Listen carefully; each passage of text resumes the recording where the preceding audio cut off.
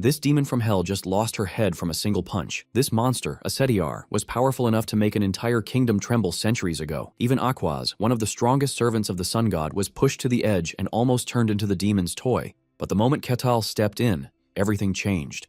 Asetiar regenerated like nothing happened, thinking the first hit was just a mistake. Then she checked Ketal's body and became even more confused. He had no mana, no aura, and no divine power. By the laws of this world, he should have been an ordinary human. But this ordinary human punched through her chest, smashed her head into the ground, and blocked her strongest attacks with nothing but raw strength. The demon of gravity used everything she had. She released long-range attacks and tried to overwhelm him with demonic power. But Ketal treated the whole thing like a fun show. The only problem was that demons could not be killed by brute strength alone, so Aquaz used the power of her god and blessed Ketal's axe with divine power. With that, Ketal finally struck Asetiar down. So how is this musclehead so strong?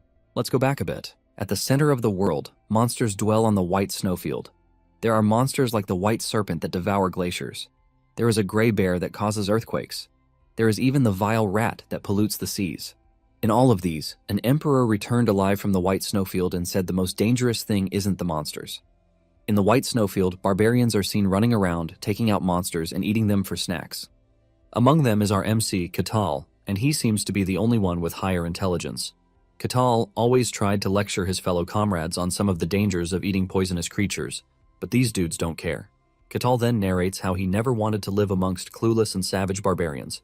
Ketal's entire idea was to go to a fantasy world, which is a world of magic and wonder. Because of this, he quits his boring job and goes on a journey. He climbed the tallest mountain on Earth, reached the Earth's core. He even traveled to the southernmost point on the planet. However, he found nothing. He realized that reality is very far from fantasy. However, he didn't give up, and every night he prayed that he would wake up in the middle of a fantasy world. And then one day, Ketal's prayers were answered. Now, in the white snowfield, a caravan carrying important goods is passing through, and it is being guarded by a bunch of mercenaries. The mercenaries are hit with so much cold that some of them start to complain that the risk isn't worth the reward. Sitting in one of the couches is Melina of the house Akasha, and she is accompanied by her butler. The butler asks Melina how she is feeling, and she assures the butler that she is fine while the mercenaries outside are complaining of the cold. The butler talks trash about the mercenaries, but Melina tells him not to since they are the only ones willing to risk guarding them through the supposedly dangerous white snowfield. The butler then asks Melina if she knows what resides in the snowfield, and she says monsters. The legends once talked about an emperor who wanted to control the whole world, and he also wanted to conquer the white snowfield. Because of this, he led every strong fighter and soldier he had into the snowfield. A few years after this, his empire comes crashing down since its ruler is nowhere to be found. Later on, the emperor returned, but all of his soldiers were gone. He looked really old, and he spoke from a place of horror. The emperor came out with the popular saying that the most dangerous thing in the snowfield is not the monsters, but the barbarians that reside there. The butler believes that this is nothing but a legend. However, Melina begs to differ since the emperor's words carried weight, and most of the creatures that he described were later discovered. However, no one has ever claimed to see a barbarian except for the emperor. Suddenly, the carriage comes to a halt. The mercenaries spot something in the distance, but it doesn't seem clear to them yet. The captain of the mercenaries tells his soldiers to prepare themselves in anticipation. Just then, the unidentified object moves closer to them, and the image of a towering giant man appears right in front of them. His face looked scary, and he finally opened his mouth to talk.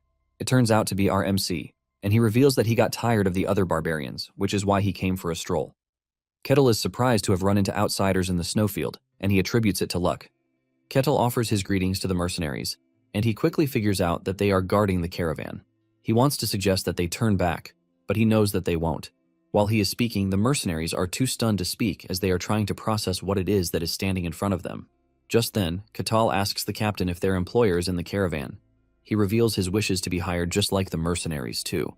The mercenaries immediately raise their arms against Ketal, but then he makes himself clear. He lets them know that he is willing to help them cross the snowfield.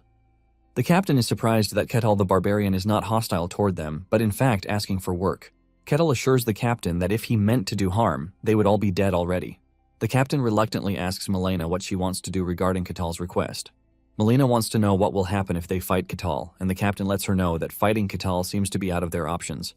After weighing what the captain said, Melina agrees to hire Ketal. The captain then walks over to Ketal to tell him the lady's decision. Ketal is glad to hear this, and he walks toward the caravan. The mercenaries have the intention to stop him, but their bodies won't because of the overwhelming aura emanating from Ketal. Ketal tells the mercenaries that he only wants to speak with Melina, One of the mercenaries wants to protest against this, but the captain reminds them that Melina already approved of it. In addition to this, the captain is wise enough to know that they don't even have what it takes to stop Catal. Catal reaches the caravan, and he asks to come in. The butler almost pisses his pants when Melina tells Catal to enter. Upon entering the caravan, Catal tells the butler to calm his nerves because he has no intentions of harming him. Catal says this while pushing the butler to the caravan walls with his big body. Melina is stunned as she cannot believe that the legendary barbarian is sitting in front of her. The two offer their greetings, and Catal mentions how warm it is inside the caravan. He reveals his surprise that the caravan can retain its warmth through the harsh cold weather in the snowfield. Melina then reveals that this is made possible because of magic. Catal doesn't look surprised as he already knows that this might be the reason. Catal then tells Melina that their chances of passing through the snowfield with mercenaries are quite low. However, he is going to protect them, but he has just one condition. Melina asks him what he wants, and he reveals that he wants information about the outside world. He wants to know what is going on outside the snowfield. Melina is shocked to hear this, but since she is not losing anything and in fact, she has no choice, she assures Catal that she will tell him what he wants to know. Since they will be working together, the two finally exchange names. Apparently, Catal just woke up one day to find himself as a barbarian in the snowfield. He didn't have the time to figure out why this happened to him. The only things that existed there were the terrible cold and ridiculously strong monsters. He is the leader of a tribe in the snowfield, and they hunt to survive. Without realizing it, countless years passed. He tried many times to get out of the snowfield, but there was an apparent system that prevented him from leaving. The system informs Catal that he can only leave when he has completed all the quests. He was about to give up on everything when the Emperor and his men showed up. He wondered why humans would willingly come to a place as terrible as the White Snowfield. This was when he realized that the world outside the snowfield is a world of fantasy and magic that he had so much wanted to visit. Once he figured out this truth, Catal began taking the quest seriously. He hunted down giant lizards and monsters that the quests gave to him. He continued doing this, believing that one day he would get the chance to leave the snowfield. However, until then, he plans to gather information about the outside world, and this is why he is talking to Melina. Catal is glad that Melina is calm, unlike most humans that he has met in the past. Most people he met in the past were violent, but talking to Melina gives him the sense that he is having a conversation with a civilized person. Catal then asks Melina if the caravan is moving weapons. Melina is shocked by the question, and she asks Catal how he knows. Catal replies that he can hear the sound of sharp steel from the wagons, which makes it easy to figure out. He then asks if there is a war on the outside, to which she says yes. Apparently, the Empire and the Kingdom are currently at war. Catal is not totally surprised that even the outside world is not entirely peaceful. Melina reveals that the Empire is currently controlling the battlefield, but the Kingdom is still trying its best to hold out. The Kingdom's swordmasters and heroes are protecting the border to keep things at bay. Catal hears about swordmasters, and he immediately becomes interested. He asks Melina what sort of power the swordmasters are using. Melina then asks him if he knows about mysticism, but he says no.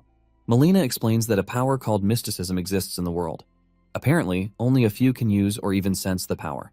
These few are granted one of the 5 ranks of strength. There is the 3rd rank. These are people who can sense the power of mysticism. The 2nd rank is those who can use the power of mysticism. The 1st rank is those who can materialize the power of mysticism into mana or aura.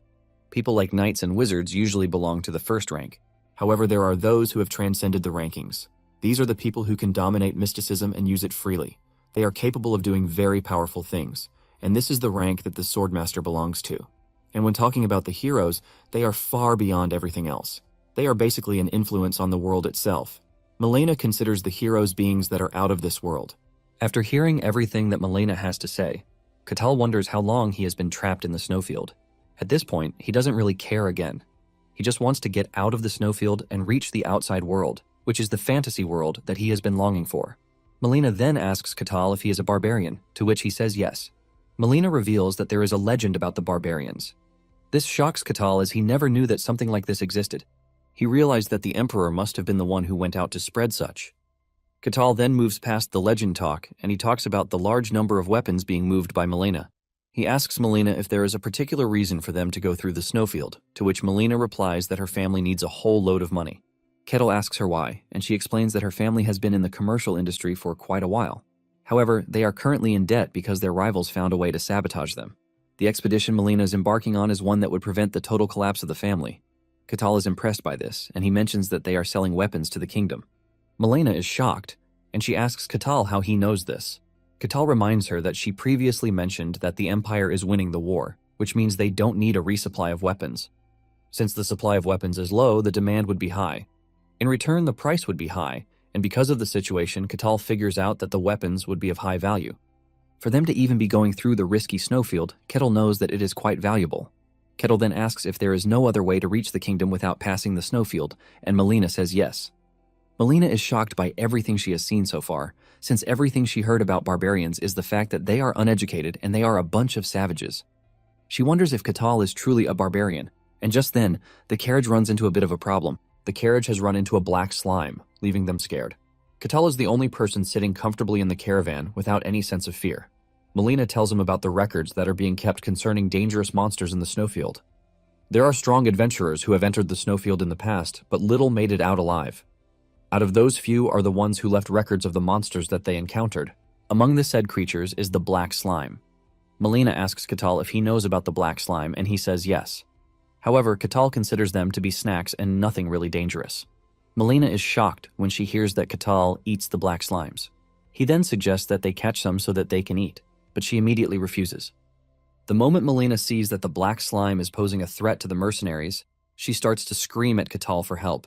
However, Catal refuses to move, telling Melina that he is not going to act unless they come across something that poses an actual danger to them. He tells Melina that the mercenaries should be able to handle the black slime. In addition to this, he wants to gauge the level of strength between the mercenaries. Realizing that Catal is not coming to help, the captain of the mercenaries starts screaming out orders for his men. He sets up a formation for those who would play defense and then orders some of his men to attack. They manage to hit the black slime, but it doesn't do much damage. The captain has a bit of experience under his belt, and he tells his men to scatter and coordinate themselves since the black slime can only move in straight lines. The mercenaries follow the instructions of their captain, and in a coordinated attack, they are able to hurt the black slime. The mercenaries refuse to back down and only keep the attack going. The captain tells his men to attack the slime and try to look for its core. After some minutes of battling the black slime, they are able to reach the core and destroy it, ultimately defeating the black slime. An echo of victory rises among the mercenaries. They are glad that they managed to take down the scary monster without sustaining any casualties. However, Catal sits in the caravan, totally unimpressed. Not long after this, they run into another monster, a wolf this time around. The mercenaries carry the morale from their last battle into this, and they are able to easily take down the beast. After taking down their latest beast, the mercenaries start getting cocky, believing that the monsters in the snowfield are not that scary. However, the captain tells his men not to let down their guard since they have not even made it halfway through the snowfield. Whispers start spreading among the mercenaries as they wonder if Catal is really strong or if he is just lying. They are also mad that he hasn't done anything to protect them since he joined them. In fact, they believe that he is the one tagging along so that they can protect him. Some of the mercenaries believe that it would be much better if they could verify his strength. The mercenaries soon take their complaint to Melina. They talked about how they have risked their lives, but Kettle has done nothing. They tell Melina that they would like to verify whether Kettle is strong or if he is just messing with them. Melina is confused as she doesn't know what method the mercenaries plan to use in verifying if Catal is strong. The captain apologizes on behalf of his men, telling the lady that he tried to stop them, but he couldn't. Kettle soon learns about the mercenaries' complaint. He then tells them that there is no time to verify his strength yet because they have just received an unwanted visitor. The mercenaries believe that Catal is just messing around until they turn to see a giant and scary snake standing behind them. The snake is determined to make a meal out of the humans, making it very dangerous. The presence of the snake petrifies the mercenaries. Just then, Catal speaks to the snake, telling the snake to back off because the humans are under his protection. However, the snake remains stubborn, trying to remind Catal of the rules guarding the snowfield.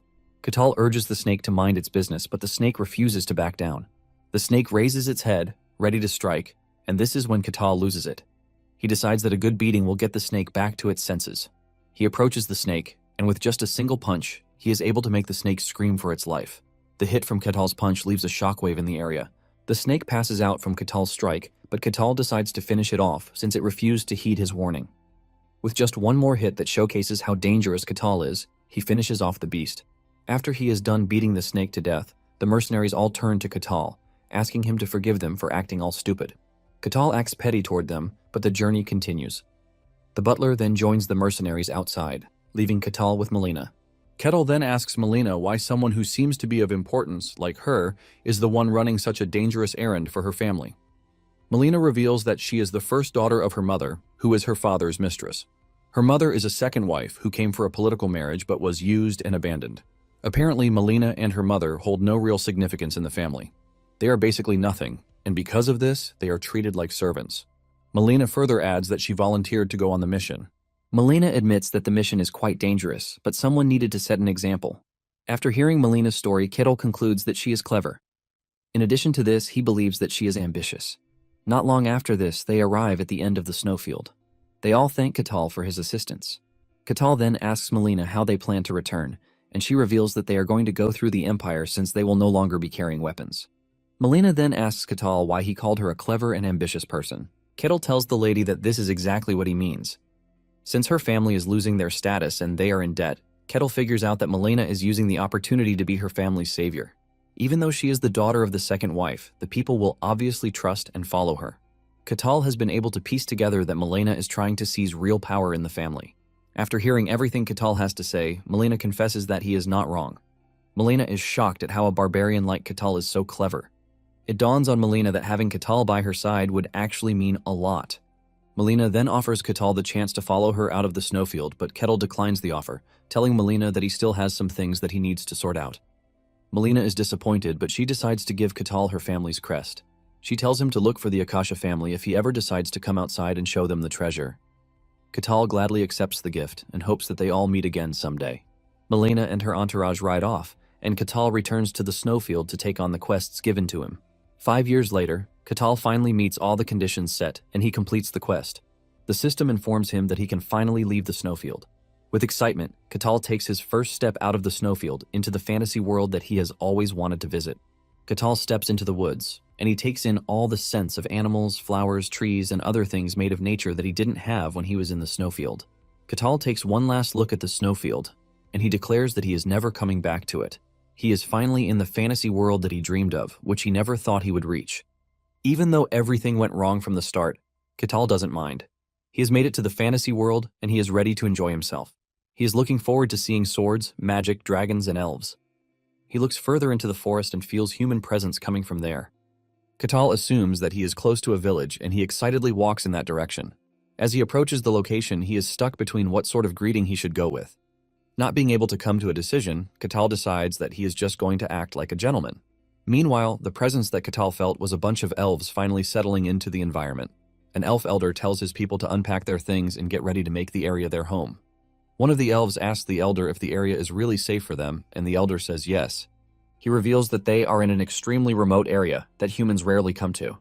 This is because the snowfield is close to them, and the elders assure the elves that they have nothing to worry about when it comes to the snowfield. There have not been any reports of anything coming out of the snowfield in thousands of years, so he assures them that they are safe. To be safer, they have set up a barrier around the area. It is a concealment spell that hides the presence of the elves and makes the place look like an ordinary forest. The elder elf reveals that they spent months putting together while following ancient elven magic that they managed to recover. He is confident that no outsider will be able to reach them as long as the barrier holds. However, in a rare case that monsters come attacking, the elder elf is confident that the elf queen will take care of the problem really easily since she is pretty powerful. At the same time, Kittle is walking toward the settlement, and he accidentally cuts through the barrier without even realizing it. He continues walking until he runs into an elf child who wandered away from the settlement. Kittle is immediately blown away just by the sight of an elf. He considers himself a lucky person since elves are considered to be a rare race. Just then, the elven child also notices the towering image standing above her. Kittle waves his hand to the kid, but she immediately passes out in fear. Kittle picks up the girl and decides to return her to the village. Kittle is confident that the elves will welcome him with open arms since they are considered to be a peaceful race. Kittle arrives at the village only to receive a hostile welcome. The elves are thrown into disarray as they wonder how Kittle broke through the barrier. Even the elven elder is surprised to see a human, since the entire area is supposed to be forbidden for humans. The elves soon figure out that Kittle has caused a crack in the barrier. The elves start to pee their pants because their queen is not home. She went to scout the area. Kittle tries telling the elves that he is not their enemy, but none of them is ready to hear what he has to say. The elves believe that Kittle and other humans have come to attack them just like they always do. Kittle finally realizes that the elves see him as a kidnapper. He plans to clear the misunderstanding, and to do this, he returns the elven kid he is carrying in his hand. The child turns back to look at Kittle, and she only sees the same scary image from before. She runs toward her people in tears. Kittle then speaks to the elves, pointing out that he has returned the child, which shows that he is not their enemy. However, this doesn't work as the elven leader orders the elves to attack Catal since the kid has returned to them safely. The elves fire arrows at Catal, leaving him to wonder if the elves are even trying to listen to what he has to say. As the elves attack, Catal reveals his disappointment. With what he heard, he believes that elves are supposed to be gentle, but he realizes that reality is quite different from fairy tales. He figures out that the elves have gotten aggressive because only the fittest win the game of survival. All the elven attacks fail to penetrate Catal's skin, but they keep attacking, believing that he must have a limit.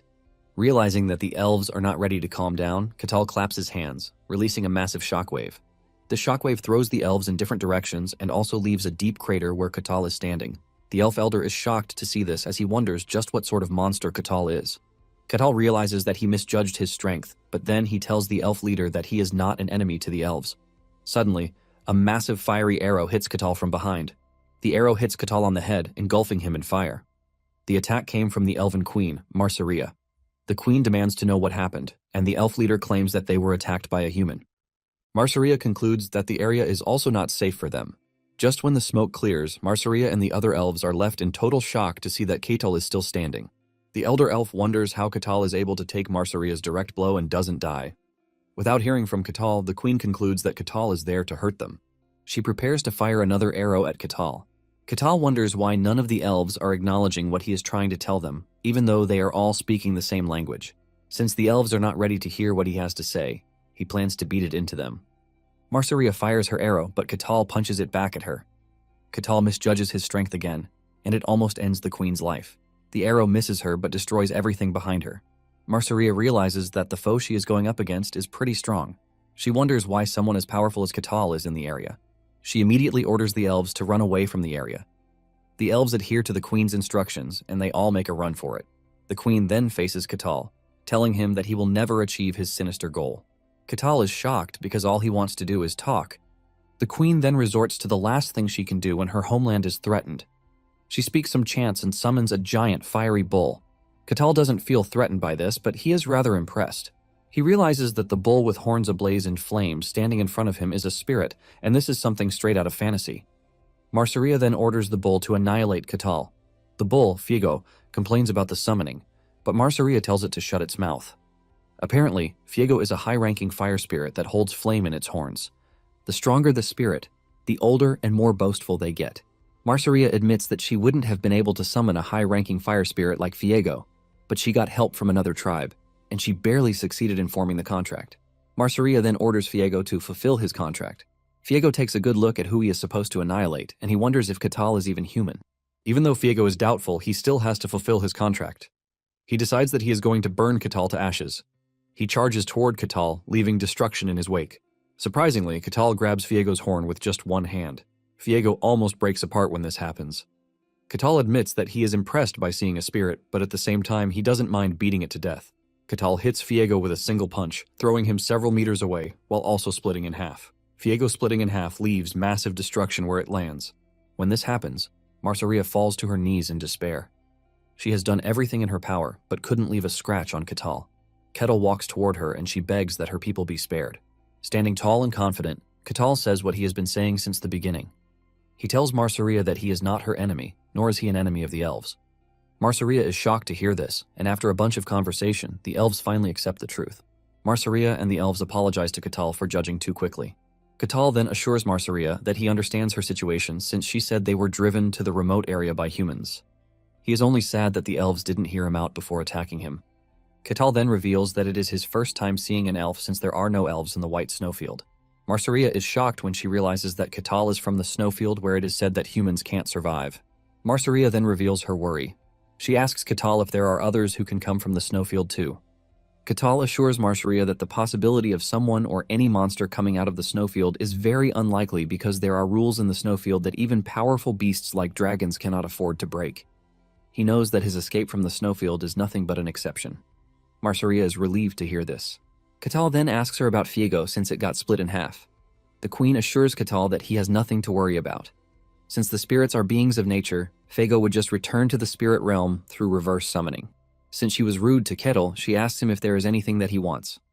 She promises Kettle that whatever he asks for, she is going to grant it. Kettle then asks Marsaria if it is possible for humans to form contracts with spirits. The queen reveals that this is not possible, but there are some humans who have become one with nature, and these humans can form contracts with spirits. Marceria then thinks it over again, and she tells Catal to head to a place called Elfo Sagrado if he wants to form a contract with a spirit. Elfo Sagrado is where the elven divine beings live, and it is considered to be the sacred land of elves. Marceria tells Catal that what he wants might be possible at Elfo Sagrado. Catal wonders if a human like him can go to the elven sanctuary. Marceria admits that humans can't get there, but with her permission, Catal will be able to. Marceria promises to give Catal the location of Elfo Sagrado, but urges him to keep it safe since some vile humans will do anything to reach there. Elves have never revealed the location to other races, but for some reason, the queen trusts Catal with the location. Marceria conjures what seems to be a GPS tracker for Catal. She tells him to take it with him, and it will lead him to Elfo Sagrado. However, she lets him know that he will be tested by the elven divine beings. Not that Marceria is worried about this because she is very confident that Catal will pass. Marceria wishes him luck on his journey, and after exchanging names, Catal leaves. With just a leap, Catal clears a great distance in the forest. Catal continues at this incredible speed, and in no time, he reaches the border of the Barkhan territory, which is in the kingdom of Gehenthra. The guards sense that something is approaching, causing them to panic. When Catal finally emerges from the forest, the guards are left in absolute disbelief. With a calm and happy face, Catal offers his greetings to the guards. The guards are still stunned, and it soon dawns on them that the dude standing in front of them is a barbarian. He walks toward the guards, but they immediately raise their arms at him. They threaten to attack if he comes any closer. Catal urges the guards to calm down because he is not their enemy. The guard captain then asks Catal what he wants from them. Catal points at the city walls, then lets the guards know that he would like to visit their territory. The guards are left in a state of shock as they find it difficult to give Catal an answer. When the captain finally pulls himself together, Catal is taken into private so that he can be interrogated. The captain asks him how long he plans to stay in the city, and Catal sincerely tells the captain that he doesn't have an idea. He then asks for his name and identity. Catal reveals his name, but for identification, he doesn't have. Just then, he remembers the piece that Melina gave him 5 years ago. He brings it out and hands it over to the captain. The captain is confused as he doesn't know what the jewelry is. Catal then explains that it is the Akasha family's crest. He mentions that he received it from a descendant of the Akasha family. When the captain hears this, he realizes that the Akasha family is the merchant family from the kingdom of Denian. Apparently, the family has started gaining influence in recent times, and this was after the head of the family was replaced some years back. Catal then asks the guard if the crest is enough to confirm his identity. The guard hesitates to answer, and Catal asks him if the crest is not from the kingdom. The guard explains that the crest is from the Denian kingdom, but they are currently in the kingdom of Gehenthra. The guard tells Catal that the crest is not a confirmation, but at least it is helpful. He lets Catal know that he can enter the city, but there is a condition that he needs to meet. Apparently, they need confirmation that Catal is not dangerous. The captain informs Catal that he will join a party. There are 3 other people who are trying to enter the territory, and Catal will form a party with them. Catal and his party will then clear the dungeon, which is close to the territory. Without hesitation, Catal accepts the condition. The guard then mentions that Catal would have to tell them everything that happened while clearing the dungeon. Catal immediately figures out the captain's game plan. Apparently, he is making people with no identities gather information about each other so he can then use this to filter out the suspicious or good people. Catal is impressed with the guard's way of doing things. The captain asks Catal if he is truly a barbarian, to which he says yes. The captain then stops the conversation and suggests that they get going. Meanwhile, the other 3 guys are in the waiting room. There is the self-proclaimed holy knight, Tyrannus. There is also the thief, Kasan. These 2 seem to have a beef of unknown origin with each other. They continue insulting each other and are even about to fight before the 3rd member of the group steps in. She is a priest of Colossia, and her name is Hayes. The trio is waiting for the 4th member of the party, and they all hope that the last person is normal. Just then, the guard announces the arrival of the 4th person. The door opens, and the giant Catal enters the room. The atmosphere in the room immediately changes with the trio left in shock. Catal breaks the silence in the room as he addresses the group. The trio still finds it hard to say anything as they all wonder if Catal is even human because of how big he is and the amount of pressure coming from his body. The captain leaves, closes the door behind him, and tells the group that he will be back after they are done with introductions. Catal is the first to get down to introductions, leaving the others no choice but to follow suit. Catal is interested in Tyrannus, who claims that he is a holy knight. Catal asks him if he can use holy power, and Tyrannus manages to lie his way out of the situation. When Hayes introduces herself, she reveals that she is serving Colossia, the god of lies and deception. Hayes is not really proud to reveal her profession since the god she is serving is not really popular with the people and for obvious reasons. Moments later, the captain returns to the room, telling the group to prepare themselves. The party members are led to the entrance of the dungeon. The dungeon is a 3-floor dungeon, and the monsters in the dungeon are the undead. Their goal is to clear the dungeon and find the emblem. Before they enter the dungeon, Kasan decides to take the leader and create a formation for them to follow. He tells Katal and Tyrannus that they will be the ones to stay up front while he checks for traps. And for Hayes, she's going to be behind them, providing support for them. After laying down his plan, everyone believes that it is all right, and they all decide to follow it. With this, the party enters the dungeon. Upon entering, they notice how dark the dungeon is.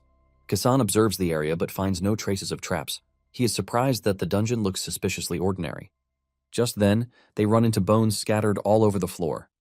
Kasan immediately stops their advance, pointing out that the bone fragments are monsters. He reveals that the bones will rise into skeletons and attack if they go any closer. Kasan then figures out that the dungeon wasn't for checking the party's sincerity, but it was there to get rid of any suspicious outsiders trying to enter the territory. Katal immediately becomes interested in the skeletons. Kasan further explains that the skeletons are dangerous monsters because they can continue moving even after they have lost their limbs. In addition to this, their defense is quite strong since they are made of bones. Kasan points out that the dungeon is more dangerous than he anticipated. He orders Hayes to get her divine powers read. He also tells Tyrannus to get his shield up, and he urges Katal to also be ready. Kasan continues with his plan. He tells the group that he is going to aim for openings once the fight begins. Since skeleton bodies move even when they have been broken down, he suggests that they aim for the neck. Because of how tough the skeletons are, Kasan says they will have to hit them multiple times. Katal acknowledges all of Kasan's plans and commends him for being a good leader. Just then, Katal walks toward the skeleton that has already come together. The skeleton is armed with a sword, and while Katal is staring at it in amusement, the others are preparing their battle weapons. Suddenly, Kettle slaps the skeleton, and it turns to dust. The other party members are horrified when they see this. As if he didn't do anything spectacular, Kettle turns back to look at his stunned teammates. He agrees with Kasan, saying the skeletons really do not move again once their head is gone. However, Kasan is too shocked to even say a word. What he meant was something else entirely. Skeletons are made of bone, and the skeleton's bones are also made from really hard and unusual material. A skilled swordsman will find it hard to cut down a skeleton in 2 strikes. In addition to this, the skeletons are strengthened by the dungeon's magic. Because of this, the only way to defeat a skeleton is to attack the neck multiple times, just like cutting down a tree. With what Kasan knows, it is basically impossible to blow off a skeleton's neck and turn it into powder. Kasan can easily see that Katal is strong, but he never thought it was up to the level he witnessed. Kasan starts to wonder if Katal is really human. Katal finally kicks some life into the room again when he suggests that they keep moving. In unison, the trio agrees, and they all follow Katal. When Kettle notices that they are rushing, he urges them not to rush, and they all obey as if he is their commander. With what they witnessed, they start praying that they don't die at Kettle's hands. Shortly afterward, they run into skeletons again. Kasan and the others are preparing to strike when Katal asks them for a favor. He tells them to hold off while he deals with the skeletons himself, because there is something he needs to check. Without argument, the trio agrees to Kettle's proposal. Kettle thanks them and then walks toward the skeleton while his party members wonder what is going on in his head. Kettle stares at the skeleton in amusement, wondering what sort of structure it possesses. The skeleton swings its sword at Katal, but he catches the tip and breaks it off. Katal then waits for the skeleton's next course of action. The skeleton still swings at Katal with its broken sword, and this time, Kettle grabs the skeleton's right limb. Kettle breaks off the limb and crushes it. He then waits to see what the skeleton wants to do again. Once the skeleton realizes that it is missing its right limb, it switches the sword to its left limb. Katal is impressed by this, and as the skeleton rushes toward him, Katal grabs the left limb and crushes it too. The skeleton is now without its forelimbs, but it still tries to take a swing at Katal. Katal crushes everything to the base as he figures out that the skeleton possesses intelligence. Meanwhile, his teammates are sweating really hard as they can't believe that Katal is toying around with a monster that they consider to be very dangerous. The trio agrees in unison that the dude standing in front of them is truly a barbarian. After he is done playing with the skeleton, Katal apologizes to his teammates for the holdup, but they all tell him that he is free to do whatever it is that he wants to do. Kettle suggests that they keep moving forward, and they all comply with no argument. In no time, they reach the 2nd floor. Kasan suggests that they take a rest, and after thinking about it, Katal agrees. Kasan and the other two are glad that he agreed to this, and they immediately sit down to catch their breath. Katal then tells the trio that he has some questions about the dungeon. He apologizes for his lack of knowledge when it comes to the dungeons, but Hayes cuts in, assuring Katal that his quest to know more is a good thing. Hayes asks him what he is curious about, and he mentions the fact that the dungeon is so close to the human territory. He wants to know if monsters don't attack people. Hayes replies that the dungeon monsters do not come outside to attack people. However, there are sometimes exceptions, but in these cases, they are checked and taken care of before they get out of hand. Kasan then adds that dungeons occur naturally. Sometimes they occur in the form of a cave, while others appear in the form of towers. They also appear close to where there is a large settlement of people. Whenever the dungeon appears, the territory in charge checks the danger levels, and then people like Ketal, who are outsiders or mercenaries, enter to clear the dungeon. Kettle then asks if the dungeons appear inside settlements, but they say no. It only appears outside of the territories. He also asks if there is a reward for clearing the dungeons, and they say yes. There is usually a boss on the last floor that, if defeated, gives loads of rewards. After hearing all of this, Kettle compares it to a game. Kasan hears him and asks him what he means by game, but lets Kasan know that he was just talking to himself. Kettle then asks one more question. He asks them who makes the dungeons, shocking the trio. Hayes tells Ketal that the dungeons appear naturally so that they are not made by anyone, but Ketal begs to differ. He mentions the fact that the dungeons appear near places where there are many people. The dungeons appear near where people live and then lure them with rewards. Ketal believes that the dungeons are man-made because of the way they operate. Hayes is shocked to hear this, and she starts thinking over the possibility that Ketal might actually be right. Kasan also thinks about it, and he realizes that he never questioned the origin of the dungeons since everyone considers it to be an obvious principle. Kasan is shocked that a barbarian like Ketal can appear and starts questioning what people like them have believed for years.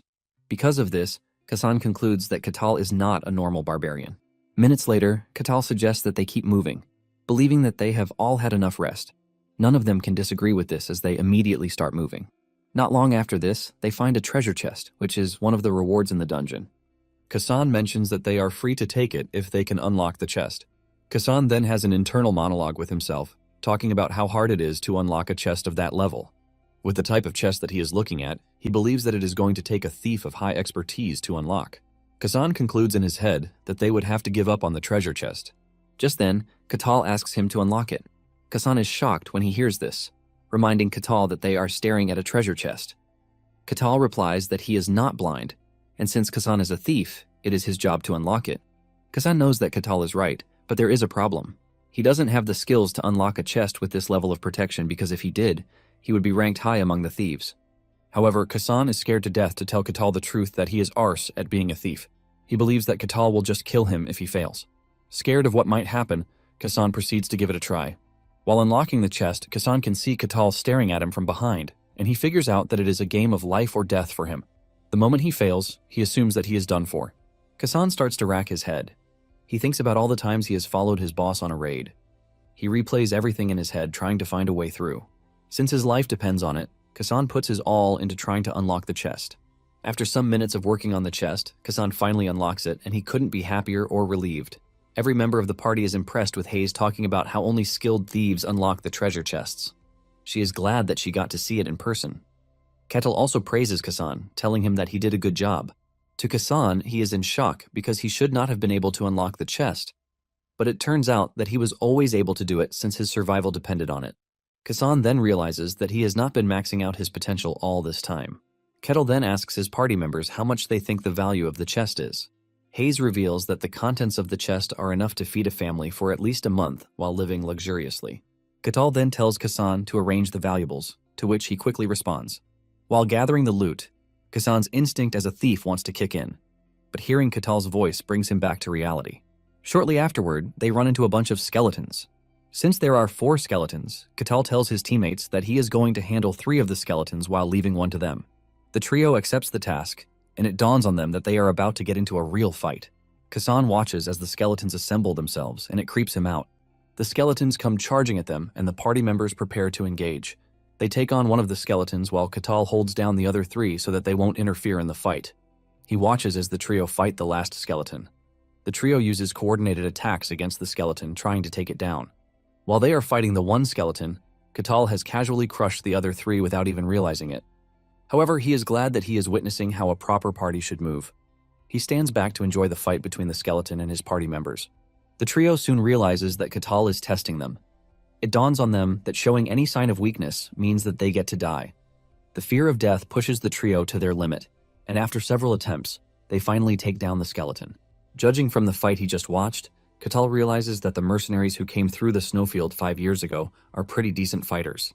The trio advances into the dungeon and soon gets to the third floor where the skeleton monsters increase.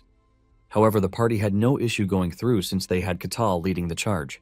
Finally, they reach the deepest chambers of the dungeon where the final boss resides.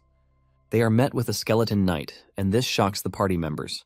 Fear grips them because a skeleton knight is a high-level boss and shouldn't be in such a dungeon. Katal asks if the skeleton knight is stronger than the ones they have fought, and they tell him yes. Hayes knows that only a warrior at a knight's level can stand a chance against a skeleton knight. She believes that they have no chance against the monster, and Katal asks them what will happen if they turn back without clearing the dungeon. They reply that the territory usually conducts an investigation, and once they find out that their reason is valid, they come to do the cleanup. Katal hears this and smiles. He immediately walks toward the skeleton knight as it already has his interest piqued. Katal is impressed with the fact that the skeleton can maintain its form without breaking apart like the others. The knight takes its pose and swings its sword, releasing a massive shockwave. Hayes senses the danger and immediately puts up a barrier to protect her teammates. Even with the shield that Hayes put up, the party still feels the effect of the skeleton's attack. This exhausts the party members, causing them to fall to the ground. Tyrannus is shocked that the knight only hit them once, and it caused that much damage. Just then, the skeleton knights charge at them with clear intentions of wiping them out. However, Kettle stands there unfazed, and just as the knight reaches him, he lands a single punch that immediately crushes the skeleton knight.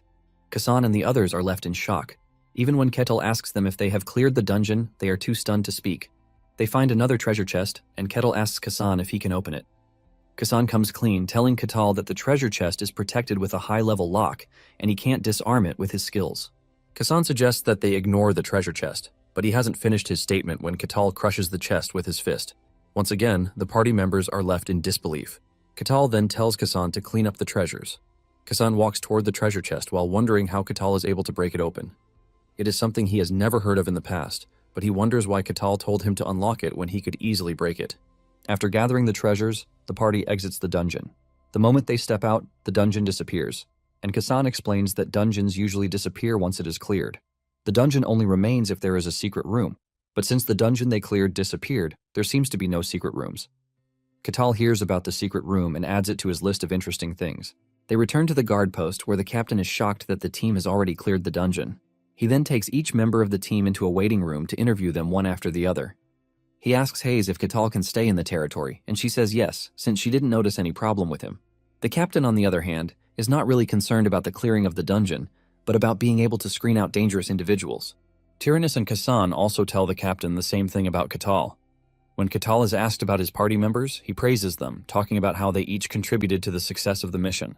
The captain is shocked at this because random party members who have entered the dungeon in the past don't end up praising each other. After looking at all the information, the captain tells them that they are free to enter the territory. He hands them each a permit, telling them that they will be expelled if they ever cause trouble.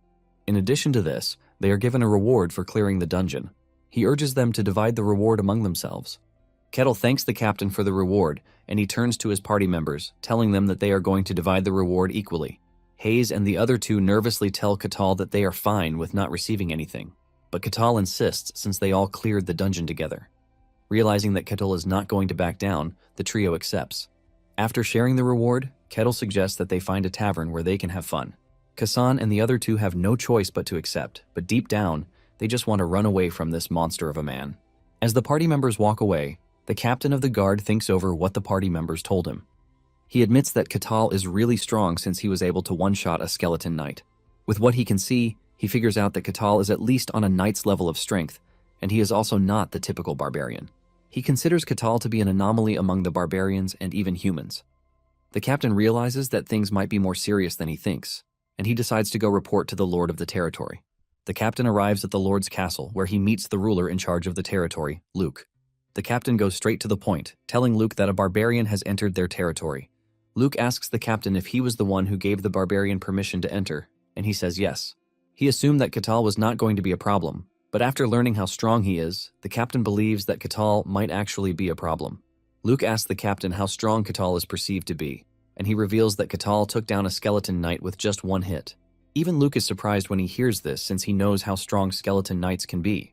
Looking at all the factors, Luke categorizes Katal as a first-rate warrior, and the captain agrees with this. The captain adds that there is the possibility of Katal being stronger than a first-rate warrior. After a quick thought over it, Luke tells the captain to summon Katal. The captain is shocked, and he asks Luke if he is going to be fine being around the barbarian.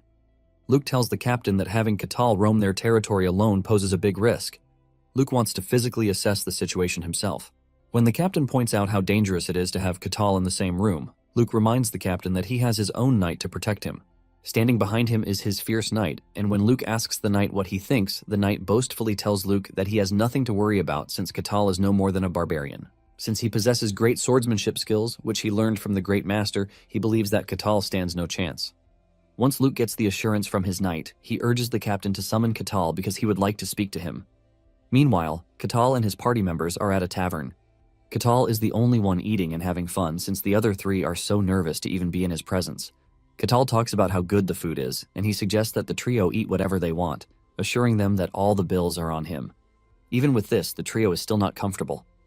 Catal then turns to Tyrannus, asking him what sort of holy power he uses since he didn't see him use any during the dungeon raid. Tyrannus comes clean, telling Catal that he is still in training, which is why his divine power hasn't awakened yet. Catal then moves from Tyrannus to Hayes. He asks her about the said god that she is serving. Hayes reveals that there is no temple that they can worship since the deity is not exactly popular. The deity is in control of lies and deception, which is why she is rejected by the masses. Hayes then throws in a strange question, asking Catal how strong he is. Catal is thrown back with the question, and he tells his party members that he doesn't have an idea since he has always been in the white snowfield. Kettle tells teammates that he is also curious to know how strong he is. Hayes then assumes that Kettle is a first-rate warrior since he was able to take on the skeleton knight easily. Just then, the shop owner shows up, nervously telling the party members that the shop is about to close for the day. Catal apologizes for taking too long and assures the shop owner that they are leaving. After leaving the tavern, Catal asks his party members if they have any plans. In unison, the trio tells him that they are very busy. Catal is disappointed when he realizes that it is goodbye. He wishes that they would meet again someday, but the trio prays that they won't. Kettle then retires at an inn, and he gets a comfortable bed. He has missed sleeping on a bed for so long, since the snowfield is nothing but harshness. Catal has been surviving in the harsh environment of the snowfield, but now that he has found himself in civilization, he just wants to experience and have more feel for how things are. He plans to go on an adventure. On his list is the Elven Sanctuary, the Magic Tower, and even the Royal Capital is not off his list. Catal sleeps like a baby for the night, and he wakes up to the captain of the guard knocking on his door. He walks up to the captain, asking him if there is any problem. The captain coughs to pull his confidence together, and he then reveals that Catal has been summoned by the Lord of the territory. Catal is shocked to hear this, and he considers it an honor. He immediately agrees to meet the Lord. He tells the captain that he is just going to get his clothes so that they can leave, but the guard is utterly stunned.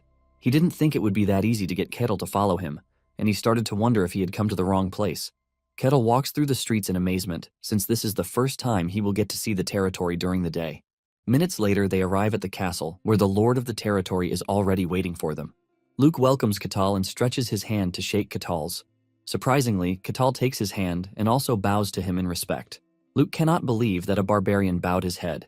Barbarians are known to never bow their heads because strength is everything to them.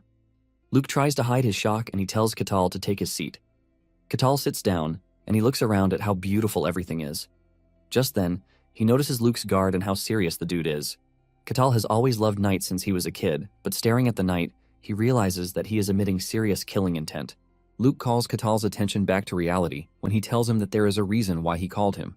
Luke informs Catal that there are things he wants to confirm about him. Kettle urges Luke to ask him anything he feels like. Luke asks Kettle where he came from, and Kettle replies that he came from the coldest place in the entire world, which is the White Snowfield. Hearing this, Luke confirms that Catal is truly a barbarian. Catal adds that the Snowfield is a very dangerous place.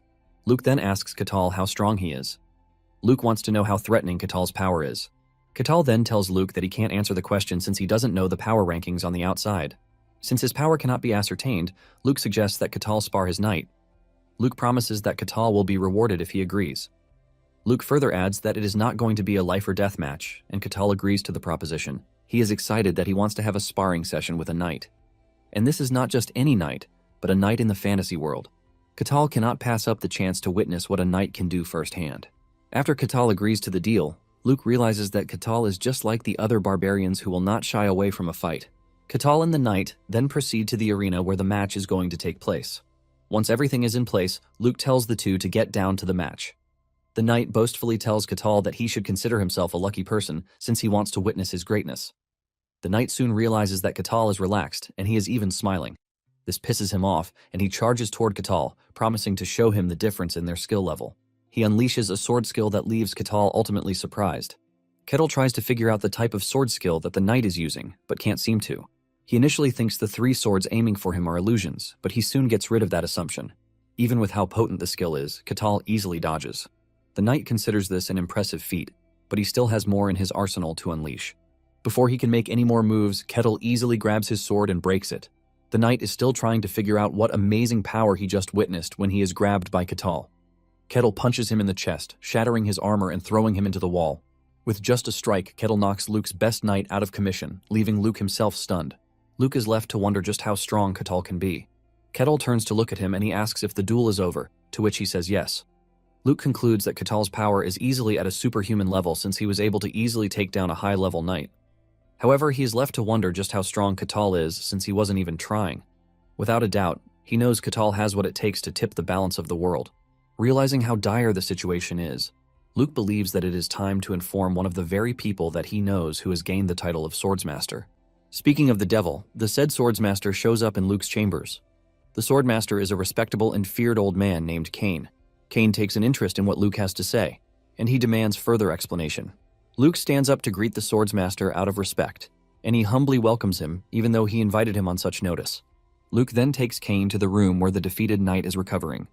The knight apologizes to Luke for messing up, but Cain enters the room, telling the knight not to apologize, as he is to be blamed for everything. He believes that he didn't teach his disciple too well, which is why he lost to an unknown barbarian. Luke takes a better look at the knight and realizes that he didn't sustain any wounds on his chest, even though his armor was completely shattered.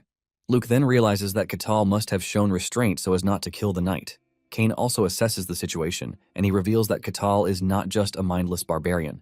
He believes that Ketal has control over his strength, and he is even precise with it. Cain informs Luke that Ketal has surpassed the level of a knight, and he is easily at a superhuman level. Luke then asks Cain how he perceives Ketal. Cain admits that Ketal might be super strong, but he is confident that there is no way Ketal can reach him since he is a swordsmaster. Cain further looks at the knight's injuries and realizes that Ketal can't use aura, but he is able to wield such crazy power. He considers this an impossible method with ordinary means, and he assumes that it is the way of the barbarians. Luke then tells Cain that Ketal came from the snowfield. Hearing this, Cain thinks Ketal is a heteromorph, but he soon trashes the thought. Cain says Ketal wouldn't have shown consideration for humans if he were a heteromorph. However, he wonders why a barbarian emerged from the snowfield, and he also questions the timing of everything. Luke realizes that Cain is worried, and he asks him if there is anything wrong. Obviously, there is something wrong, but Cain tells Luke that he will hear of it later. Cain assures Luke that it is not something he needs to worry about in the meantime. He then asks Luke if Ketal is still in the territory, and he says yes. Cain then decides to take it upon himself to confirm how strong Ketal is. Ketal is also given the promised reward for the duel. Luke also tells Ketal that he is free to do as he wishes in the territory. Ketal reveals that he doesn't have a plan laid out yet, but he would like to have an identity. He knows that entering dungeons in other territories can be an issue if he doesn't have an official identity. The captain of the guard then lets him know that Ketal can get someone of high status to vouch for his identity. The other way he can get around this is to become a mercenary. Once he builds up his achievements as a mercenary, he will be recognized by the guild, and his identity will be acknowledged. The captain then reveals that Ketal will be treated as a mere errand boy unless he raises his level as a mercenary. The captain assumes that Ketal will go with the method of getting a sponsor to vouch for his identity, but Ketal shocks him when he picks the option to be a mercenary. Since mercenaries fight monsters and take on other dangerous jobs, Ketal is highly interested. He asks the captain where he can go to become a mercenary, and he points him to the mercenary guild. Mercenaries might sound cool on the outside, but they are basically the lowest on the status level. They often die in dangerous dungeons, and they are even subjected to dirty jobs. Because of this, the bottom tier of the mercenary society is always filthy and messy. At the mercenary guild hall, 2 mercenaries are seen fighting each other while their counterparts are watching. No one tries to separate them, and they are even betting on who is going to win in the end. The attendant, Rosa, is also complaining about how they have been receiving trash recruits. Among the said recruits are Tyrannus and Hayes. Rosa wishes that a handsome knight would just appear out of nowhere to come and register. Rosa's prayers are answered, but instead of a royal princess, Ketal is the one who entered the guild. Ketal's presence in the hall is immediately felt by everyone, and even the 2 dumbasses fighting are forced to stop their beef. Ketal confidently walks up to Rosa, telling her that he would like to become a mercenary. Rosa is trembling as she faces Ketal. She manages to ask Catal why he wants to become a mercenary, and he reveals that he wants to become one so he can get an official status. Rosa lets him know that he is going to need loads of achievements to move up, and Catal assures the assistant that he is fine with that. Rosa asks for his age and name. Catal only gives his name since he has no idea how old he is. Rosa fills in the details, and she decides to go with an approximate age for Kettle. After this, Rosa presents Kettle with his mercenary badge, telling him not to lose it. Without wasting time, Kettle immediately asks to see the requests available since he would like to start immediately. Catal is shocked when Rosa brings out a list of F-rank requests for him. They are low requests like gathering of herbs, basement cleaning, night patrol, and a few. Rosa explains to him that he needs to take on F-rank requests and work his way up. Rosa is trembling while saying this, as she expects Catal to lash out, but to her surprise, Catal just picks one of the tasks. He tells Rosa that he would like to pick the herb gathering task. Kettle asks Rosa where he is going to get the herb, and she lets him know that he will have to go outside the village. She shows Kettle an image of the herb he is expected to gather. Kettle collects the image and excitedly heads out to complete his task. Rosa is shocked at how chill Kettle is. Catal arrives at the location where he is going to find the herbs. He realizes that they are herbs for treating injuries. Without grumbling or complaints, Catal happily gathers the herbs. He soon returns to the guild an hour later with a bag full of herbs. Rosa is stunned when she sees this since Catal managed to get even more than required. She assumes that Catal has been sent to destroy the herb field, but her perception of Catal changes when she realizes that Catal actually picked the herbs the right way. Catal didn't pull the herbs from the roots just like other mercenaries would do. Rosa thanks Catal for his hard work and then gives him a silver coin as payment for his work. Catal stares at the silver coin, which is not enough to buy a decent meal, but instead of getting mad, he is actually happy because this is his first hard-earned money. Catal smiles, and it is written all over his face that he is pleased. Catal tells Rosa that he is satisfied, and he asks to take on another task. Rosa is shocked that Catal is happy with the reward he got, which is the least thing that she expected. Since the day is still young, Catal wants to complete as many tasks as he can. Rosa had believed that Catal was normal, but with this she starts crying that Catal is just like other weird mercenaries that she has been recruiting. Catal continues taking on menial tasks, clearing the lists bit by bit. She visits a woman to help clean her warehouse. The woman is shocked by Catal's arrival, but Catal ignores her fear and gets down to business. After helping the woman, he jumps on the next task, which is street sweeping. Without hesitation, he picked up a broom and started sweeping. Meanwhile, he is being watched by Kane, who wonders why Catal is doing menial jobs. He knows Catal is pretty strong, and just by revealing his power, he can make a good living for himself. He can even change the power scaling of a kingdom, but he's doing menial tasks instead. Kane is even more surprised because Catal is doing the job with passion. After the day's job, Catal receives his pay, which is 15 silver coins. Catal happily accepts the reward, assuring Rosa that he will be back the next day to complete more tasks. The following day, Catal notices that everyone has their eyes on him. Even kids cry just by looking at Catal. Kettle then heads to the library. He enters, and as usual, the receptionist is stunned. He asks to read, and the attendant provides him with books that will interest him. Kane is tailing him, but he is being careful not to get noticed by Catal. He hides behind a shelf to figure out what Catal is doing, and he wonders why a barbarian known to be crude and savage is reading books. Catal picks up some history books, where he finds out that the Empire won the battle 5 years ago. Since then, the Empire has become dominant and has taken over the kingdom of Barkan as a vassal state. There are still some kingdoms to be conquered, but the Empire seems to be moving at a great pace to take over the world. After he is done looking into history, he decides to learn more about the fantasies of that world. The world possesses the dwarven tunnels, which are overflowing with expensive ones. There is also Pisarapia, the fairy village. Lagameria is the sky city home to the Celestials. He also learns in the book that Elfo Sagrado belongs to the elves, but no one has been able to find it. It is just as Marceria told him, but now he possesses the ability to go if he wants to.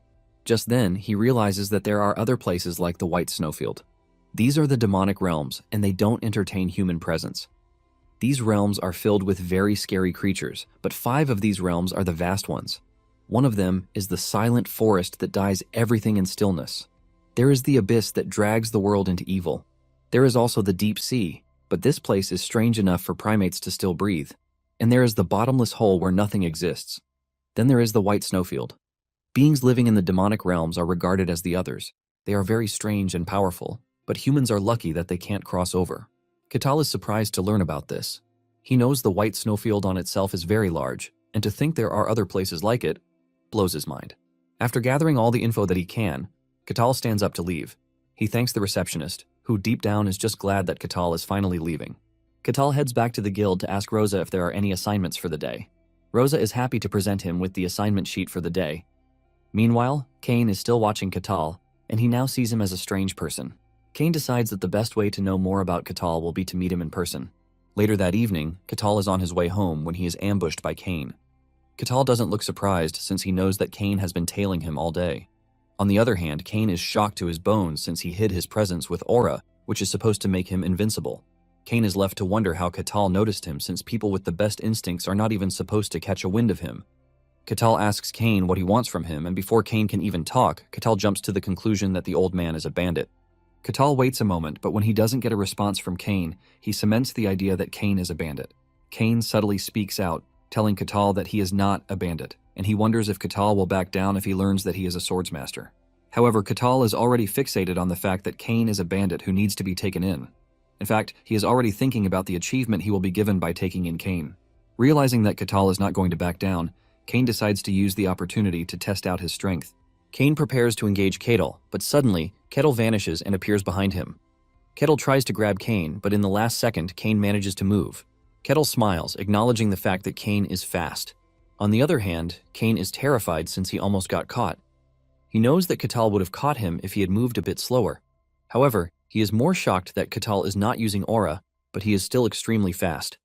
Kane decides that he is no longer going to test Catal, but is going to go all out against him. Kane charges at Catal, but before he even gets the chance to do anything, Catal easily grabs him. Kane tries to move but realizes that he is not just being grabbed, but the feeling he is getting is that he is thrown between rocks and can't move. Kane screams in pain while gnashing his teeth. He realizes that he can't even win in a contest of strength against Catal. Since it has come to this, Kane resorts to releasing his power.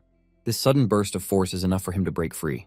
Kettle still doesn't feel threatened but only smiles at the amazing technique that Kane used. He teases Kane, comparing him to a bandit and how they have somehow developed several techniques. Kane cannot believe that Catal is comparing his manifestation of mana to that of a bandit. Kane wonders how Catal is still standing since he just hit him with a massive force of mana that is enough to break through solid steel. Kane is blown away by the fact that there is no single scratch on Catal. At this point, Kane is worried since he has never seen anyone defend a mana attack with just their bare body. Catal, on the other hand, decides that it is time to finish their little play. Kane also prepares to draw his sword, but before he can, Catal reaches him and pushes back the sword with just a finger. This finally does it for Kane, as he cannot believe that Catal is stopping him from using his sword with just a finger. Kane is trying with his whole strength to pull the sword, but Catal is not even trying. Kane finally gives in, and Catal just grabs him like he is some baby. Catal is disappointed in how weak bandits are, not knowing that he just took down someone who is a swordsmaster. Well guys, that's the end of the video. If you like this video, comment part 2 in the comment section. Also subscribe to the channel, hit the bell, and like the video. Thank you for watching and see you next time again. Moments later, Kettle arrives at the security post, carrying Kane with him. The captain of the guards is shocked to see the Grandmaster being held like he is a baby.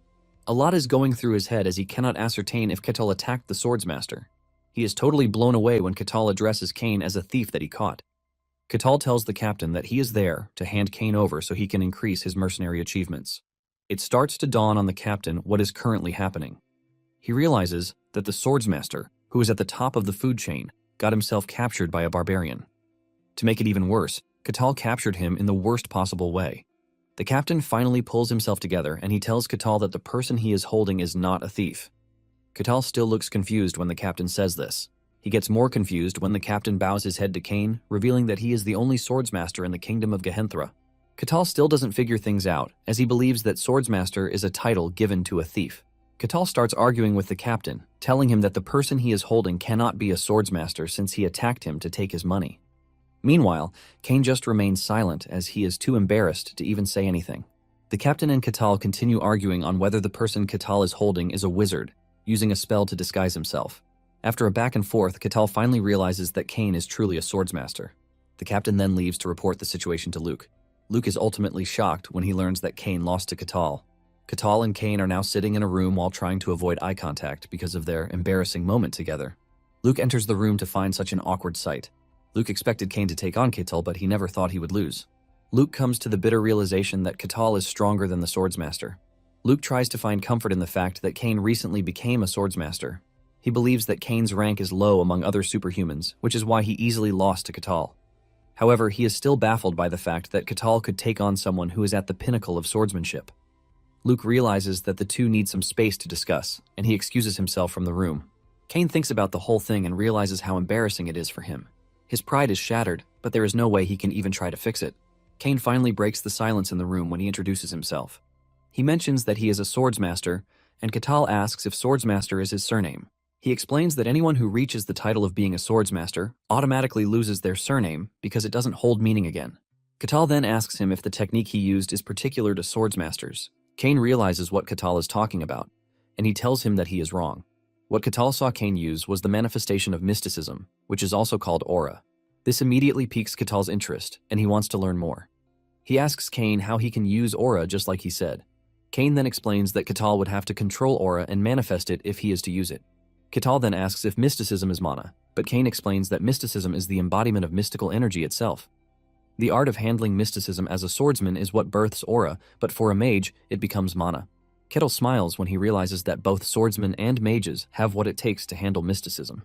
Just then, Catal asks Cain if he can teach him how to use mysticism since he is still new to the techniques of that world. Cain is shocked when he hears this, since Kettle is obviously stronger than he is. Catal admits that he doesn't know anything about mysticism or swordsmanship. He is basically swinging his sword around with no skill. Cain hears this and tries to find solace in the fact that he didn't draw his sword when he fought Catal.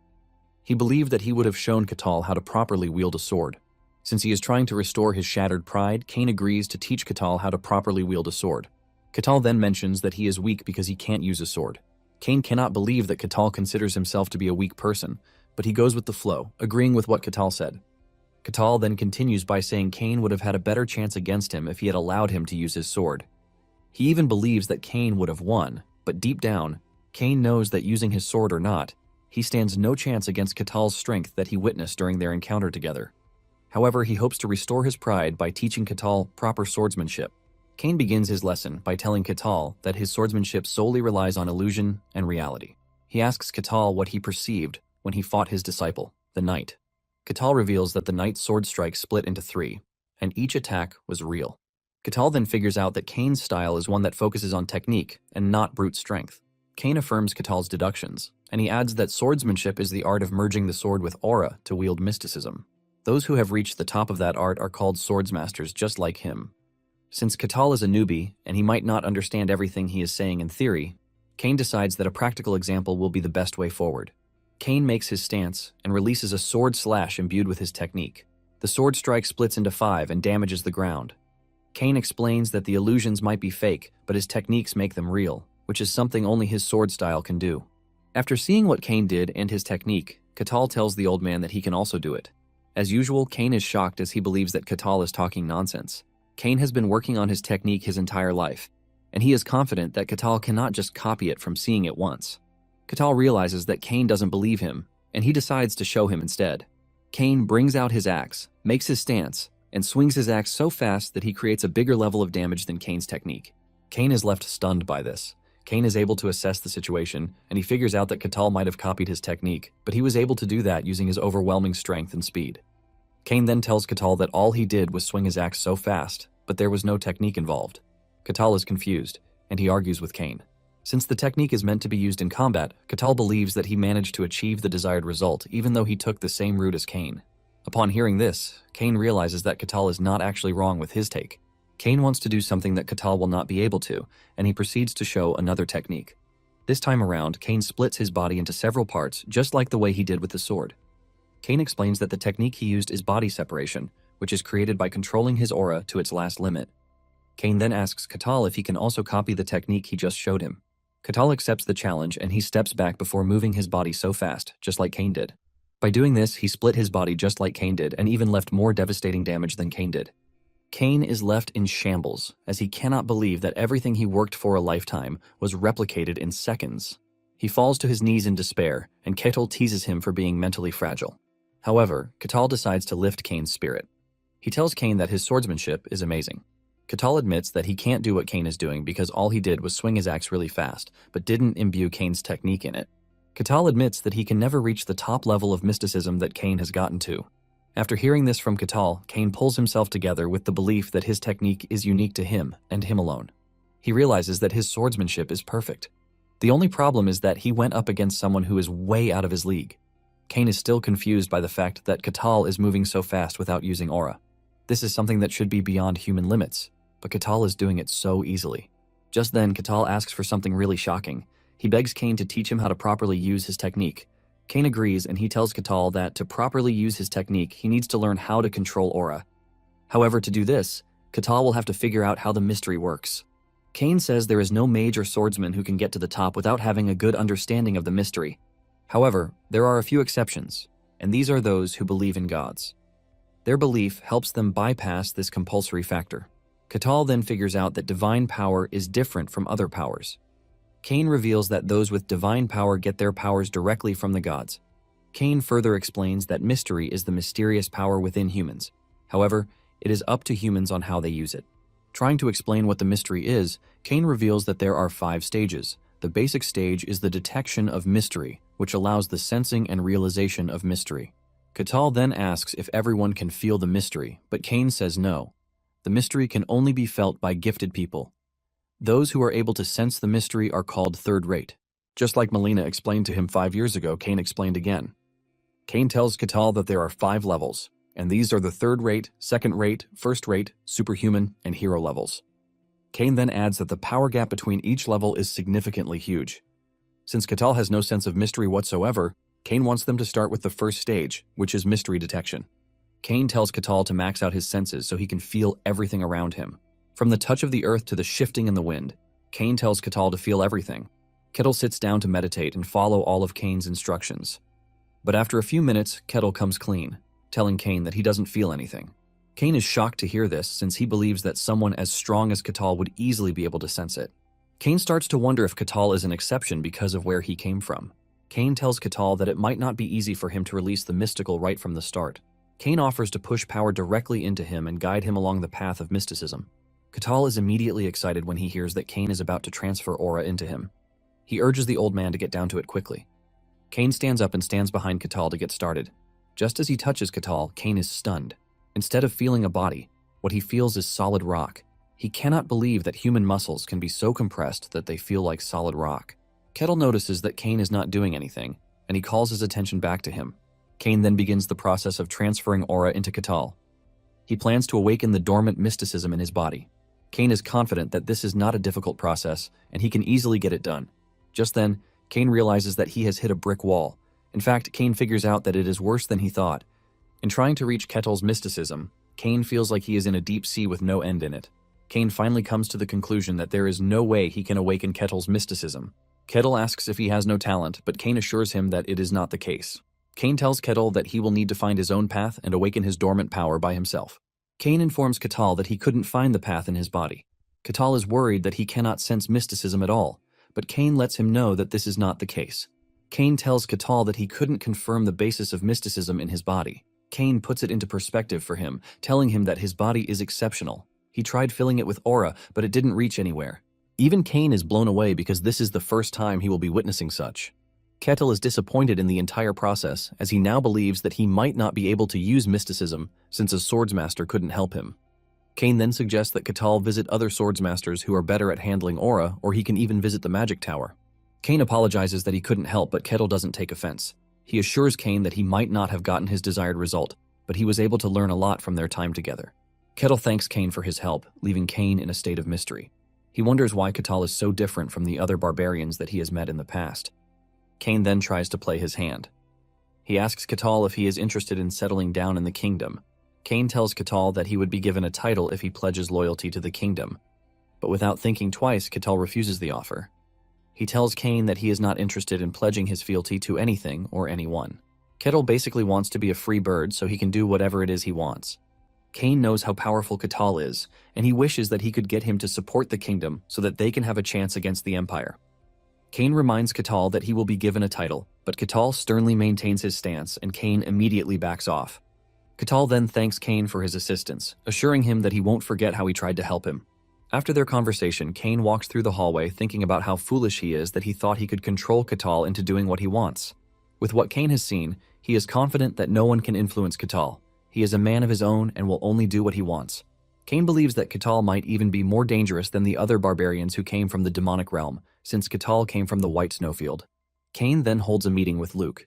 He tells him about the Emperor's desire to conquer the demonic realm, which has claimed the lives of several scouts. Kane urges Luke to be prepared in case he gets an Imperial summons in the future. Kane mentions how a lot of strange things have been happening. From the Emperor trying to conquer the demonic realm to the news of the demons making a move, Kane reveals that dungeons are appearing at an abnormal rate. And it seems the demonic realm is slowly seeping into the human world. Kane knows that something mysterious is happening. And with the way it is going, he is confident that it is not something that would benefit humanity. To top it all off, a strange barbarian has walked into their midst. However, Luke and Kane are relieved that Catal doesn't appear to be an enemy yet. Ketal continues with his day-to-day activity, and one morning, he decides to figure out why people are always staring at him. Ketal comes to the conclusion that everyone is always staring at him because he is not wearing a proper outfit. Since everyone is wearing proper civilized clothes and he is wearing animal hides, Ketal assumes that they consider him a weirdo. However, Ketal is basically misunderstanding the entire situation and couldn't comprehend that his presence alone causes people to stare at him. Ketal then heads to a clothing store to try and get himself a new outfit. As expected, the shop owner almost fainted when Ketal entered the shop.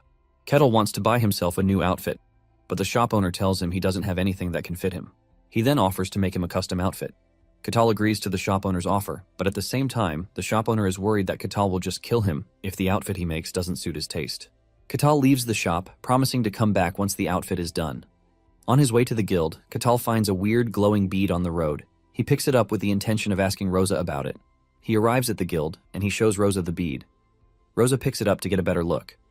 Just by touching it, Rosa reveals that it was carefully polished by someone. As she continues to dig into it, Rosa suddenly zones out. Ketal is quick to notice this, and he snaps her out of it. Ketal asks her if she is fine, and she says yes. Ketal lets her know that she was weirdly drawn to the bead, but Rosa didn't even know this. Rosa then mentions the strange energy coming from the bead. She wants to appraise it, but Ketal tells her not to. He lets her know that he will dig into the bead by himself. Ketal then asks Rosa if there are job requests that he can work on. As usual, she brings out the list of tasks that Ketal can easily pick from. That night, Ketal lies on his bed, reminiscing about the fulfilling day that he had. His attention comes back to the bead as he wonders what it is. While staring at the bead, he suddenly hears a voice from inside the bead. The voice gives Ketal instructions on where to go.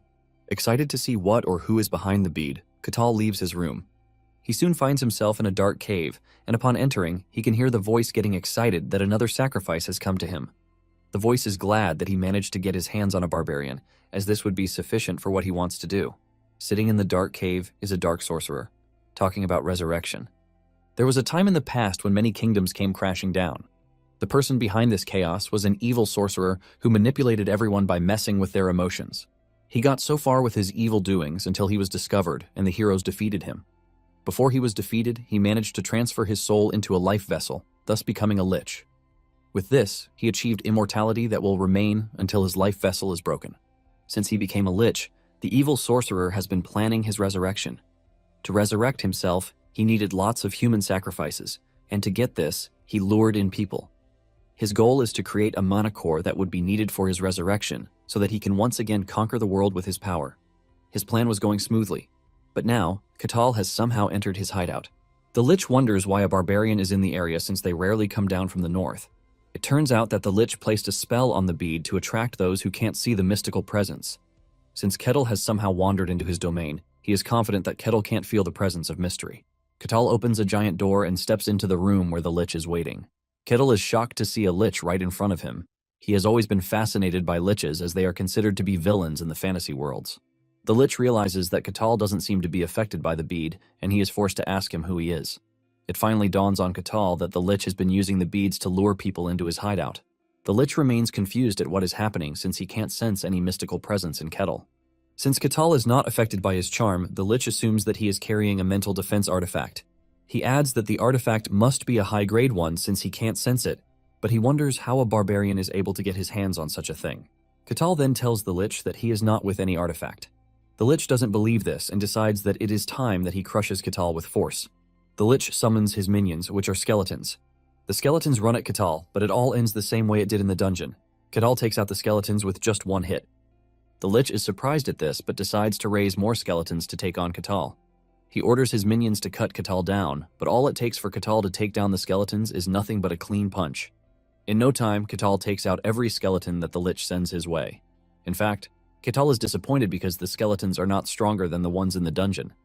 He believed that the Lich would at least control the skeletons with his power. The Lich is left in total shock, and he decides that it is time to finally crush Catal. Using his amazing power, the Lich raises a skeleton knight. Catal is excited to see another skeleton knight in action. He wonders if the skeleton knight will operate just like the one he fought in the dungeon.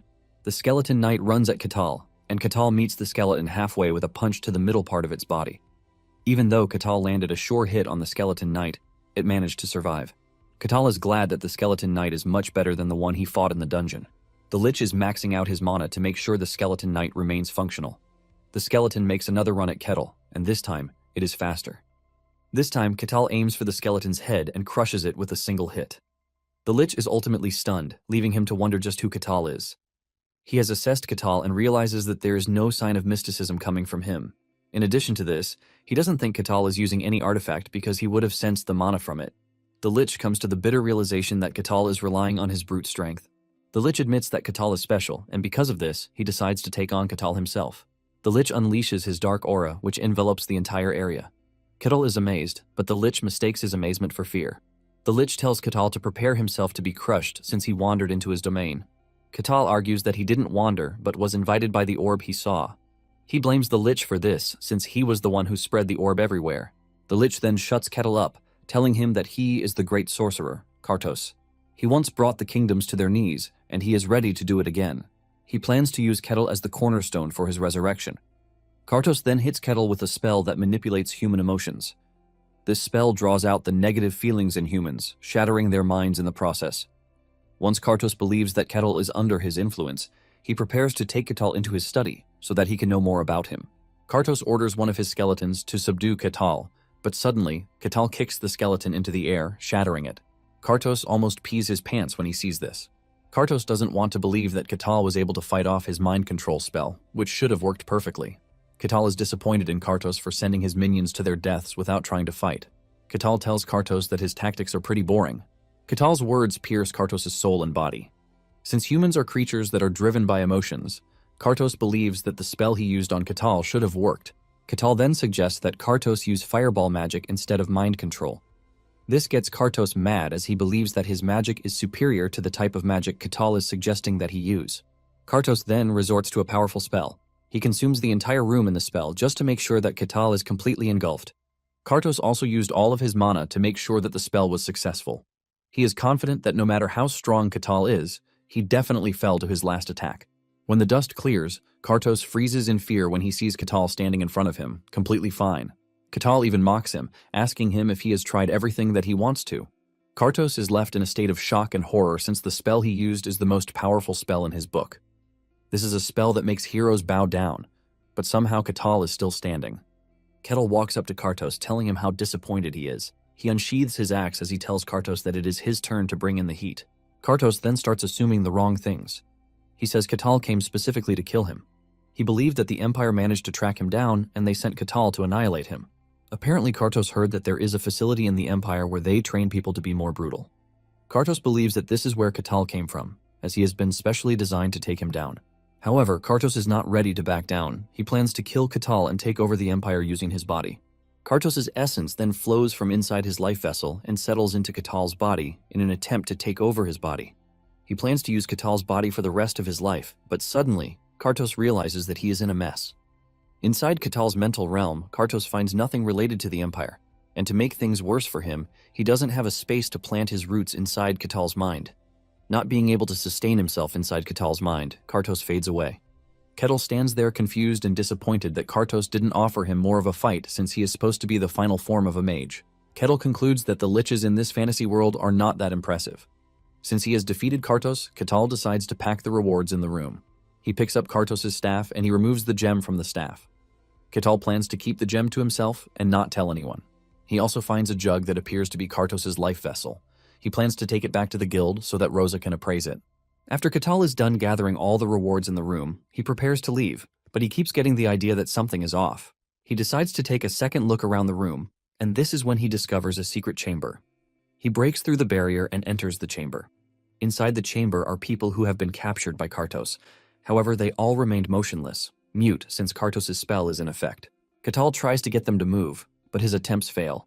Since he doesn't know how to help them, he decides that he will return to the guild and inform them about his discovery.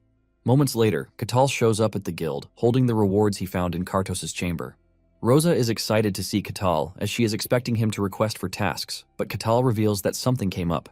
Rosa becomes curious, and Catal reveals that the situation that came up is about the orb that he found the day before. He explains everything to Rosa, who immediately doubts his story.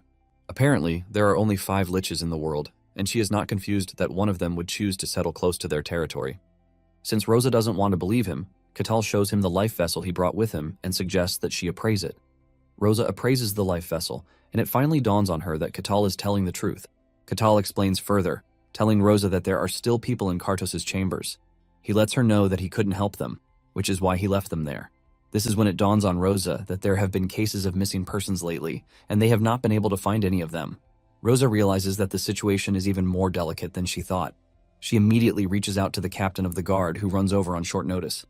Catal assures the captain that there is nothing to worry about since he has taken care of the situation. The captain is horrified when he learns that Catal went up against the evil Kartos. Everyone knows Kartos as the magician who almost destroyed the world 100 years ago. He developed a spell that messes with emotion, and he used this to cause chaos everywhere.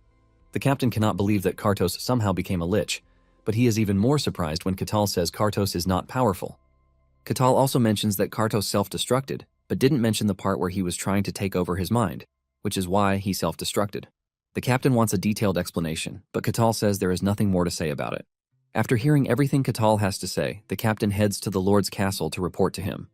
The captain explains everything to Luke and also includes the testimony of the already rescued victims from Kartos' chamber. Luke is worried that the Empire might dispatch investigators to check out the territory if they find out that a lich has settled in the territory. He is more worried that everything is going south when Cain is not available. Luke then decides to send a message to the kingdom. Luke and the captain consider the territory lucky because they would have fallen victim to Kartos' wrath if Catal had not discovered his hideout. Luke knows that Catal's deeds deserve an award, but he is not sure if his territory has the resources to provide such an award. The next day, Luke wakes up to the news of something shocking. He is informed that the heretic inquisitor of the sun god, who goes by the name Aquaz, has just shown up in the territory. Luke is shocked to hear this. In panic, he starts to question why Aquaz is in the territory. Later that day, Luke meets with Aquaz. Aquaz thanks Luke for the hospitality, even though she didn't inform him beforehand. Apparently, Aquaz is the youngest to hold the title of the Sun God Inquisitor. She took down 7 warlocks who made pacts with demons, and she by herself stopped a large-scale ritual from happening. She is currently the most formidable inquisitor on the continent. To show how influential she is, even the Empire bows to the Sun God's order whenever she is present. She basically transcends every other rank on the continent, leaving Luke to wonder why someone of such status would come to his territory. Aquaz reveals that she heard some interesting things about the territory. Luke assures Aquaz that they have resolved the issue of the dungeon, and he uses this to figure out if she knows about the lich or not. He is relieved when he realizes that Aquaz has no idea about the issue of the lich. Luke then asks the Inquisitor why she is in the territory. Aquaz reveals that she is there to speak to Luke about the Oracle. However, she wants confirmation about the things happening in the territory before she divulges what the Oracle said. Luke then explained everything to Aquaz, including the presence of Catal in the territory. He also mentions the fact that Catal defeated the lich who was Kartos. He shows Aquaz Kartos' life vessel as proof that he is not lying, and this is enough to get the lady's attention. Things are more serious than she anticipated, and he immediately demands to see Catal. Aquaz also learns from Luke that Catal is from the White Snowfield. She is surprised that something from the demon realm has suddenly decided to emerge into the human world. In addition to the fact that Catal defeated Kartos, Aquaz believes that she must have been sent to the territory because of Catal. Meanwhile, Catal is in his room, staring at the jewel he took from Kartos' chambers. He figures that it is some sort of artifact that uses magic, but he doesn't know much about it. He plans to ask any mage he finds about the artifact. Just then, the captain shows up at his door, telling him that Aquaz would like to see him at the church. Catal wastes no time getting himself ready. He joins the captain, and together they head to the church of the sun god. The captain leaves Catal at the entrance, telling him that someone will guide him once he enters the building. He enters and is welcomed by 3 sisters. They offer to take him to the room where Aquaz is waiting for him. Catal meets Aquaz and they get the introductions out of the way. Catal takes a good look at Aquaz and realizes that she is young but skilled. He smiles after making this deduction, and Aquaz notices, leaving her to wonder why Catal is smiling. Catal then asks the lady why she invited him. Aquaz reveals that she invited Catal because of his encounter with Kartos, the evil one. Aquaz doesn't seem to believe Catal's story, but Catal lets her know that he has no way of proving what he saw and encountered. Aquaz then suggests that they allow the sun god to observe their conversation. Ketal is confused by what the lady meant, and she explains that any lie will trigger a negative reaction. Ketal realizes that Aquaz is talking about a divine lie detector. Deep down, Aquaz believes that Ketal will reject the proposition since this is the way of the barbarians. She then tells Ketal that he is free to decline, but Ketal shocks her when he reveals that he has no interest in declining. This is a chance for Ketal to witness the power of a god, and he is not about to pass it up. He excitedly tells Aquaz that they should start with the process. Aquaz asks him if he is bothered about the suggestion, but he says no. Ketal says he is going to get a chance to see a god watch over him, so it is a good deal for him. Ketal assures Aquaz that he has nothing to hide and he hasn't told a single lie from the start. Once they are both in agreement, Aquaz proceeds. She recites a chant to invite the sun god to observe the conversation between her and Ketal. A bright light appears from above, radiating upon Ketal. Ketal feels the god's presence from beyond the light, creating different emotions in him. When everything calms down, Aquaz is relieved that there was no negative reaction. She then tells Ketal that the real conversation is about to begin while the sun god observes. She lets him know that all lies are forbidden, and Ketal assures her that he is ready and on board. Once Aquaz gets a positive reaction, she realizes that Ketal wasn't lying, but she assumes that Kartos was unable to use his magic, or else Ketal wouldn't have survived. She considers him a lucky dude, and once Ketal figures out that she is done with her inquisition, he asks her if she has cleared her doubts already, and she says yes, urging Ketal to forgive her rudeness. Ketal assures her that he has nothing to be angry about because he enjoyed the entire procedure too. Aquaz then asks Ketal if she is free to ask him one more thing, and he assures her that she can.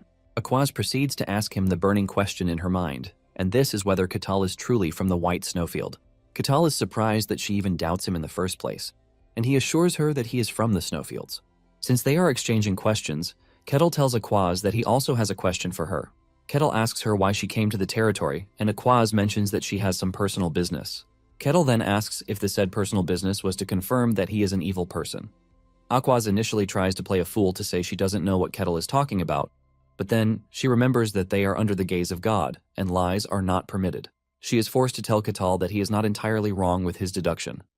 Aquaz says there was a divine revelation when she arrived in the territory, and she believed Ketal was the subject of the revelation.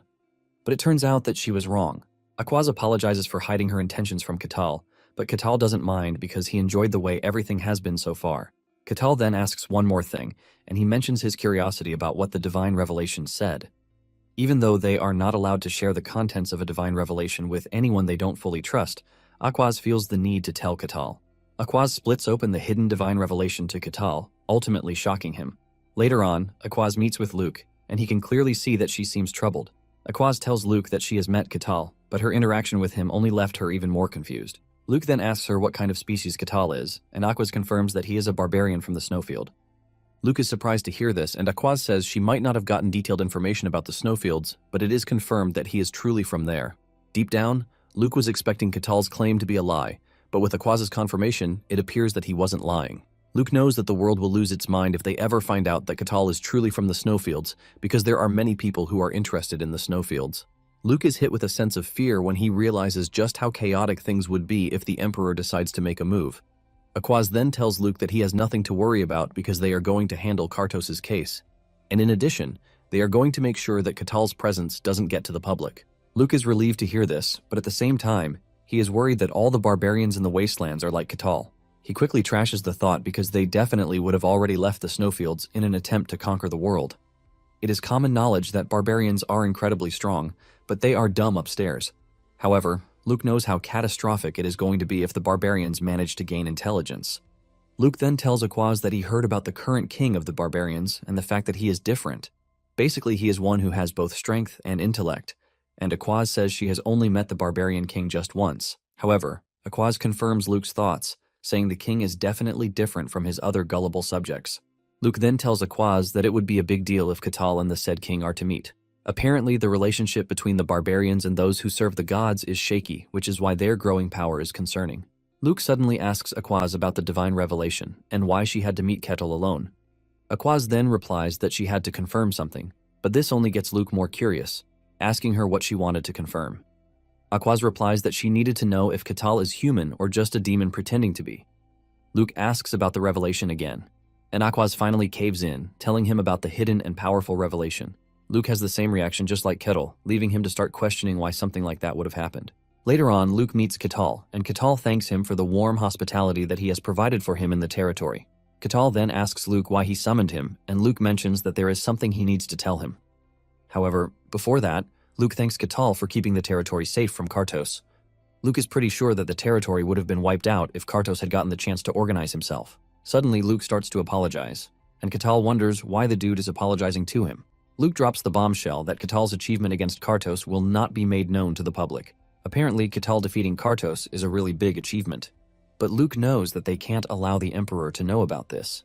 It is pretty obvious that the Emperor is going to take things into his hands if he ever finds out about this. Luke hopes that Catal will be able to give up his glory for this. Luke is shocked when Catal tells him that he really doesn't care. Luke then informs him that he has prepared a reward for him for saving the territory as a way of apologizing. Just then, a leather pouch is dropped on the table for Catal, and he is informed that it belongs to him. However, Luke assures him that it is not an ordinary pouch, but he would have to check himself to confirm this. Catal opens it, and he realizes that it is a pocket-type artifact where he can store items according to the size of the pocket space. Luke mentions that the space in the pouch is approximately the size of the room they are currently sitting in. Catal is absolutely blown away by the pouch, since it's his first time seeing one in person. Luke explains that even if the item is bigger than the leather pocket's opening, he can still put it in. Luke then decides to test it out by trying to place his giant axe inside the pouch. When trying to put it in, it appears that it would not enter, but suddenly the axe gets sucked into the pouch.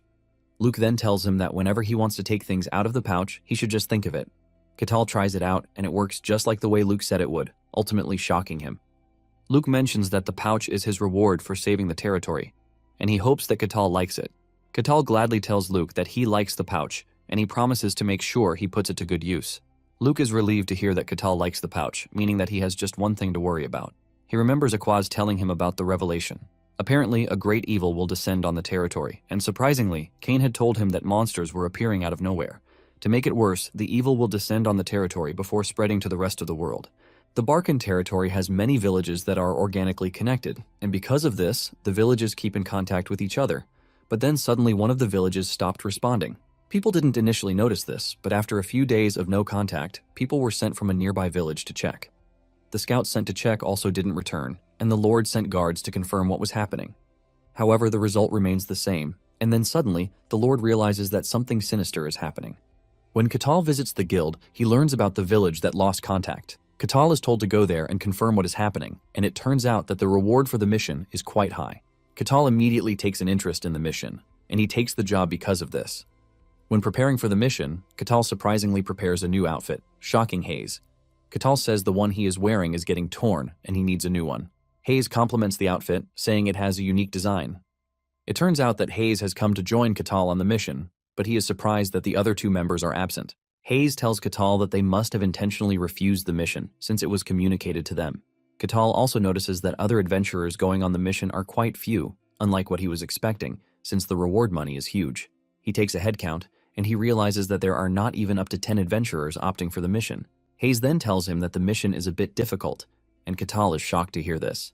Catal says the mission is pretty simple, and Hayes agrees with him, but the rumors about guards going and not coming back make things complicated. Catal then says no matter how difficult and dangerous the mission appears to be, he was expecting at least 10 people to show up. This is when Hayes mentions that there is another rumor that has surfaced. In a shocking turn of events, it appears Aquaz will be accompanying them on the mission. Because of this, most adventurers backed out because they were obviously scared of her. Even Hayes is scared that Aquaz might just smash her head open, but Catal assures her that she has nothing to worry about because Aquaz is actually polite and kind. Hayes is shocked by the way Catal is complimenting Aquaz, forcing her to ask if he knows the lady, and he says yes. Catal mentions that Aquaz is his friend, but this further adds to Hayes' shock and disbelief. Just then, the said person of interest shows up, and Catal addresses her as his friend, but Aquaz burns him, saying she doesn't remember becoming friends with Catal. Catal smiles in embarrassment and finally summons the courage to ask Aquaz if she would like to be his friend. Before giving her answer, she asks Catal if Hayes is a worshipper of the god, Colossia, which is an entirely different god from the one she serves. Catal is shocked when he realizes that Aquaz has easily sensed Hayes' faith. He then asks her if there is any problem with Hayes serving another god, but Aquaz says no, since the followers of Colossia are currently on a rest period. However, those in high-ranking positions can move freely. While Catal and Aquaz are busy discussing this, Hayes stands in the distance, crippled with nervousness. Momentarily, the guard captain shows up to welcome the adventurers who accepted the request. Once he makes sure that everyone is prepared, he suggests that they get a move on. As they make their way to the village, Catal compares it to a raid. He then asks Aquaz if she thinks the time of evil has come, since she has decided to make a move. Aquaz replies that she cannot answer the question because she doesn't have an answer to it. Apparently, her god didn't reveal an exact time when the evil would happen. Aquaz doesn't want to freak out yet because she thinks the village losing contact might actually be a simple issue. However, there is a slight possibility that it is related. Catal, on the other hand, is totally excited about the entire prophecy because he wants to see where it leads. Soon afterward, they arrive at the village, and everything appears normal. Aquaz mentions that she can't sense anything coming from the village, and the captain assumes that the villagers ran away. The captain orders the adventurers to spread out to look for tracks. The captain is pretty sure that there is a clue somewhere because there is no way an entire village disappeared without a trace. Moments later, one of the adventurers runs over to inform the captain that he found food in one of the houses. The captain doesn't think this is a big deal because the villagers might have left it behind before vanishing. However, the adventurer tells him that he is wrong because the food is still warm, as if it has just been prepared. The captain is shocked to hear this, and when he enters the house, it is just as the adventurer said. The captain remembers that contact with the village has been lost for days, and none of the emissaries that were sent came back. The captain then asks the adventurer if there was any sign when he found the food, but he says no. The captain says there is no single sign of people leaving or even hiding. The captain then tells the adventurer to keep looking. It is evident that there are signs of life, but there is no single trace of humans anywhere. Moments later, the captain gets a report from other adventurers, and they inform him that the situation is basically the same everywhere. There is proof that there were humans in the village until recently, but there is no single trace of life. The captain then turns to Aquaz, asking her if she knows anything, and she says no. He also asks Catal, but his answer is the same as Aquaz's. The captain is already going crazy about everything, and Catal suggests that they ask the one close to them. The captain believes he is going mad when he says this, but Catal suddenly mentions that there is someone in the distance, and Catal is surprised that they can't see the said person. Just then, the captain looks harder and realizes that there is a strange woman standing in front of them. This catches the captain's attention because the woman wasn't there when they initially entered the village. The moment the lady senses that she has been found out, she smiles, asking Catal how he was able to see her, since she was under perfect camouflage. Catal tells her that there is no way he is not going to notice the sudden appearance of a stranger. The woman argues with him, saying he is not supposed to even perceive her presence. She mentions that Aquaz wasn't even able to sense her presence, but it was Catal who did.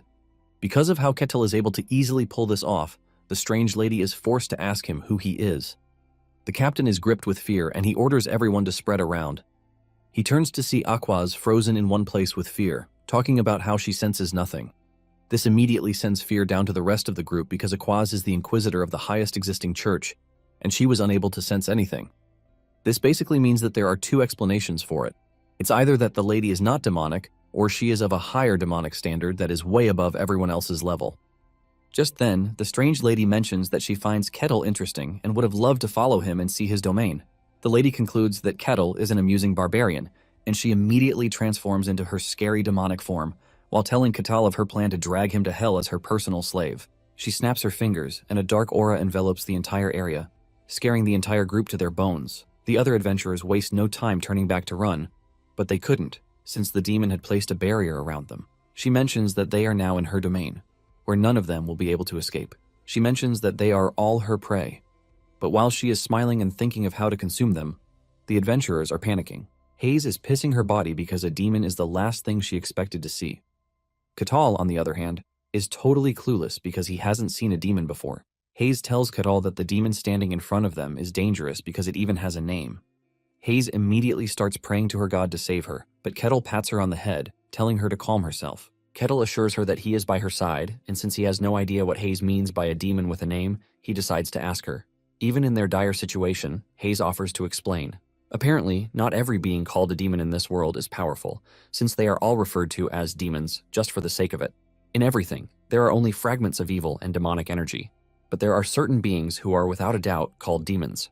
The demons are born in the dark with no parents, and of their own volition, they claim a name for themselves. Hayes says no matter how weak the demons are, as long as they are with the ones with names, they have more than enough power to make a kingdom tremble. After her explanation, Catal finally puts it all together that the demon in front of them is a named demon. Hayes explains that a demon with horns shaped like the one they are staring at is a Setiar. She was a demon who appeared centuries ago, but Hayes wonders why such a powerful demon would show herself in the remote village. Kettle touches the barrier and notices that it is solid, and Hayes mentions that they can't break it because the entire village is already the demon's territory. Hayes says the only way to get out of their precarious situation is to defeat the demon. Ketal finally understands everything, but instead of acting right away, Ketal decides that he is just going to watch a bit longer. Hayes is surprised to see Ketal joking around when they are all fighting for their lives. On the other hand, Aquaz and Asetiar are having a discussion about their situation. Asetiar smiles while saying Aquaz is supposed to be intrigued with the presence of life in the village, but with no humans. Asetiar mentions that it is a simple demon trick, which is employed in toying with people. Aquaz is visibly pissed, but the demon couldn't care less. While the two are arguing with each other, Ketal is busy enjoying the show as if he is on a cinema date with his popcorn in hand. Since it's a named demon, to summon it would have required a bulk load of sacrifice, and it is pretty evident that there is no way a small village would be enough for the sacrifice. The fact that the demon even claimed her territory without anyone noticing is considered basically impossible. Aquaz is left with the desperate question of how the demon was able to descend into the world. Asetiar laughs at Aquaz, letting her know that there is no way she is telling him how she was able to emerge into the world. Aquaz calls Asetiar a filthy dog, but Asetiar has a laugh about it before turning to Aquaz with all seriousness to ask her if she really thinks her god can save her. The demon then tells Aquaz that the world is fracturing already, and it no longer belongs to the humans alone. Apparently, several centuries ago, humans and the gods joined hands to fight against evil, and this resulted in the victory of the gods and humans. The moment the evil was defeated, it was banished from the world. Asetiar then tells Aquaz that she has been waiting for the day she is going to emerge again. Asetiar is known as the demon of gravity, and she plans to start the war all over again. But this time, she is aiming for victory.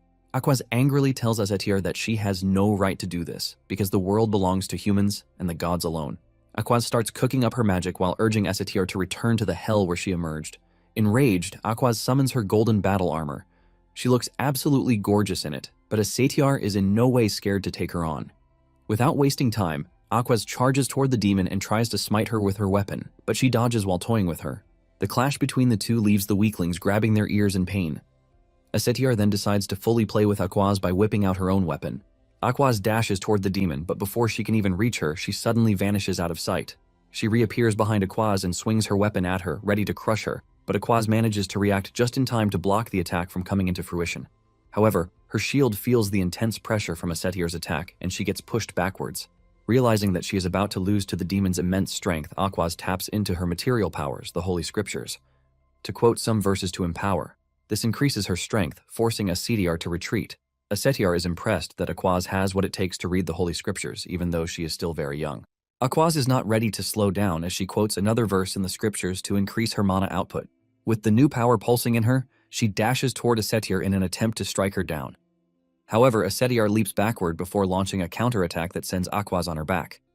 With sweat running down her face, Aquaz can feel the immense strength that the demon possesses. However, she is not done yet, as she resumes her full-on attack mode. The two clash with each other halfway, leaving a huge level of destruction that shatters the ground like a nuke. Even the onlookers feel the intense pressure of the battle unfolding right in front of them. While everyone else is panicking and trying to make it to safety, Ketal is enjoying every bit of the moment. Hayes notices how hyped he is, and she suggests that he help Aquaz. Ketal admits that it is easy for him to help Aquaz, but he suddenly hits Hayes with the surprising question of why he should help her in the first place. Ketal says he is only going to interfere and ruin the fight, and his words shock Hayes. Ketal admits that he also has a strong desire to fight a demon, but he would prefer to observe the fight first. Hayes almost loses her mind when she hears this because everything Ketal is saying doesn't even sound right. Meanwhile, the fight between the two drama queens continues, and Asetiar figures out that she has the edge when it comes to raw power, but Aquaz is also tough, thanks to the gods backing her. Suddenly, Aquaz lands a powerful hit that sends Asetiar to her knees, shocking her. Asetiar is forced to make a retreat because she can clearly see that the battle is just going to drag on if she doesn't take things to the extreme. She figures out that she has to use a dark method if she wants to win. Suddenly, she turns away from Aquaz and she dashes toward the helpless adventurers watching the fight in the distance. Before she gets the chance to kill them, Aquaz catches up to her and blocks the attack with her shield. Aquaz is pissed that the demon is trying to take crude ways to get her victory. Asetiar laughs hysterically, asking Aquaz if she was seriously expecting a demon like herself to fight free and fair. This only makes Aquaz angrier, and she taps into another verse from the Holy Scriptures.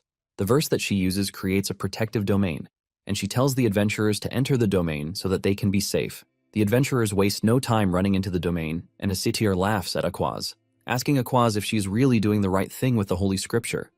Aquaz screams at her to keep her mouth shut before dashing toward her with more anger than before. Asetiar also flies toward Aquaz, but just as they are able to hit each other, Asetiar leaps into the air, while telling Aquaz that her efforts are simply going to waste. Asetiar urges Aquaz to get rid of the holy domain that she is using to protect the adventurers if she wants to have a chance at defeating her. Aquaz is shocked by the sudden and stupid request that Asetiar is making of her. Realizing that Aquaz is not ready to cooperate, Asetiar decides that annihilating her is the way forward. Asetiar leaps into the air and finally shows what it means to be serious in battle. She unleashes a dark, powerful aura from her body that overwhelms Aquaz, and while she is trying to stay on her feet, Asetiar dashes toward her. Aquaz almost gets hit, but at the last second she moves out of the way. Asetiar's attack hits the ground, shattering it into pieces. However, Asetiar is not done yet, as she makes her way toward Aquaz, looking all menacing and dangerous. Fear grips Aquaz as she finds herself in the middle of a really terrifying power.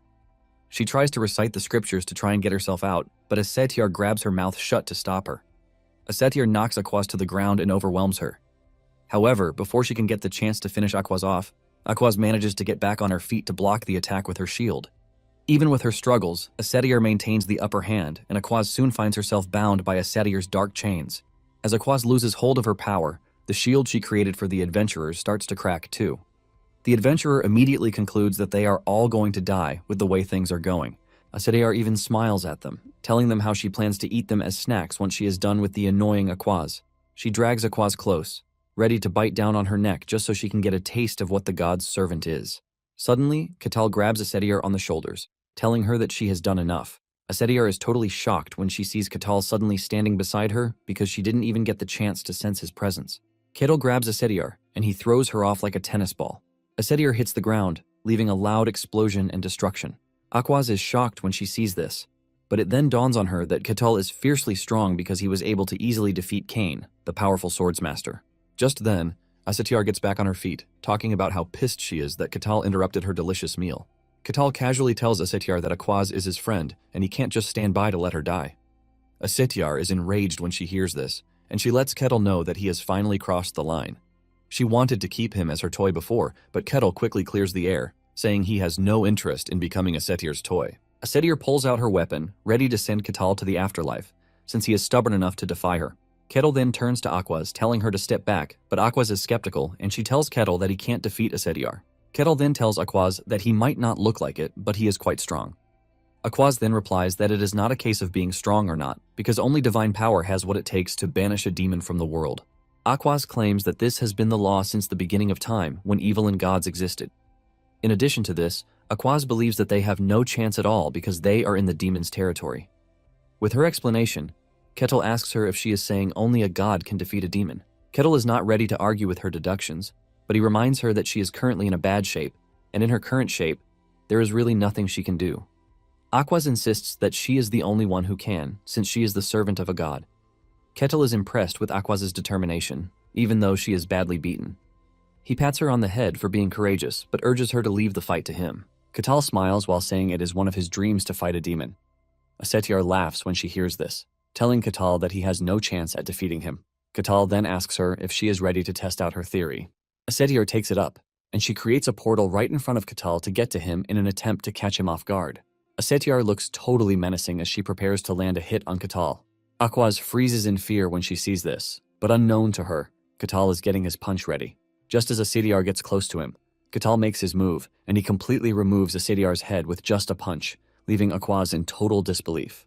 Aquaz stands still in silence, trying to piece together whether Catal just smashed the demon's head with a single punch. Catal is also surprised, but suddenly Asetiar's demon core helps her regenerate, and this time, she looks more pissed. She angrily asks Catal what he is, and Catal replies that he is nothing more than a simple barbarian. Asetiar doesn't believe this, and she employs her demon eyes to check Catal's buildup. She is surprised to see that Catal truly has no mana or aura, meaning he is just an ordinary human. She decides to thoroughly check things to know if she is wrong or not. She opens a portal, and she appears behind Catal with the hope of striking him down. Catal feels bad about having to strike an enemy that appears to be in human form, but he knows that he has no choice because it can't be helped. This time around, Catal punches through Asetiar's chest, shocking Asetiar herself. She screams in pain, and Catal throws her into the distance with blood spilling out of her mouth. Asetiar finds herself on the ground, utterly wounded from just a single punch. She can't believe that a regular punch that is not strengthened by aura or magic has what it takes to really damage her. Even with the severe damage to her body, Asura still has what it takes to regenerate. This gets Catal really curious, and he dashes toward Asura at a blinding speed that leaves his launch area shattered. Asura senses him coming, but she doesn't have what it takes to react. She can only watch as Catal gets to her and punches her head into the ground. She loses her head again, but just like before, she regenerates. Catal finally figures out that whenever her entire head goes off, she gets a new body. This leaves Catal wondering if Asura's core is in her head. On the other hand, Asura is pissed that Catal is trying to fight her with brute strength. Asura then decides to open her big mouth to mock Catal, telling him that he has no chance against her with just brute strength. Catal then claps back, telling Asura that her power doesn't appear to be all that impressive, and this totally crushes Asura's pride as a demon.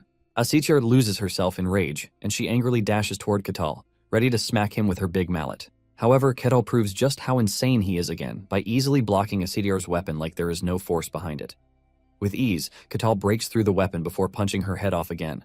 Just as usual, she regenerates, but she is starting to get frustrated with the regular punches she is suffering from Catal. She knows that at full power, she can imbue a hammer with the weight of fortress walls, but Catal easily blocked it and broke it like it was nothing. She can't believe that Catal is just a simple barbarian with no idea of what mysticism is.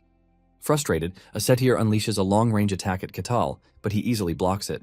Kettle's fist is able to send a counter-wave through the demon's attack. This shatters the attack pretty easily, shocking her and even Aquaz.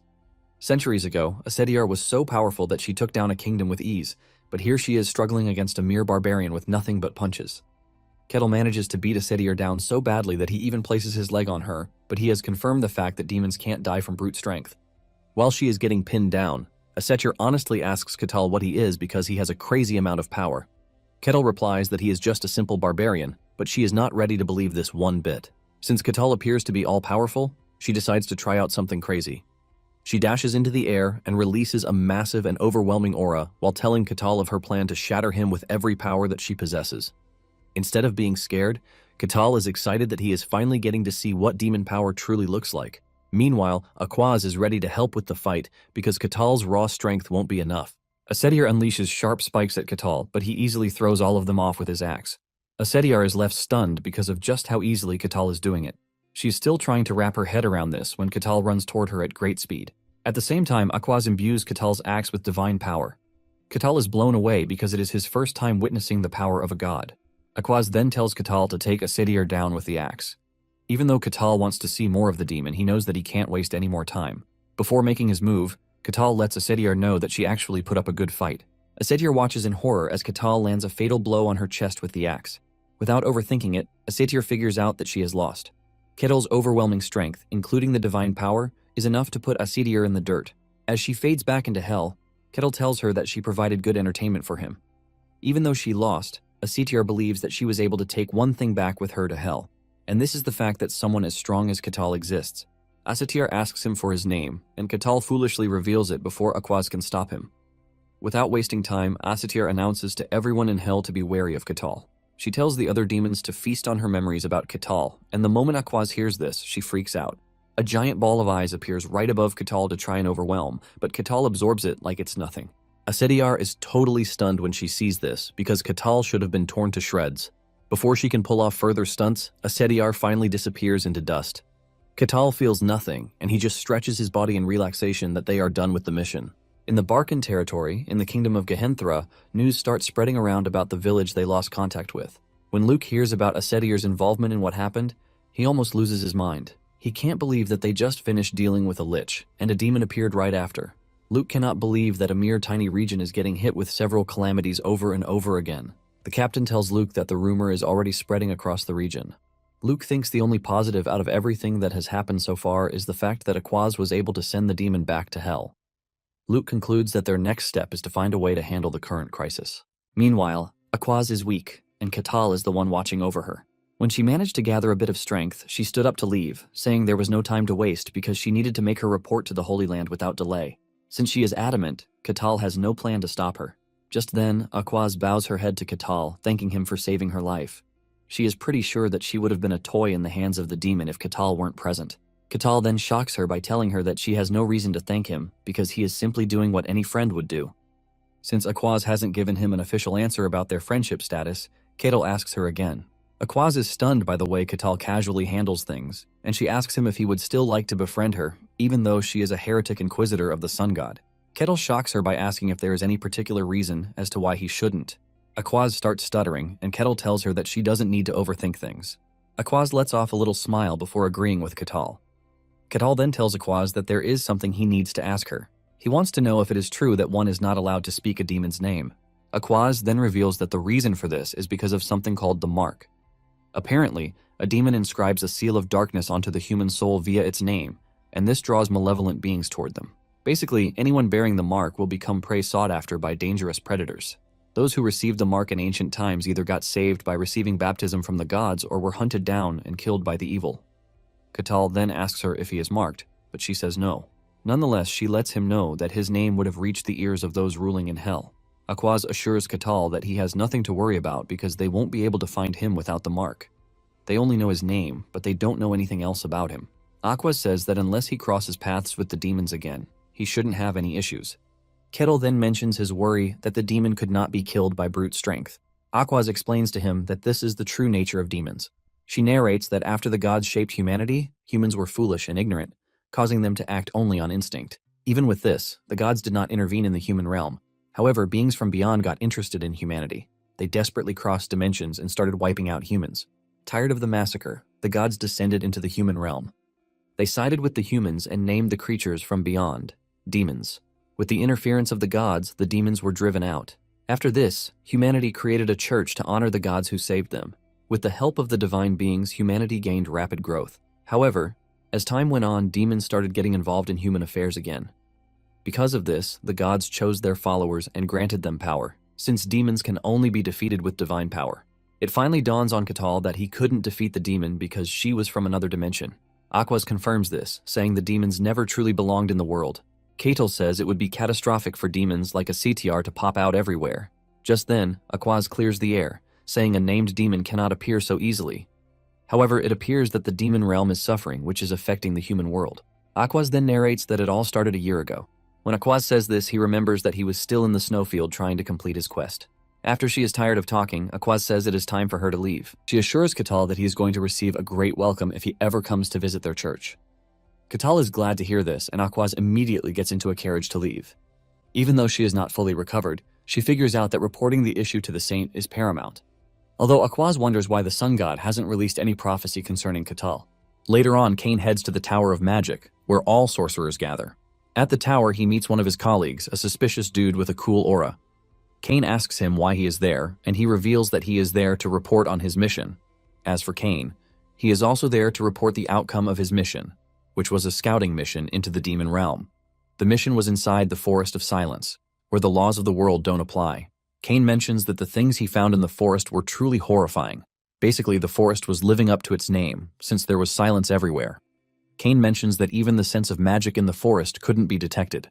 Cain shouted at his best, not even vibrations echoed back to him. Cain passed out, and when he woke up, the soldiers had started disappearing. The silence in the forest was so terrifying, and it was basically an unpleasant place. Cain wonders why the Emperor would launch a crusade into a place like that. His colleague tells him that the Emperor is most likely after world conquest, which has made him go mad with power. However, the dude believes the demon realm is a really cool place. Nonetheless, Cain is not interested in getting dragged into anything related to the demon realm. Suddenly, the dude snaps his finger and he catches Cain in a spatial magic, preventing him from escaping his domain. It turns out that he has attached the Eye of Observation to Cain before he knew it. He mentions that he already attached it to his body the last time they met. Since the tracker has been on him for quite some time, Cain wonders what else the sorcerer wants to ask him. The sorcerer mentions that he is actually interested in what Cain thinks about Ketil. Cain replies that he doesn't know everything just yet, and the mage expresses his shock that Ketil was able to defeat Cain and even Kartos. Cain is surprised when he hears that the Lich was defeated, and the sorcerer tells him that the Lord of the region is currently keeping it under wraps so as to prevent panic everywhere.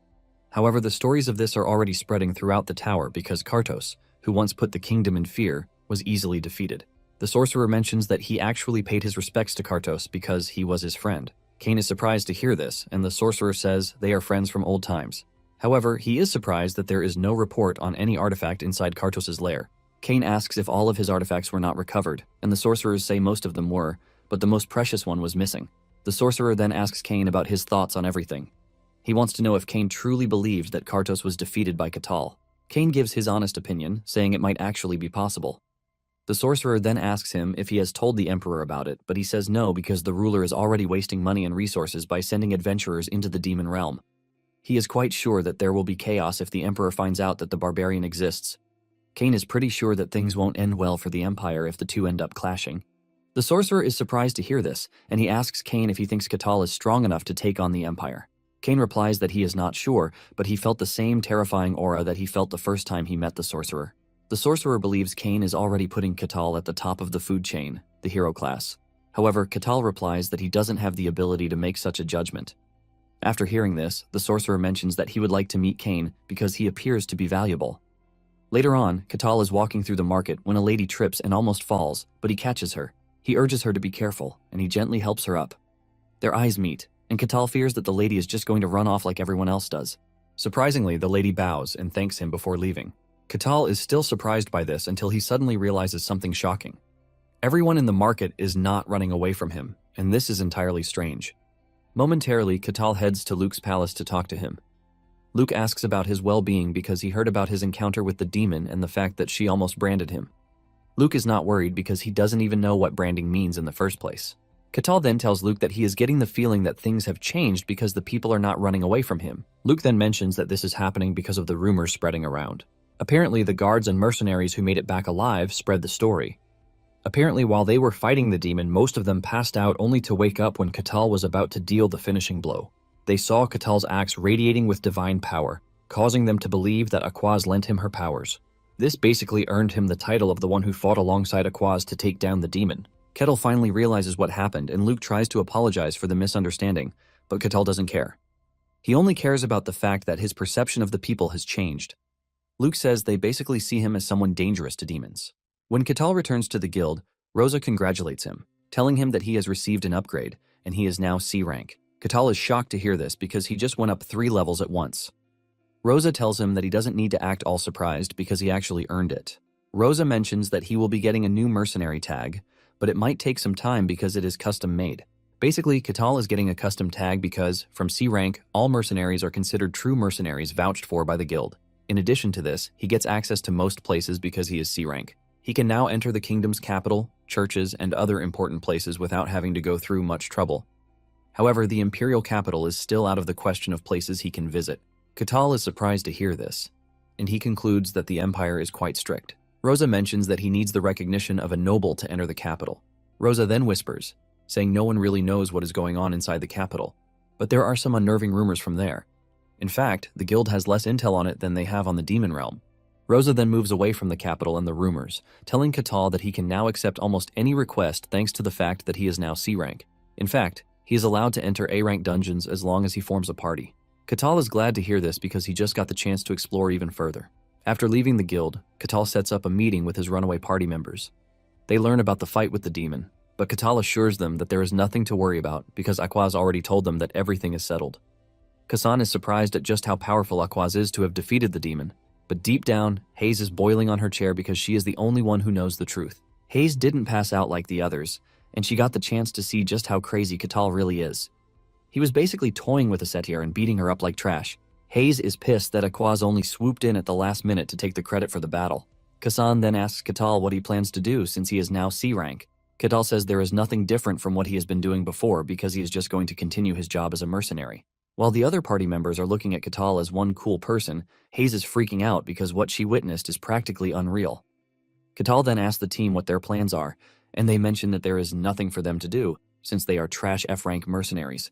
Deep down, Kassan believes he is just going to live out his life as a trash person. However, his mindset has changed, and he tells Catal that he wants to live his life to the fullest, just like Catal.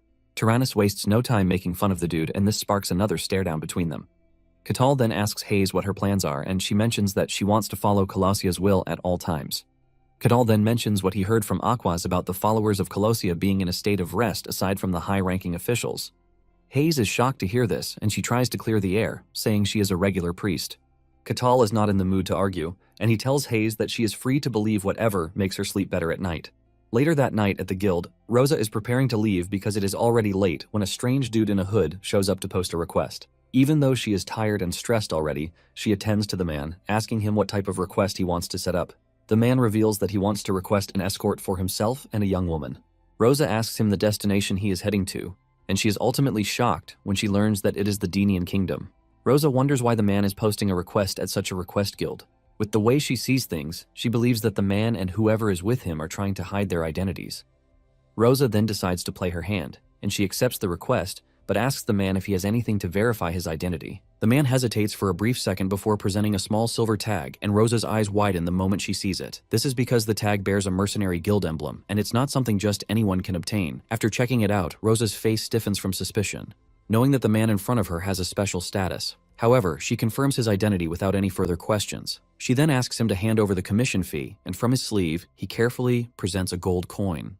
Rosa studies it carefully, and it turns out to be a pure gold coin. But when she informs him that one gold coin can only hire one person, the man is shocked to hear this. He gave her the gold coin, hoping to hire a whole team, only to be told he could only get one person. Rosa tries to explain that the mission is sensitive because it's a request for a bodyguard, but the man remains puzzled. Rosa further explains that hiring just one mercenary as an escort comes with a lot of risk, and the distance to the kingdom of Denian is quite far. It could take nearly a month to get there if anything goes wrong, so it is perfectly reasonable for the commission to be higher than a regular quest. Even though the man gets what Rosa is trying to say, he still tries to convince her to make an exception and hire more people. Rosa says it's possible, but it will mean hiring 2 lower-ranked mercenaries instead of one high one. She lets him know that to get a reliable bodyguard, they will need at least a D-rank mercenary. Rosa's explanation makes sense to him, so the man agrees to settle for one skilled mercenary, but he still begs her to try to get 2 good ones, if possible. This request raises all the red flags in Rosa's mind because of the man's desperation. To make him see reason, she tells him that it's already difficult getting any mercenary from such a remote territory to take on a bodyguard request. However, she promises to try to get 2 people, but she lets him know that it's probably impossible. Hearing this, the man decides to leave it at that and hope for the best. After he leaves, Rosa begins to examine the gold coin to see if she can get any details about the shady dude. She notices that the gold coin is small, but has a very high purity, but the edges have been filed away on purpose, as if the man didn't want his identity to be exposed. After her analysis, Rosa concludes that this request is going to be a troublesome one. Elsewhere, the suspicious man arrives at a rundown shack, and when he knocks on the door, a beautiful girl from inside asks for his identity. The man then pulls back his cloak, saying he's her loyal servant, Aaron. Hearing this, the beautiful and elegant girl, whose name is Aline, opens the door, telling him to come inside. Upon entering the house, Aline asks Aaron about his trip to the guild, and Aaron tells her that their request was accepted. Aline is relieved to hear this, and asks how many guards he was able to recruit. Aaron hesitates for a brief moment before replying that he could only hire one person. Elaine's expression drops when she hears this, causing Aaron to apologize and explain that it is because he didn't have enough gold. Elaine assures him that it's fine since they can't help it, but Aaron blames himself for being scammed out of all their money. Elaine reassures him that it isn't his fault, saying it might have been even worse if it were her. Before long, tears fill their eyes as the 2 broken comrades start wailing uncontrollably to share in each other's misery. They continue to cry until a voice next door yells at them to be quiet, ending their private waterfall show. Since they can't even cry in peace, Aaron and Aline decide to stare at each other with teary eyes while they quietly grieve. After the emotional roller coaster, Aline asks how long it would take for the guild to hire the mercenary. Aaron replies that he doesn't know since finding someone trustworthy might take some time. Aline then decides it's best for them to just wait patiently, so she tells Aaron to rest up for the night and commends him for doing a good job. Even though he feels like crap, Aaron accepts the commendation, despite feeling like he let Aline down. However, a few days later, Aline began to feel anxious because no one at the guild had accepted their request. Now Aaron was beginning to feel like a total failure, and he never expected it to be this hard to find a trustworthy, mercenary escort. Aline worries more because they are starting to run out of food, so she tells Aaron that they need to go on a hunger strike for now. This only makes Aaron feel worse than before, as he blames everything on himself. But Aline reassures him that he's not to blame. For a moment, Aaron considers telling the lord of the territory about their situation, but Aline has already forbidden it, and seeing how she shivers just from hearing it, leaves him helpless.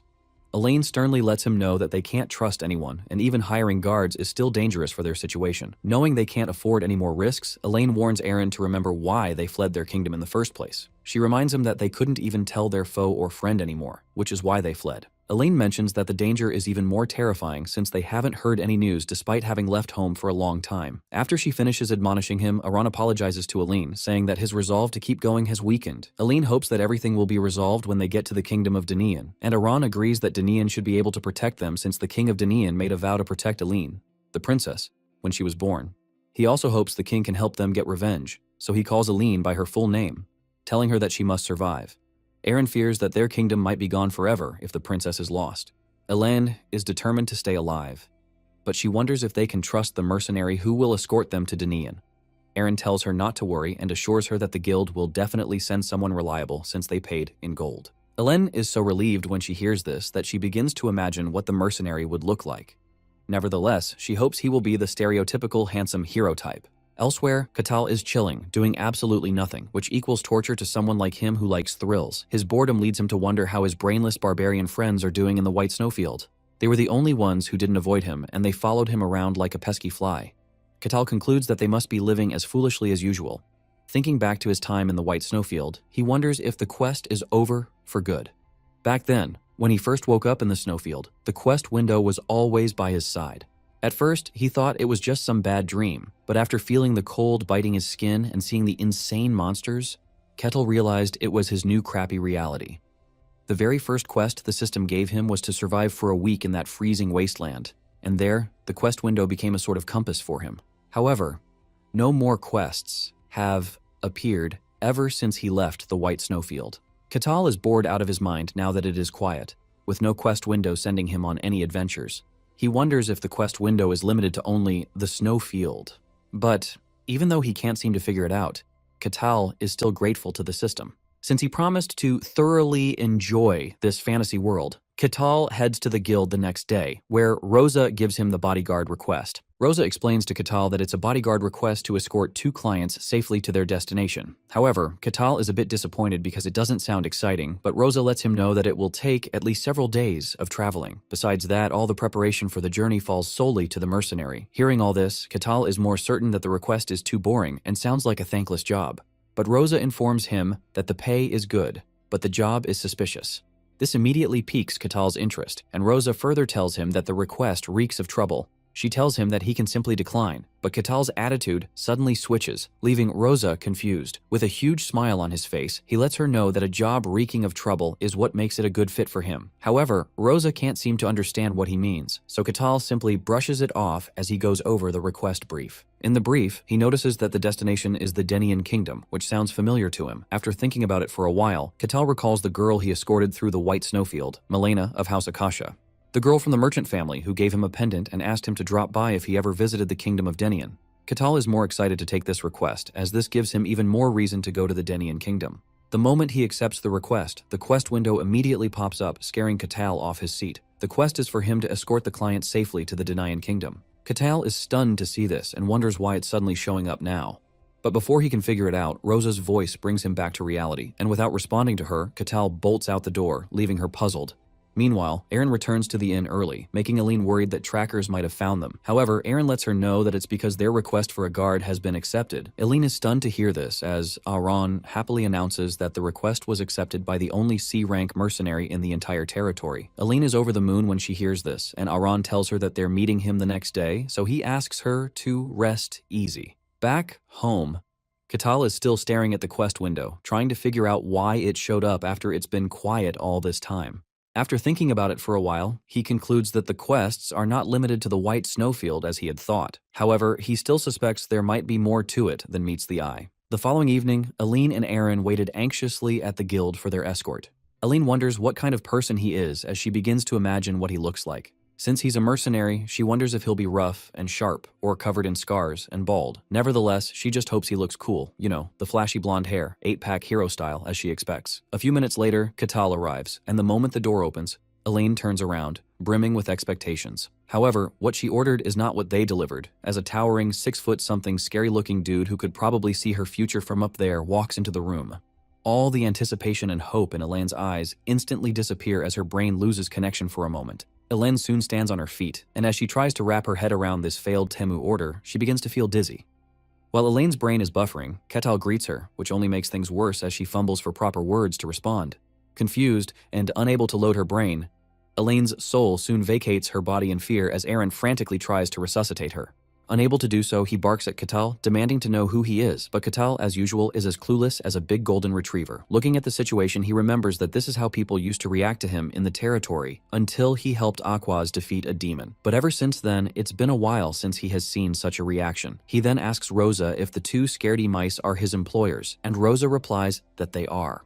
She then calmly makes the introduction and introduces Catal as the barbarian mercenary escorting them. Aaron is shocked when he hears this and begins to protest, requesting an immediate replacement. At this point, Rosa is already pissed with Aaron's demands and sternly asks if he's questioning the guild's judgment. Seeing she's displeased with him, Aaron quickly explains that he didn't mean it that way. However, Rosa decides to call off the deal and return their deposit since they don't trust the guild. Aaron feels terrible for ruining things, while Catal is uneasy with the whole chaotic situation. By now, Elaine's spirit has returned, and she immediately agrees to let Catal be their guard. Aaron tries to protest, but to Catal's surprise, Elaine ignores Aaron as she extends her hand for a shake, introducing herself properly. The following day, Catal and his clients set off on their journey, but Catal notices that they're keeping their distance from him. He tries to convince them to come closer, but Aaron and Elaine are too scared as they stick to each other. Trembling away from Catal, they pretend not to be scared and assure him that their distance is fine since there's no danger around. Even though he doesn't get their logic, Catal lets them be since they insist on keeping their distance. As he continues to walk, Aaron and Elaine quietly wait for him to put a little distance between them. Meanwhile, Elaine is anxious because they had no choice but to choose a scary barbarian as their escort. Last night at the guild, she shook hands with Catal after agreeing to let him be their escort. Even though Catal happily introduced himself like a normal dude, Elaine still felt uneasy and scared. Catal even tried to get her to trust him by guaranteeing her safety no matter what. Nevertheless, Elaine was scared of him and wished she could swap him for the 8-pack blonde hair flashy hero type she was expecting. While clueless Catal towered over her, smiling like a golden retriever, Elaine was terrified and weeping in her heart. A few hours into the journey, Catal suddenly announces that they'll need to spend the night in the dark forest. Elaine's heart drops when she hears this, while Catal simply asks if they're okay with his decision. Stammering for words, Elaine agrees with him, but as if sensing her unease, Catal explains that they need to stop because it's too dark to see the road. And besides, this happened because they insisted on leaving late in the evening. Faced with such reasons, Elaine agrees they should stay the night while Aaron stands in front of her, as if Catal might pounce on Elaine at any moment. Catal notices this and knows that they're still scared of him because he is a barbarian. He can't help but wonder how long they plan to avoid him like the plague. He decides to ignore the hostility and just set up a place to sleep. From his storage bag, Catal pulls out a tent, causing Aaron and Elaine's eyes to almost pop out in shock. They can't believe a barbarian owns such a high-level artifact. Seeing the expression on their faces, Catal casually explains that he got it as a reward for hustling hard on quests. Aaron and Elaine's heads almost exploded seeing how he's casually saying a thing like that. Since there's only one tent, Catal offers it to them, asking if it's okay for them to share it between themselves. Elaine wonders where Catal is supposed to sleep, but he tells her that he doesn't mind and explains that he's used to sleeping outside. As for Catal, sleeping in such a warm climate is heaven, compared to digging a hole in a glacier back in the white snowfield. Catal also cheerfully offers to stand on watch the whole night while they rest without worries. This is nothing for him since he once stayed awake for a whole month in the snowfield while being chased by monsters. Compared to that, this is a cakewalk for him, so he tells Aaron and Elaine to rest easy while he does his job. However, Elaine immediately refuses and tells him not to push himself too hard. She says they'll take turns standing watch, but Catal lets her know that he doesn't mind. However, Aaron and Elaine refuse to back down, resulting in an awkward silence between the three of them. Since they're the clients and he can't force them, Catal has no choice but to agree. He was hoping to gain their trust by standing watch for the whole night alone, but they seemed to pity him. Unbeknownst to Catal, Aaron and Elaine are just afraid that he might suddenly eat them while they're asleep.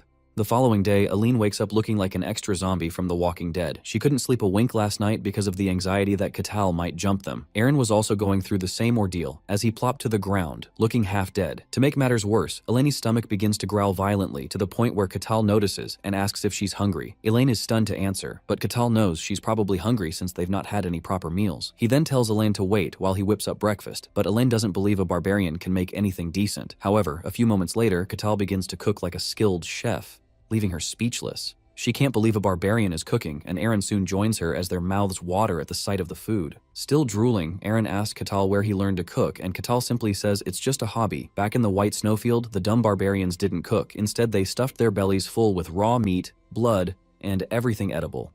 But Catal was different and cooked with monster scraps. However, with the limited ingredients, cooking was a dangerous thing to the point where Catal almost joined his ancestors several times. After countless trials and errors, he finally managed to perfect his cooking, becoming a self-proclaimed wild chef. For the dude who mastered cooking where even starting a fire was a challenge, cooking in this fantasy world is a breeze for him. And Catal considers it way too easy. Once Catal is done cooking his garlic butter shrimp pasta, he tells Aaron and Aline that he's done. Looking at the delicious pasta, Aaron and Aline almost bathe themselves in saliva, but Aline quickly snaps herself out of the temptation and rejects Catal's food. Despite dying of hunger, she claims that she doesn't like greasy food and pulls out a small packet of beef jerky from her sleeve, telling him that it's enough for her. Aaron has no choice but to follow suit, leaving Catal wondering if they have a few nut screws loose in their brain. Since they prefer stale jerky, Catal immediately scarfs down his delicious pasta while they watch helplessly. Elaine wishes she could join him, but since Catal is a barbarian, she doesn't trust the food he made. By the night of the third day of their journey, they still had not eaten any food, and Elaine was beginning to feel the effects. Her feet were also in bad shape. Aaron worries that they've been walking the harsh road without proper food for 3 whole days, and this is not something Aline is used to, as the only thing she's known most of her life is love and comfort. Aaron blames himself for not being able to take care of her, but Elaine reassures him that she's fine. She then apologizes for making him worry and checks on his health since he also looks like crap. Apparently, due to Elaine's condition, Aaron has been staying up on watch for both of them. Aaron assures her that he's fine and lets her know that old men don't need to sleep that much anyway. Moved by his comfort, Elaine thanks Aaron, and shortly after, she falls asleep. Aaron can't help but watch her with pity. He then vows to protect her even if it costs him his life. The following day, Catal happily grills his perfectly seasoned steak and fish, while Aaron and Elaine drool, watching him while they cling to their stale jerky. After drooling and quietly staring at him for a while, Elaine suddenly stands up, startling Aaron. Her expression darkens as she excuses herself for a moment. Catal asks if she needs to use the restroom, but she suddenly snaps, calling him rude. Even Aaron is shocked by the sudden outburst, and Catal quickly apologizes for meddling. Elaine is surprised that a barbarian knows how to apologize as she quietly leaves and heads into the bush while Aaron and Catal watch in confusion. After she leaves, Catal breaks the silence as he tries to reason with Aaron. He tells Aaron to at least trust him a little since he's their guard. Catal lets Aaron know that he's also human and he can be hurt because of their actions. Aaron feels terrible and ashamed when he hears this, because they've treated Catal like trash. Seeing that his words have the required effect, Catal offers Aaron some delicious grilled venison meat, asking if he wants some. Aaron is hesitant as he stares at the plate for a while, thinking about what to do next. Elsewhere, Aline is bawling her eyes out by a river while chewing on her stale, dried jerky. As she laments about the hunger and her aching leg, she begins the waterworks afresh. Despite this, Aline refuses to be a sellout for barbarian food, as she pushes herself to endure the pain. Since Aaron is definitely having it worse than she is, Aline decides to hold out. But the moment she returns to their camp clearing, Aline is shocked to find Aaron tearing apart the venison meat like a hungry wolf. He was even seated beside Catal like they had been buddies for a long time.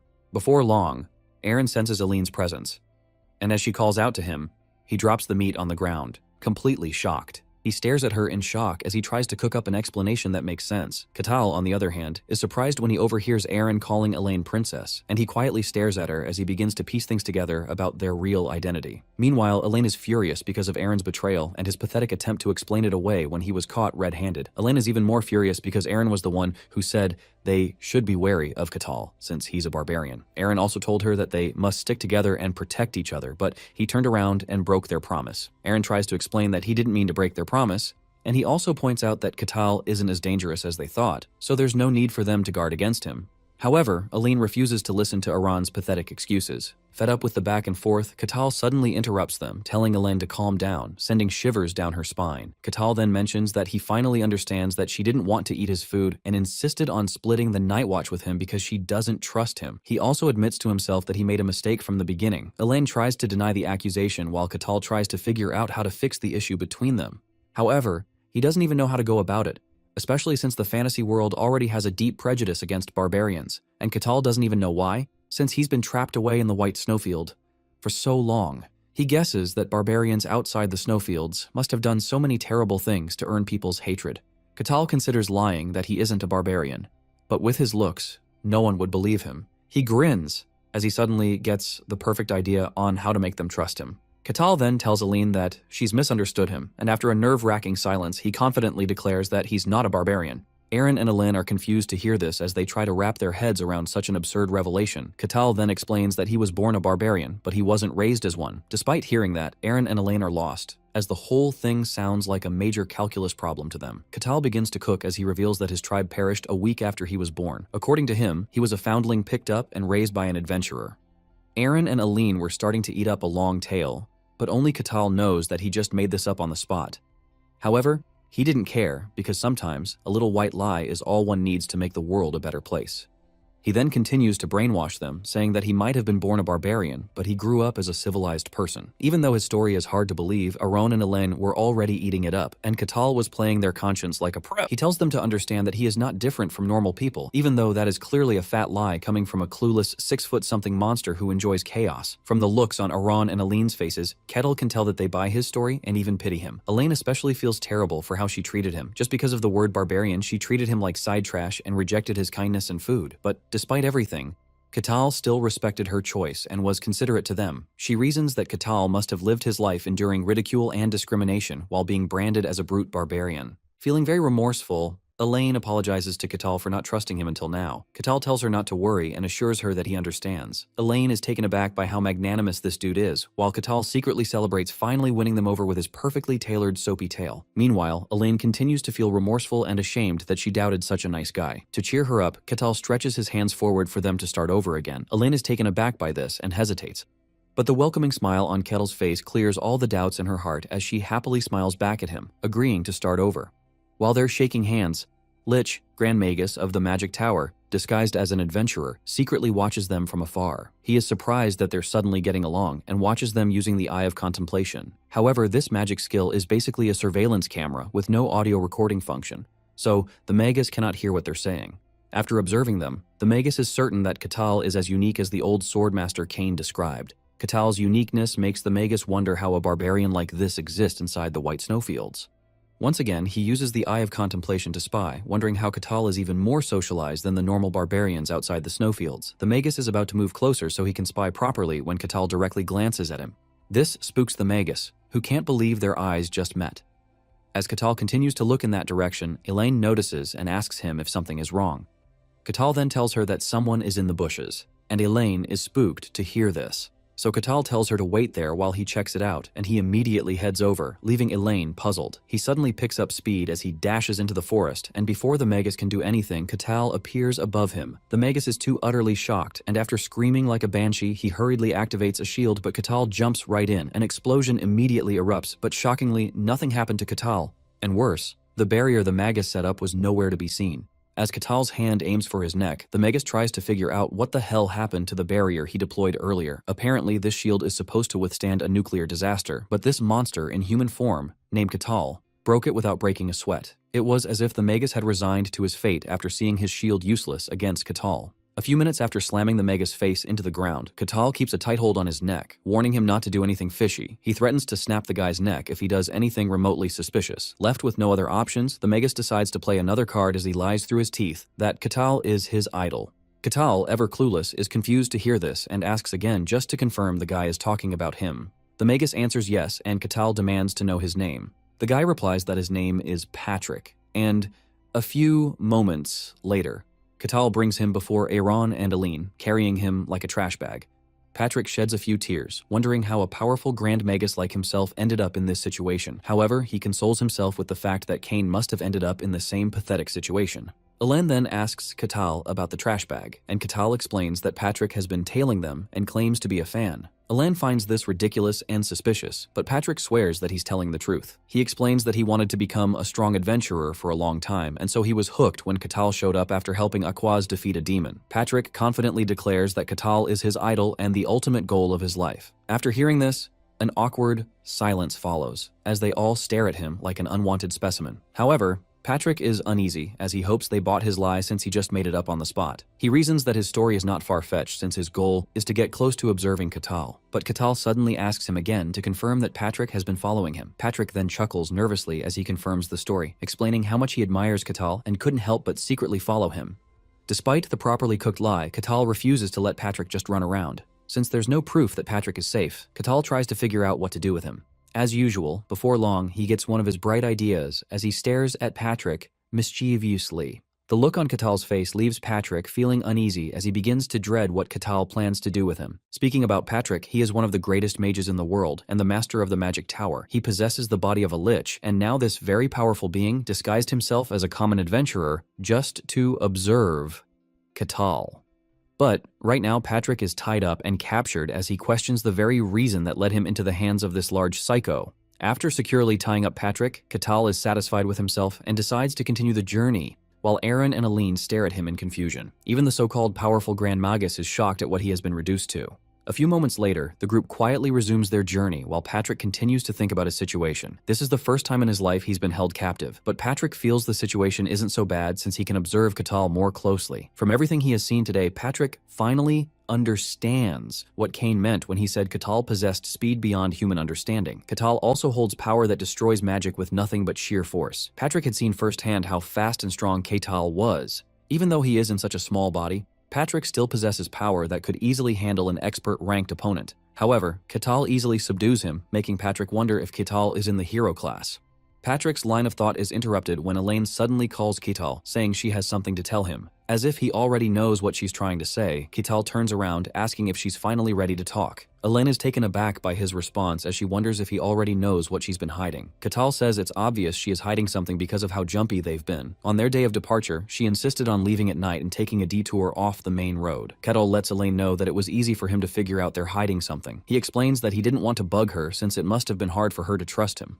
Elaine then apologizes for hiding the secret and decides she wants to share it with him. She tells Katal to choose if he wants to stay or leave after hearing the whole story. However, before Elaine can begin the story, Katal stops her, saying some uninvited guests have arrived. Elaine is spooked when she hears this and suspects it might be the trackers from her kingdom. Just as she feared, a group of knights soon steps out of the bushes, and Katal immediately recognizes that they're there for Elaine and Iran. Elaine's heart instantly drops when she recognizes one of the knights as Lucento, who immediately introduces himself as the captain of the Turquoise Knights. He then greets Elaine, calling her the first princess of the Lutin Kingdom. Patrick's interest is piqued when he hears that they're from the kingdom of Lutin. Lucento then tells Elaine that they've been searching for her for a while and asks her to come with them because her father, the king, is worried. Elaine remains calm and quiet when she hears this, completely ignoring the captain. Lucento then turns to Katal and, after confirming he's the mercenary escorting Elaine, tells him her true identity as the princess. As if he's just hearing it for the first time, Katal wonders why the princess is here instead of in her kingdom. Lucento explains that it's because she ran away from home a while ago and took Aaron, a loyal retainer, with her. He then tells Katal that they'll be taking over, but Elaine suddenly refuses to go with them. Her expression darkens as she sternly demands to know Lucento's real identity. Lucento is taken aback by the question and asks what she means. But this only infuriates Elaine as she forcefully repeats the question. Lucento is tense and stammers as he states his name and position as captain of the Turquoise Knights of the Lutean Kingdom. At this point, Elaine is enraged as she yells at him, saying she doesn't know him. She explains that she knows a Lucento, but the man in front of her is not the real Lucento. She further adds that whatever has taken Lucento's place also invaded the royal castle and started taking the place of her friends and family. Apparently, they had the exact same faces as her family, but they were not the real people. Furious, Elaine demands to know their true identity and what they did to her family and everyone else in the castle. Elaine's claims get Patrick invested, and despite the restraints on him, he secretly deploys inquiry magic into Lucento with the flick of his finger. However, after running the test, Patrick is surprised that Lucento is actually human. But Elaine stands her ground and remains adamant that they're not human. She accuses them of trying to devour her and take over the Lutein Kingdom. Trembling, Elaine vows never to let them have their way, and with renewed determination, she challenges them, and swears to take revenge for everyone who disappeared. Aaron is moved to tears by her words, while Katal just quietly stares at her. After Elaine's outburst, the atmosphere around everyone becomes tense, and after a brief silence, Lucento accuses Elaine of suffering from delusions. Elaine is enraged to hear this and yells at him to stop saying nonsense. However, Lucento refuses to back down as he points out that everyone in the castle is the same except for the princess, who has become strange. He then tells her to think it through, and Elaine begins to waver in her resolve. Lucento pushes further, explaining that Elaine needs to return home to receive treatment as soon as possible. He then stretches forth his hand, telling her to stop messing around and follow them home. For a moment, Elena is confused as her mental power begins to collapse. She desperately prays for someone to save her, and just then, Katal's voice pulls her out of the darkness. He then steps in front of Eleni, separating her from Lucento, who angrily tells Katal to move. But with a cheerful smile, Catal lets him know it's not possible, and Aline is moved by these simple, defiant words. After threatening to use force if Catal refuses to move, Lucento immediately charges forward to attack him. However, Catal effortlessly halts him in his tracks with a single hand on his head, leaving Lucento utterly bewildered. Before he can react, Catal casually slams him backward, sending him sprawling. The other knights watch in stunned confusion, wondering what happened to the captain who had been confidently running his mouth just moments earlier. As Catal slowly turns his gaze toward them, Lucento's minions begin to tremble, nervously asking what he intends to do. Catal calmly reminds them that their captain was the one who attacked first. Since they came as enemies, he simply has to do his job, driving away anyone who threatens his client. After breaking a few bones, Lucento manages to get back up, but refuses to leave without Elaine, who he claims is very sick. He tries to convince Catal not to believe her delusions, but to his surprise, Catal refuses to back down. He lets Lucento know that trusting a client's word, no matter what, is common sense for a mercenary. Elaine is touched to hear his words as it begins to dawn on her that someone trusts her. Lucento calls Catal a lunatic for refusing reason, but Catal decides to see who has the last laugh at the end. He then turns to face Elaine, telling her that the knights appeared out of nowhere without a sound. However, Elaine doesn't understand what he means, so Catal breaks it down. According to Catal, the knights suddenly popped out of nowhere, which is definitely sus. Elaine is shocked to hear this, while Patrick reasons that Catal is actually right. Catal then asks the knights how they suddenly appeared, but no one answers him. They instantly go silent like Siri when I ask her for $1 million.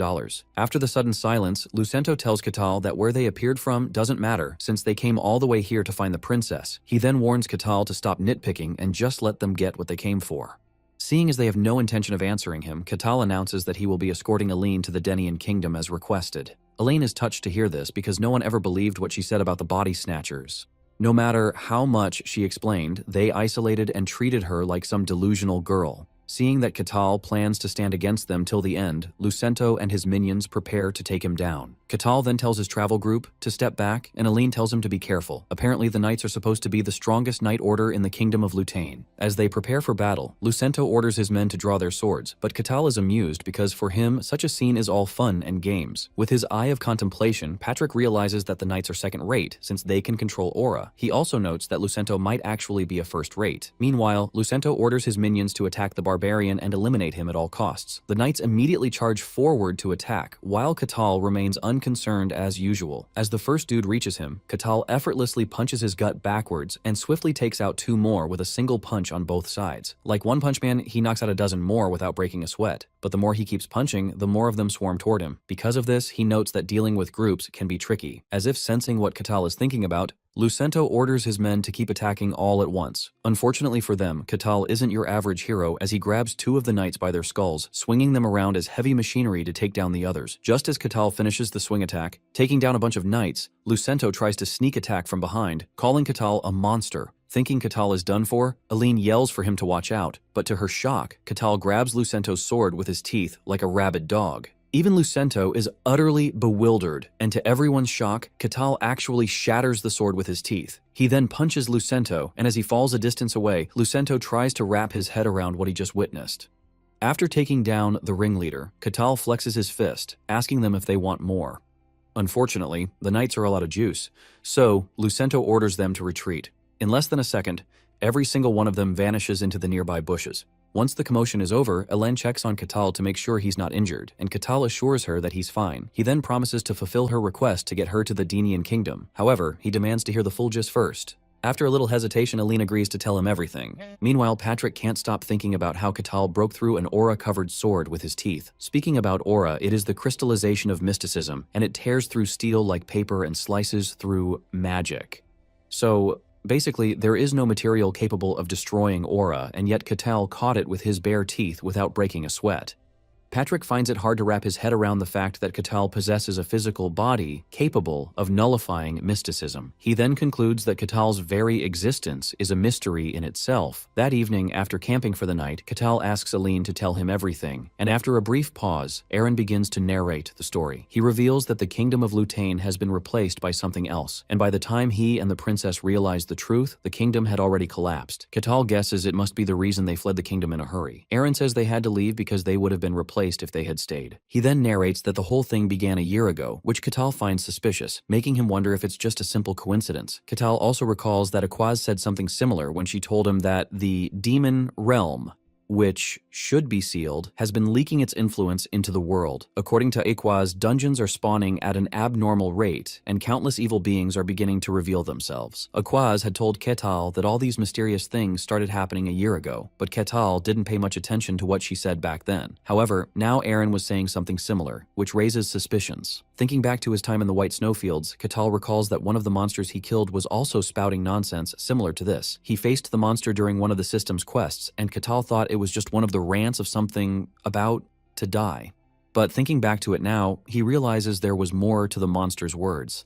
Just then, Aaron's voice pulls Ketal back to reality as he continues to talk about how they first noticed something was wrong. According to Aaron, after he and Aline felt something was fishy, they consulted mages and mystics to investigate. However, none of them could find the cause, and before long, the mages and mystics were soon replaced. Ketal then asks how Aaron noticed something was wrong, and Aaron reveals that it was just a feeling he cannot describe. However, the air around everyone they used to know suddenly changed, and even though they talked and moved the same as they always did, he couldn't shake off the feeling that something was wrong with them. Ketal reasons that it must have been Aaron's gut feeling. Aaron then reveals that Aline was actually the first to notice, but when she told him, he found it hard to believe until strange things started happening around him. Aaron's job was to manage and supervise the servants within the royal castle, so he had close dealings with them. He first noticed the changes in a timid maid named Kathy, who was always spooked after listening to ghost stories at night. Every morning after the story night, Kathy couldn't sleep a wink because she was scared, and the next morning she would yawn through her duties. Aaron found this amusing, so he always teased her with scary stories very often. However, all that suddenly changed, and Kathy stopped reacting to the ghost stories. Aaron says he just assumed she grew up and isn't scared of the stories anymore, but something happened to Kathy that made him realize Aline might be right. Apparently, Kathy was in charge of cleaning the castle statues, but she was always trembling that they would fall and crush her since the statues were heavy and huge. However, an accident happened one day, and one of the statues fell toward Kathy. Luckily, she wasn't seriously hurt, but it was still a scenario she had always feared, so Aaron expected her to react differently. However, Kathy didn't show a shred of fear or terror at the fact that she almost died. Instead, she was more worried about getting punished or fired.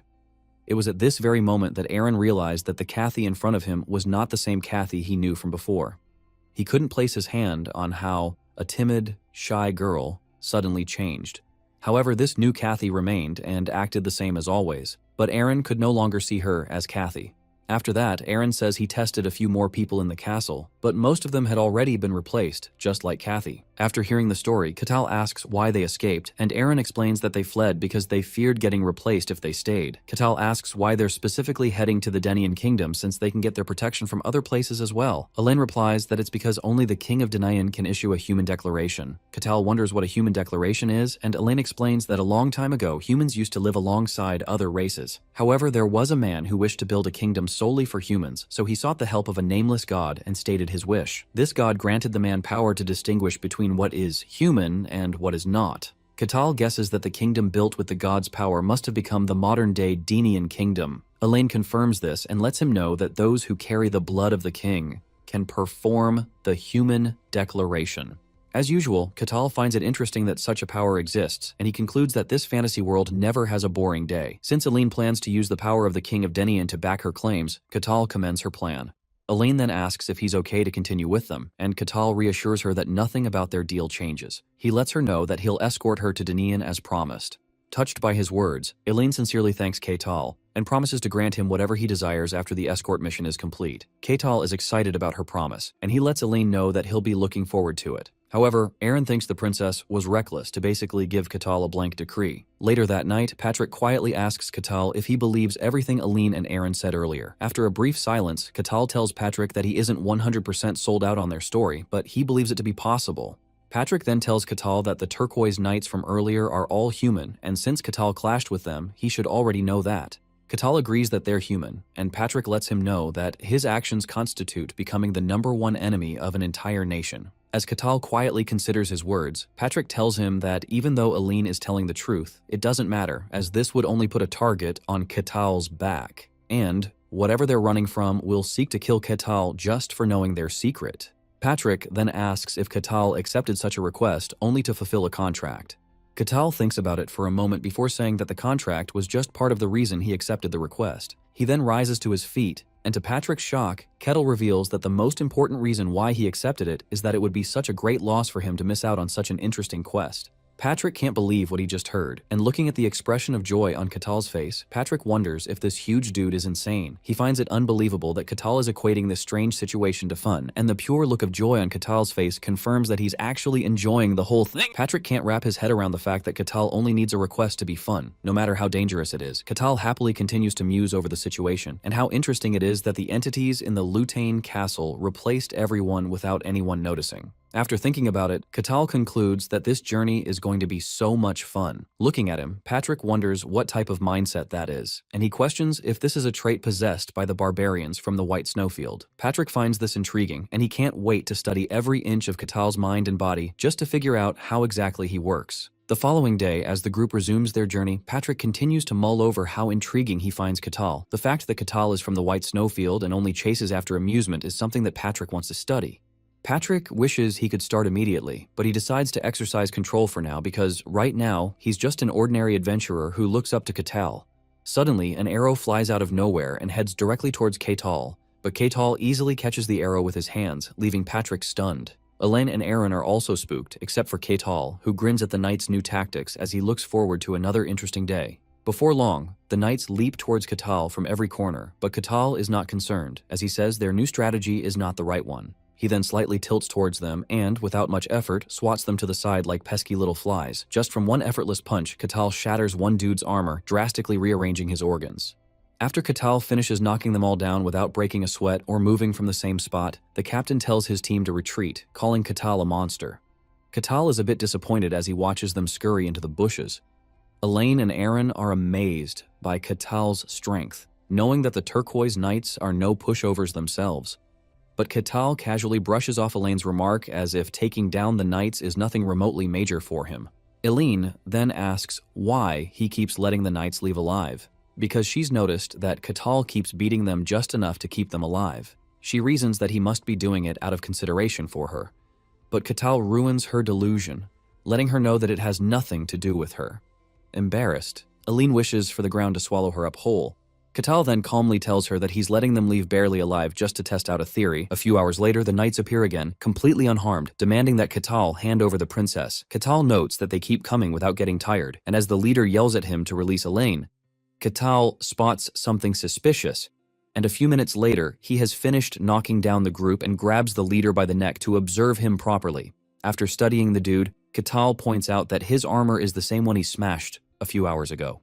Aaron and Elaine are puzzled by how he's so sure, and Katal explains that he remembers the scratch marks on the armor. Katal seems to be enjoying the mystery behind the whole thing as he lets go of the dude, and they scurry into the bushes, scared. After they leave, Elaine tries to wrap her head around what it means for the guards to be wearing the exact same armor. Excited, Katal explains that the knights are not just being resupplied, but their armors and swords are restoring themselves perfectly to their former condition. He wonders if magic is being used for this, and Aaron confirms that magic can be used. However, such a cycle requires an enormous amount of equipment, and it would take at least a full day to complete. Katal points out that this theory isn't possible for the knights, since he smashed that armor about 5 hours ago. He then considers other reasons for a minute, and finally, it all begins to make sense. Katal notes that after he chases them away, the knights retreat beyond a certain distance, and their presence completely vanishes. A few hours later, they show up again, almost as if respawning. Now that he has this figured out, Katal decides to try out one more thing. And like clockwork, a few hours later, the same knights appear, saying the exact same thing they said before. Katal then turns to Elaine as if asking for approval to carry out his experiment. Elaine quietly nods, giving him the green light, and Katal, for the first time, pulls out his giant axe from behind, determined to test out his newest theory. A few minutes later, blood drips down the axe, and it is revealed that Katal's plan is to test out what happens when the knights are really erased. Even though everything is going according to plan, Katal feels a bit guilty since the knights still have a human form. However, he believes that this is necessary to confirm whether his theory is correct or not. As they continue the journey, Katal notices that Elaine seems down and guesses she must have known the young dead knight. Elaine replies that she knows him, and sometimes she even saw him training when she passed by the castle's training grounds. Elaine knows he's no longer the person she used to know, but seeing him die in front of her still hurts. Suddenly, a voice yells at them to stop, and Elaine's eyes widen in shock, seeing the same guy whom Katal murked a few hours ago. Like some unhinged NPC, the knight repeats the same words in the same position, leaving Elaine and Aaron stunned. It was definitely the same guy Katal chopped up, and now that he has somehow respawned, Katal is over the moon that his theory was right. Later that night, while they're resting for the day, Elaine struggles to come to terms with the fact that the dead guy somehow came back the same. Shivers run down her spine just thinking about the fact that she's been living with such creatures all this time. After quietly observing her, Catal mentions that he noticed the knights are not afraid of death, just like the maid Aran mentioned earlier. He reasons that it might be because these beings are immortal, but one thing is sure, and it is the fact that they're definitely not human. Catal then offers Aline some food, and with excitement in his eyes, he asks if she has any idea what the creatures might be. Aline replies that she has no idea what they are, and nothing comes to mind, no matter how she looks at it. However, Elaine points out that since the intruders keep coming back to life, they're definitely not living creatures, so the only explanation is that they are beings from the demon realm. Catal wonders what type of place the demon realm is, and Aline explains that it is a twisted place beyond human comprehension. She believes everything makes total sense if the entities invading her kingdom are from this so-called twisted realm. Just then, Catal's quest window pops up, telling him to successfully escort the target to the Denayan kingdom. Catal realizes this is why the quest window popped out at the guild, and he also wonders if it only happens when the quest is related to the demon realm. Shortly after, Aaron tells Aline that her theory is wrong because beings from the demon realm cannot cross over into this world. Catal wonders what he means, and Aaron further reveals that the demon realm beings have never once stepped into this world since the creation of the demon realm a long time ago. However, Catal chalks up Aran's deductions to a theory based solely on experience and history. Aline also tells Aran that his beliefs are long outdated since the world as they know it has been getting too weird lately. Hearing this, Aran's view begins to waver, and Catal notes that Aline must be talking about the distortion that started 1 year ago. He figures that this distortion must have also affected the demon realm, so it's definitely possible for the beings from there to show up in the human world. Catal ponders on the matter for a while before mentioning that the horrifying beings coming out of the demon realm must be a very bad pest problem. Seeing how serious Catal looks, saying this, Patrick is stunned by his dumb cluelessness about the fact that he's literally talking about himself. The following day, like clockwork, the same Luton Knights appear with the same old routine. This time, Aline and others just stared at them blankly as this whole routine was beginning to turn stale. The only person who seems to be having the time of his life from such a boring game is Catal. A few seconds later, Catal eliminates them without batting an eye and mentions that he has killed the Knights 3 times today already. He's amused by how they keep respawning to the beginning, looking perfectly fine, but Elaine doesn't find this funny at all. After erasing them over and over again, Catal begins to wonder what their goal is. Elaine believes that their goal is to devour the kingdom of Lutain and expand their territory without anyone noticing. She points out that the kingdom is probably their stepping stone to conquer the continent. However, Catal feels there is more to it than just conquering the whole world. As he continues to explain, the knights begin their routine attacks, and Catal tackles them while talking. He explains that the entities should have just killed Elaine if their sole goal was to swallow the kingdom, instead of constantly trying to take her back. He also points out that they had plenty of chances to eliminate Aline over the past year, but they didn't. Another thing he finds bizarre is the fact that they only attack during the daytime and never at night. Just like humans, they rest at night. And Catal points out that their hit-and-run attack tactics make no sense at all. Since they're immortals, Catal doesn't get why they won't just attack at once with a large number instead of splitting up and attacking in waves. Even though they die, they can simply just revive and keep coming at them endlessly, but they choose to act human. Catal then concludes that they're not acting like monsters and whatever they do is carefully planned, not to stray outside the bounds of humanity.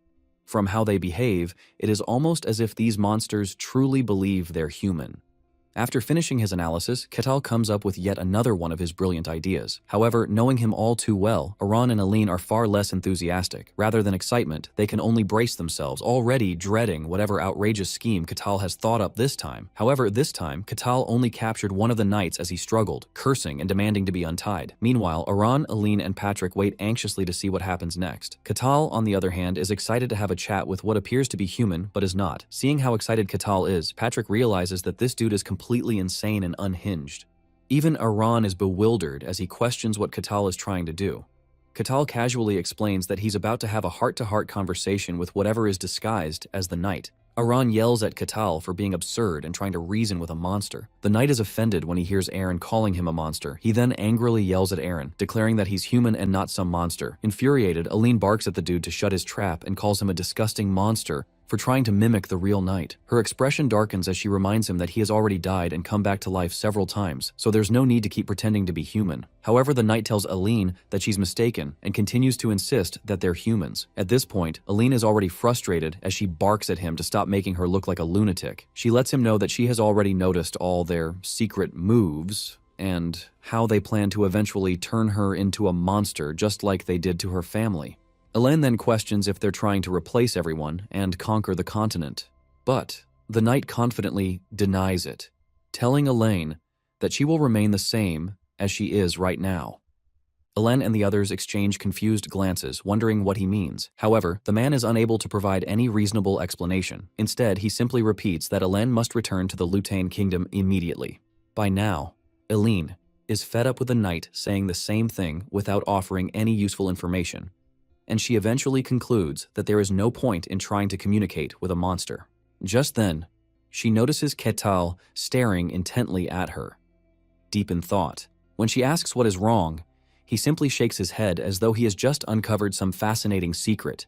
Then, out of nowhere, he asks if she considers herself human, and without the slightest hesitation, Elaine answers that she does. At that moment, Ketal's gaze seems to deepen. Elaine is about to confidently assure him that she has not turned into a monster when blood suddenly splatters across her face. She freezes, and for a moment her mind goes completely blank. Looking down, Elaine realizes with shock that Ketal has struck her abdomen without warning, and his face shows no reaction at all. As her life flashes before her eyes, Elaine struggles to understand what the hell just happened. A few hours later, Elaine wakes to the sound of someone frantically calling her name. Gasping for air, she sits up and clutches her head while Aaron checks on her, worry written all over his face. Elaine then asks where they are, but before Aaron can answer, she immediately tells Elaine that she was struck by Ketal. She quickly checks her abdomen, only to find no sign of a wound. There isn't even a single bloodstain on her dress to prove that any of it happened.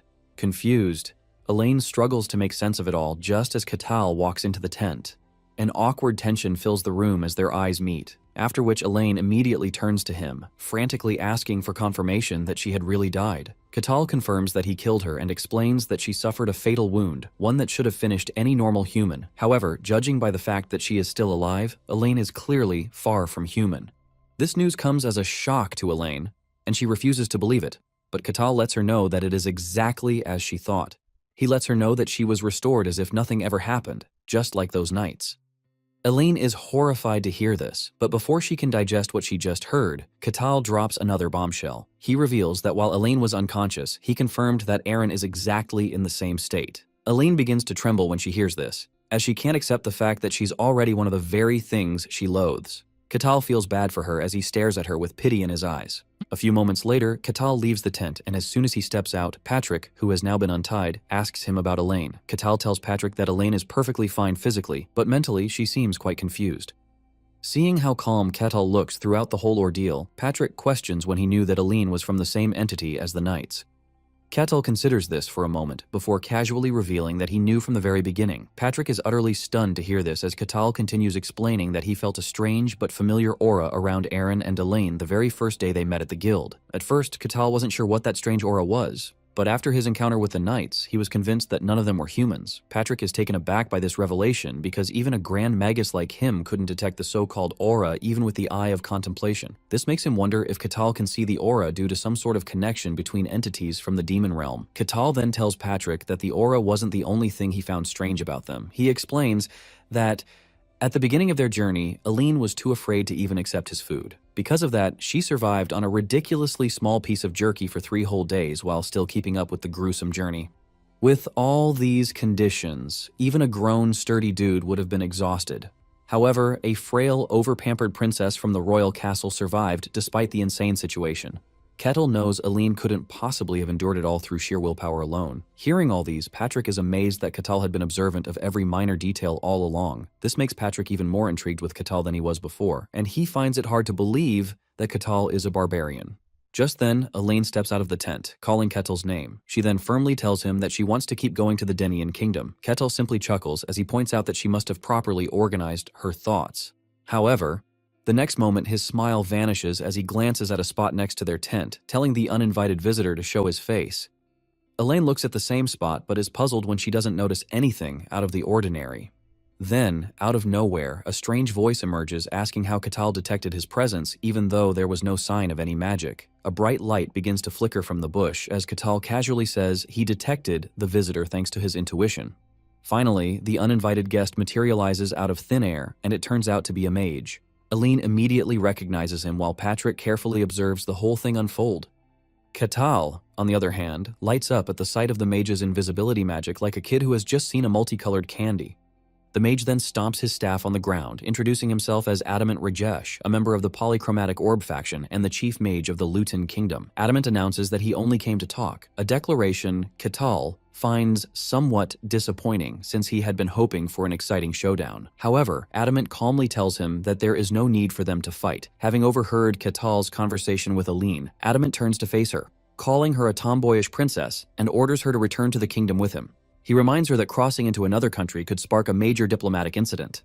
Aline freezes when she hears this, and as her resolve begins to falter, she starts to abandon the mission, convinced that she is nothing more than a monster imitating the real Aline. However, Adamant reassures her that they are not monsters. Though they have changed from who they once were, he argues that it does not make them any less real. He firmly declares that he is still Adamant, the chief mage of the Lutain Kingdom. The only difference, he adds, is that they have become more perfect. He then assures Aline that she is still the princess of the Lutain Kingdom. To her shock, he boldly proclaims that she is the one destined to become the kingdom's perfected queen. The whole situation then begs a big question, which results in using the ship of Theseus as an analogy. Apparently, the people of Athens carefully preserved the ship of the hero, Theseus, for generations, and whenever one of the ship's planks grew and started rotting, the people of Athens would simply remove the old one and replace it with stronger, new planks. With time, every single plank on the ship was replaced, which eventually comes to the big question of whether the ship could still be called the ship of Theseus. Looking deeply into it, Catal can only see the kingdom of Lutin as the ship of Theseus. Adamant continues with his plea, urging the princess to come with him because the only place she belongs is the kingdom of Lutain. He makes it so convincing that it leaves Aline completely confused about what to do. Seeing how confused she is, Catal steps in, assuring Aline that he is going to follow her wish, so if she refuses, he will have no choice but to chase Adamant away. Aline looks into Catal's eyes like her knight in shining armor, but this only makes Adamant angrier. He urges Catal to step aside, reminding him that they are not the same just as they have seen, so he has no reason whatsoever to interfere in their business. With a stern and strong voice, Catal tells Adamant that he doesn't really care what they are and what they want. He mentions that his only goal is to protect his client, which in turn means he has to stop them. Hearing this, tears from Aline's eyes, and she reminds Catal that she is not even the real Aline. She is about to continue talking down on herself when Catal cuts in, telling her that she is still the real person to him. Basically, he doesn't even know the Aline before her, but the Aline who hired him and the one he's traveled with is the one right in front of him, so he plans to protect her. This leaves Aline completely speechless until Catal asks her what she plans to do. After the assurance from Catal, Aline has enough confidence to speak up, revealing that she is not interested in going back to the kingdom. Catal is pleased to hear this, and with a smile on his face, he turns to Adamant, telling him that he can clearly hear what Aline just said. Adamant realizes that he's hit a brick wall and wouldn't be able to convince Aline, which means the only path left is the path of combat. Since Adamant is not going to back off easily, Catal leaves Aline and Aran in Patrick's care. Adamant can see how eager Catal is to fight him, and he asks him if he is enjoying the whole situation, to which Catal clearly tells him that he is. Deep down, Kettle wonders what kind of magic he will get to see from Adamant, since he appears to be a capable mage. Suddenly, a terrifying aura swells around Adamant as he promises Kettle that he is going to regret standing in his way. Adamant gets into a prime position to cast his spell, and as he starts chanting the activation words, Catal surprises him with a speed attack. He dashes toward him, and all Adamant could see was Catal's heavy punch reaching for his head. With no room to react whatsoever, Catal tears his head off with a single punch. His blood spills everywhere, and Catal declares with a smile that the first rule of fighting a mage is to make sure they never get the chance to activate their spell. As expected, Adamant regenerates through the red particle dust, but instead of being excited that he is back, he is completely left in a state of confusion. He has never faced someone like Catal before, and it is written all over his terrified face. Adamant realizes that Catal is so fast that he didn't even get the chance to react to him. Catal is still asking him if there is a limit to his regeneration when he notices that the ground around him is coming together. Catal watches in amazement as he didn't expect Adamant to be able to use earth magic too. Catal gets swallowed up by Adamant's earth magic, but Adamant has no intention of stopping there as he tightens his grip on Catal by using vines to tie up the earth cage. He then proceeds to unleash an overwhelming fire spell on the cage with the intention of burning Catal to ashes. The whole cage goes up in flames, so scary that Aline screams out Catal's name, believing that he is dead meat. Patrick, on the other hand, is terrified at the mere thought that Adamant is able to spam spells with high mana consumption, which means his mana can also reset once he regenerates. The thought of a mage with infinite mana scares the living shit out of Patrick, and he knows that a lot of people will also freak out if they hear this. However, Patrick is not worried about Katal's safety as he knows that he is the worst opponent Adamant could have faced. Basically, he sees Katal as an anomaly when it comes to the world of monsters itself. Suddenly, Adamant senses an overwhelming pressure around him, and before he knows it, Katal has appeared behind him. Katal is basically smiling as he tears Adamant's head off because he is clearly having one of the best times of his life. However, Katal notices something different after punching Adamant's head off, and his blood remains in his hand. Adamant soon regenerates with an annoying voice, calling Katal a monster, while demanding to know who he is. Katal casually replies that he is just a regular barbarian, but this only pisses Adamant off more because he believes that Kettle is messing with him. Adamant finally decides to tap into his full power to deal with Kettle, and the whole scenario changes as he leaps into the air, with the ground around them shaking. Kettle, being Kettle, just smiles at this, and he lets Adamant know that he is looking forward to seeing what he is capable of. With Adamant pulling out his trump card, Patrick quickly puts up a barrier to protect himself, and the two Katal left in his care. Adamant summons a huge tornado that shoots up into the sky, but instead of being scared of this, Katal is amazed that Adamant could do something like this. Katal even thanks Adamant for giving him a good show, and just then Katal stomps his foot into the ground to unleash a force so massive that it shatters Adamant's magic and leaves a cloud of dust in its wake. Sweat runs down Patrick's face when this happens because he clearly didn't sense any form of mysticism, which means what just happened is clearly Katal's overwhelming strength. Just by stomping his foot hard into the ground, Katal had left a big crater right there. The force from his attack has also knocked Adamant to the ground. Adamant is completely speechless and overwhelmed, as his magic has never been nullified in such a barbaric way before. Adamant is thinking about the impossible feat that just happened to him when Katal descends upon him and delivers a massive punch to the back of his head to crush him. Just like before, Adamant regenerates and admits that Katal is strong, but he lets him know that he can't defeat him. Katal agrees that he is right, since normal methods wouldn't even leave a scratch on him, but it turns out that Katal already figured something else out.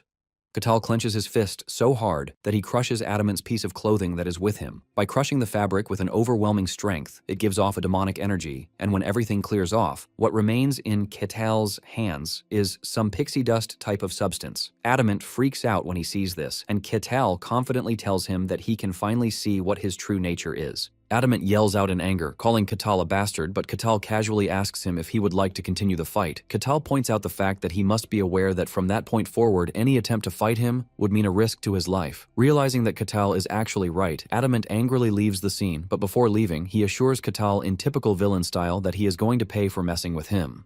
After the whole scene with Adamant, the group continues their journey, and in no time they arrive at the gates of the Denian kingdom. Patrick mentions that he won't be able to go further because it is a foreign country, which will make it a bit awkward for him to enter. Katal consoles him on this, but he assures Katal that he was already prepared for something like this from the very beginning. Patrick tells Katal that it was fun traveling with him, and Katal tells him that he hopes to see him again. As Patrick leaves, he tells Katal that they will most likely see each other very soon. After Patrick's departure, the trio proceeds further, but just as expected, the soldiers at the border immediately put up their arms, telling Katal to step back. Katal is not surprised, since this is the usual reaction he gets. But just then, Elaine steps forward to introduce herself, while ordering the soldiers to open the gates.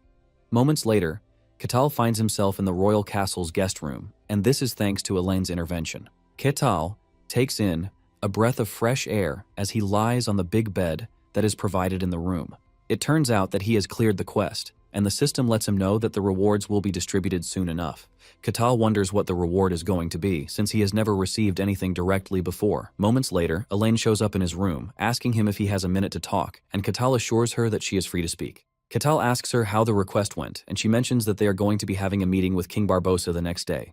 Elena believes that by tomorrow, everything will come to an end, but Katal believes that there is a possibility that it is just the beginning. Elaine admits that he is right, and she asks him if he knows about the monsters who took over their kingdom. Katal replies that he has a few guesses on this, and Elaine asks him if he can tell her what she and her kingdom have turned into. Katal then brings out the dust he obtained from the last fight with Adamant, and he shows it to Elaine. Elaine asks him what it is, and he replies that it is the true identity of the things that replaced her and her kingdom. Elaine is left in complete shock, as she has never seen anything like this before.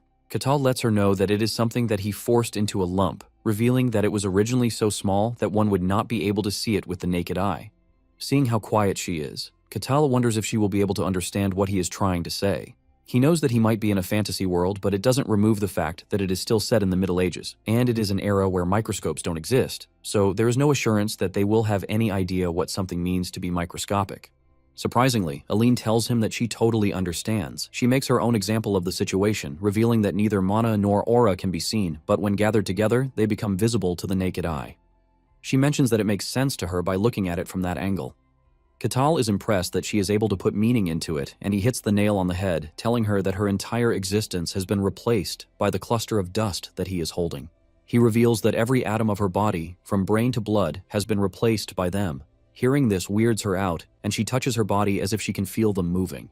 Catal asks her if she is fine, but she finds it hard to reply, and Catal lets her know that he is pretty sure that it is an unpleasant feeling for her.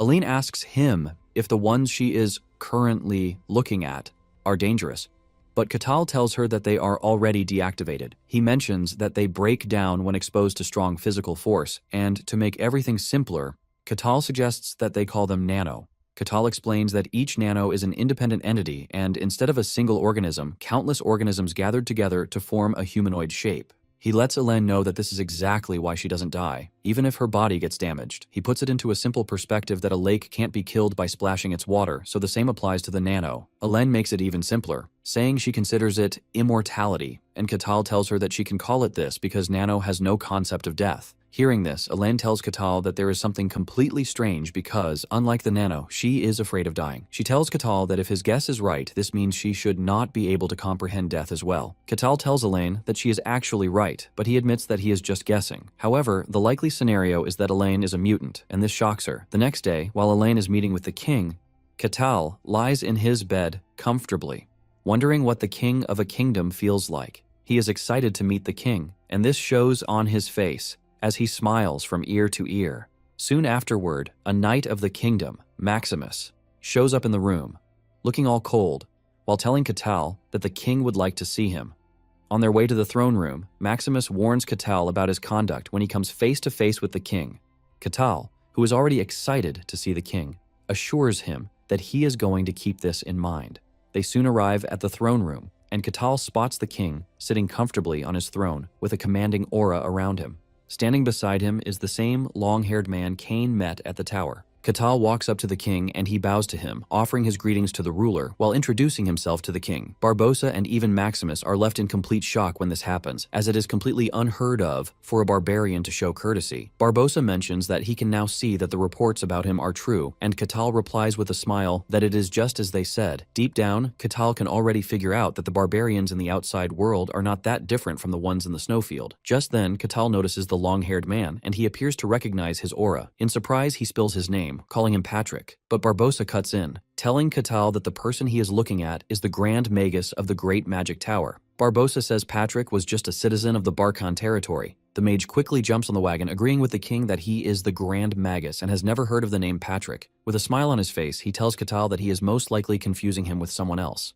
Deep down, the mage is wondering how Catal figured out that he is the same person as Patrick. Since the Grand Mage is not going to accept it, Catal apologizes for the mistake. The Grand Mage accepts the apology, saying anyone can make a mistake, and deep down, he is thankful that Catal was only taking wild guesses.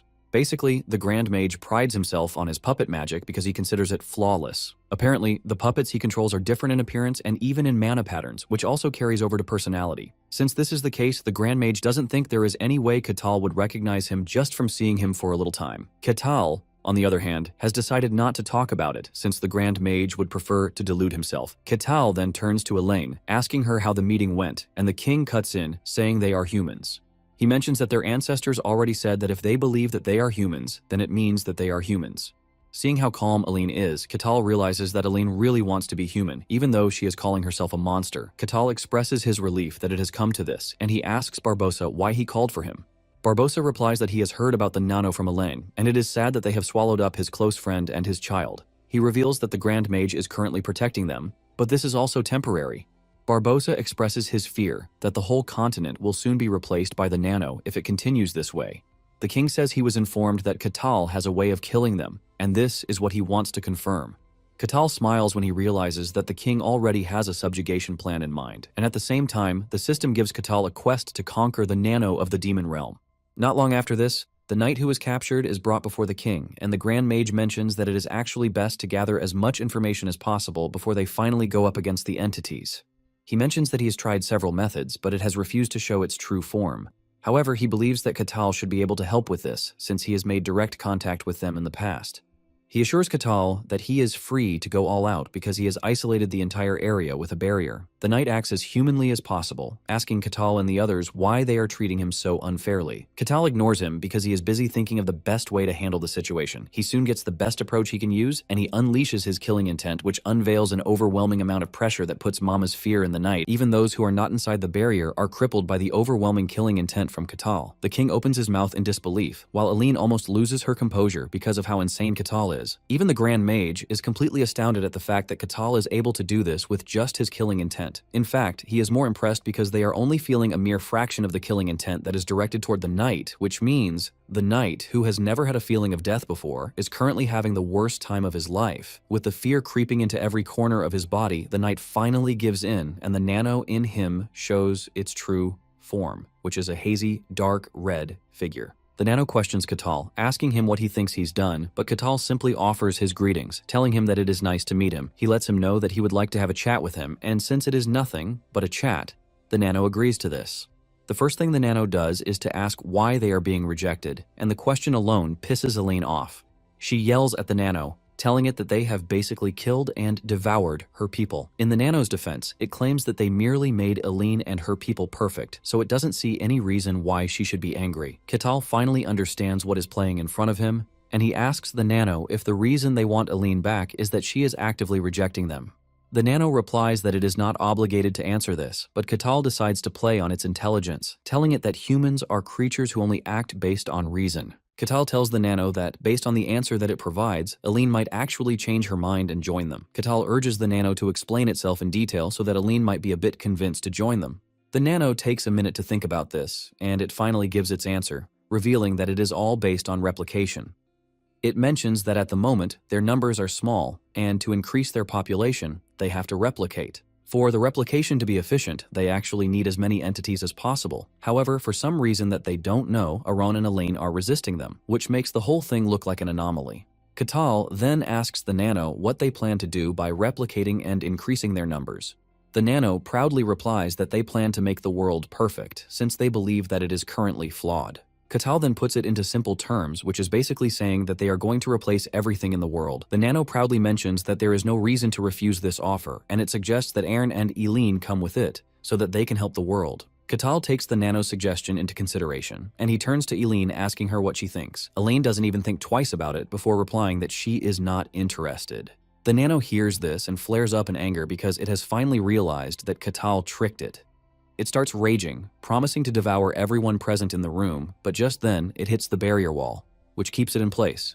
The Grand Mage makes fun of the nano, asking it if it seriously believes that there is no countermeasure in place. Before the nano can cause more nuisance, the Grand Mage snaps his fingers to close the barrier and shrink the nano into a small cube. The Grand Mage acquires the cube with the sole purpose of digging further once he returns to his lab. Barbosa then mentions that it is pretty risky to leave the nano to run free because it might cause more problems in the future. He then asks Catal if he is sure that he can exterminate them, and Catal confirms this.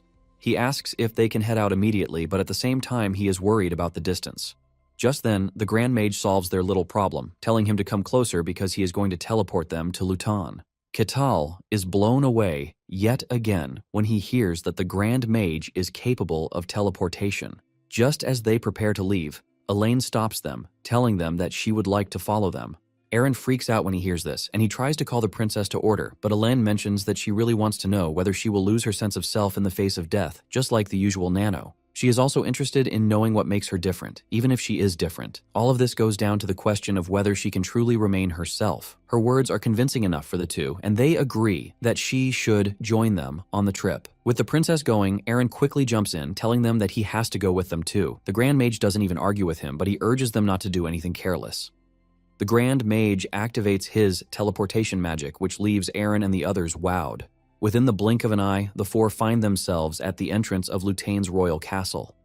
Being back home leaves some sort of sensation on Aaron and Aline, but nonetheless, the two agree that they should get the mission underway. Catal then expresses his concern about the mission, saying they might make a scene, which will draw a lot of attention. However, the Grand Mage comes to the rescue once again, telling Catal that he doesn't have to worry about this because he has set up a barrier covering the entire royal castle to block out both sight and sound. This leaves Catal completely overwhelmed, and before he is done celebrating this, the Grand Mage reveals that he is done. Catal is left with questions since he didn't hear the Grand Mage cast any spell. He asks him if he has done anything, and the Grand Mage replies that he has just covered the entire royal castle in a barrier, which means not even a single ant can leave the vicinity without his permission. The Grand Mage boasts about how spells of this magnitude take less than a second for him to cast, and Catal commends him, telling him that it is quite impressive. Catal is glad that he is finally getting to see a hero-class mage in action. Since the Grand Mage has fixed the pressing issue, Catal mentions that they are free to proceed. He starts walking towards the gate, and the Grand Mage asks him what his plan is. Catal simply replies that they are on a visit, so it is a courtesy for them to knock. However, Catal shows them his own version of knocking as he leaps toward the gate and delivers a powerful punch that shatters the gate. The shockwave from the punch immediately kills all the soldiers standing behind the gate. The other three watch in complete disbelief at how overwhelming his strength is. The noise immediately attracts Adamant's attention, and he comes out of his hole, asking Catal if he is out of his mind. Catal smiles at him, telling him that it is nice to see him again. Adamant angrily holds out his staff, and he prepares to cast a spell, but Catal is not ready for his usual theatrics, and he dashes toward him before he can even react. Catal smiles evilly at him while telling him that he is not there for him, and he renders him headless with just a flick of his finger. To the knight's surprise, Adamant fails to regenerate because of the overwhelming strength that Catal used in crushing him. Catal smiles, and he urges the core of the nano itself to show itself before it is too late. Just then, the nano placed in the knight's bodies starts gathering, and in no time, the entire royal castle is filled with red particles. Surprisingly, Aaron and Aline are not affected, and they ask the Grand Mage what this means. The Grand Mage realizes that since they are not reacting to the hive, it means the princess's worries have just been cleared out. He tells her that just as she had hoped, she is completely different from the rest of the entities. The Grand Mage tells her that if she and Aaron were not different, she would have transformed to become one with the hive's core. The entity finally reveals its true form, which is a humanoid shape with a single eye and a ripped body to go with it. The nano expresses its disappointment that Catal is messing with their grand plan, which they believe is mercy.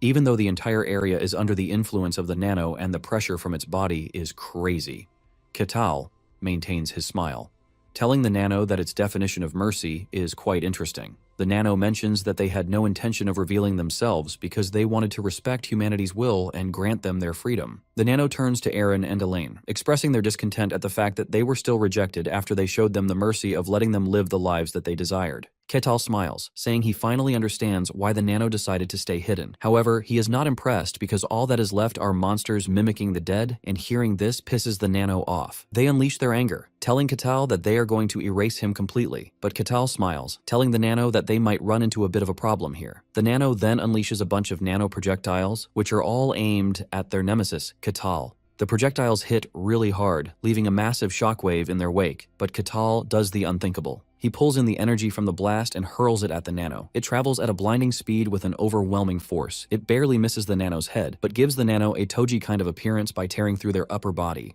Catal laughs casually as he tells the nano that it wasn't his intention to miss. The nano are left in so much fear that they call Catal a freaking monster, but Catal returns the jab, reminding them that they are the actual monsters. Catal's attitude makes the nano angrier, and they transform into a more deadly version of themselves with the intention of throwing everything they have at Catal to make him disappear. Catal, being Catal, smiles like a baby because he is finally getting to see the nano enter Phase 2. The nano lunges at Catal with the intention of striking him down in one go, but Catal jumps to his left to dodge the strike. However, the nano doesn't stop there as they spin around with insane speed and force to slap Catal into the distant wall. Catal hits the wall so hard that it leaves a crater in it. Catal becomes a bit serious when he realizes that the nano are already coming after him again. This time around, they have transformed their arms into a blade, aimed at cutting Catal's head off. Catal bends to dodge the strike, but this doesn't help much as they unleash a projectile from their chest to surprise Catal. The projectile delivers a powerful force that sends Catal crashing into walls like plastic. Before Catal can take a breather, the nano has transformed into a dragon, and they swallow Catal up whole. Elena panics and she screams out Katal's name, but the Grand Mage, on the other hand, stays still, watching the whole scenario unfold. He is impressed with how tricky it is to deal with the Nano, but he is even more impressed with Katal's style of fighting. He can see that Katal is basically fighting the monster with little to no effort. Moments later, Katal becomes bored with the whole situation, and he unleashes a force from his body to disintegrate the Nano that has swallowed him up. The Nano is preparing for another attack when their tingling sense warns them of danger. However, they could only receive the warning, but there was no time to react. Katal appears behind them in a flash and delivers a powerful blow to their head to shatter it. The Nano is sent flying into the distance, but they are still able to regenerate their missing head amongst the chaos. With the Nano staying back and observing the situation, Katal teases them, asking them if this is all that they have to offer. The Nano then admits that they would have to use every bit of power that they have to take Katal down. The Nano gets into business and starts pulling in every single bit of particle out there. They plan to sacrifice a major part of themselves as long as it provides an avenue for them to kill Katal. Katal realizes that the Nano are already resorting to a life-risking attack, and he is disappointed at the level of strength that they have, which is nowhere near what he faced in the white snowfield. Katal reaches for his axe, and just as the Nano rushes toward him, he lets them know that they provided some level of entertainment for him, so it was fun while it lasted. The Nano rushes in head-on, but this turns out to be their end as Katal delivers a powerful and single slash to cut them down and destroy every nanoatom present on the scene, while leaving a huge cut in the Grand Mage's barrier. Katal's strength shocks Elaine and even the Grand Mage, who thought he had seen everything Katal could do. Even in their last words, all the Nano could say is that someone like Katal has no right to exist in the world. With the Nano defeated, the system informs Katal that he has completed the quest, and just like before, the system lets him know that the rewards will be distributed later. The Grand Mage joins Katal where he is, and he commends his strength at smashing up the Nano. Elaine walks over, asking Katal if it is over, and Katal replies that with the look of it, it appears to be over. The Nano has been deactivated, and all that is left is pixie dust lying around.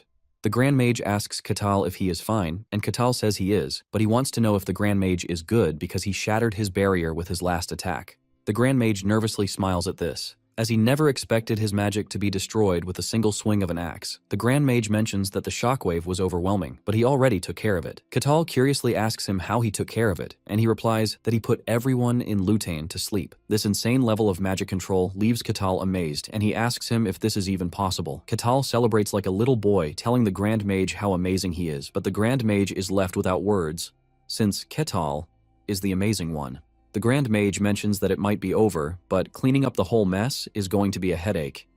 He suggests that they return to the kingdom in the meantime, and before he knows it, Katal suddenly appears behind him. The Grand Mage almost dies from a heart attack as he asks Katal what his problem is, and Katal points to the remains of the Nano, asking if he can take it. Katal puts on a baby face while asking for this, and the Grand Mage simply tells him to do whatever it is that he likes. Later on, the Grand Mage walks into Barbossa's chambers to find him stressing out. Barbossa mentions that the whole situation is a mess because even when he tries to explain to the nobles, they wouldn't listen to him. He mentions that the nobles are doing more than just putting political pressure on him, as they are now adding the title of a mass murderer to his name. The Grand Mage is not surprised by this, and he tells Barbossa that it is hard to accept the fact that their entire royal castle was replaced by entities from the demon realm. The Grand Mage then asks Barbossa how Eileen is coping, and he replies that Eileen is feeling much better than expected. Barbossa says Eileen is holding her ground well, while making sure she is not giving in to threats from her kingdom. It is as expected, since she is the only remaining bloodline of the royal family and the demon realm entity, which is their sworn enemy. Even though she is most likely confused about everything that is going on, Barbossa has no choice but to commend her resolve. The Grand Mage mentions that Elaine has been through a lot already, but he believes that there is something acting as her pillar of support. The Grand Mage then talks about how weird the entities are, which begs Barbossa to ask the Grand Mage how strong Katal is. The Grand Mage answers with all honesty that even he cannot fathom Katal's limits. Not long after this, Katal prepares to leave, telling Eileen that he knows someone in the Denian castle and would like to go see them. Eileen then offers her apology that she is not able to give Katal what she promised at that moment. Seeing how worried she is, Katal quickly cuts in, telling her that he is aware that the country is in chaos, but he believes that there will be some stability very soon. He promises Eileen that when everything finally settles down, he will come to collect his reward then. Eileen is left speechless by this, and she tries to talk down on herself again by saying she is a monster, but Katal cuts in, telling her that he doesn't see her as a monster. Eileen smiles as tears drop from her eyes, and she promises Katal that she is definitely going to repay the favor one day. Later on, Katal meets the king, who gives him a tag called the King's Token, and he tells him that he can consider it a reward for the quest. He lets him know that with the token, he can enter almost anywhere, but there are exclusions, and this includes special places like the Empire's capital or the church's sanctuary. The king tells him that the token will be quite useful for him since it is his goal to travel the world. Katal is glad to hear this, since it is going to make his fantasy journey even better.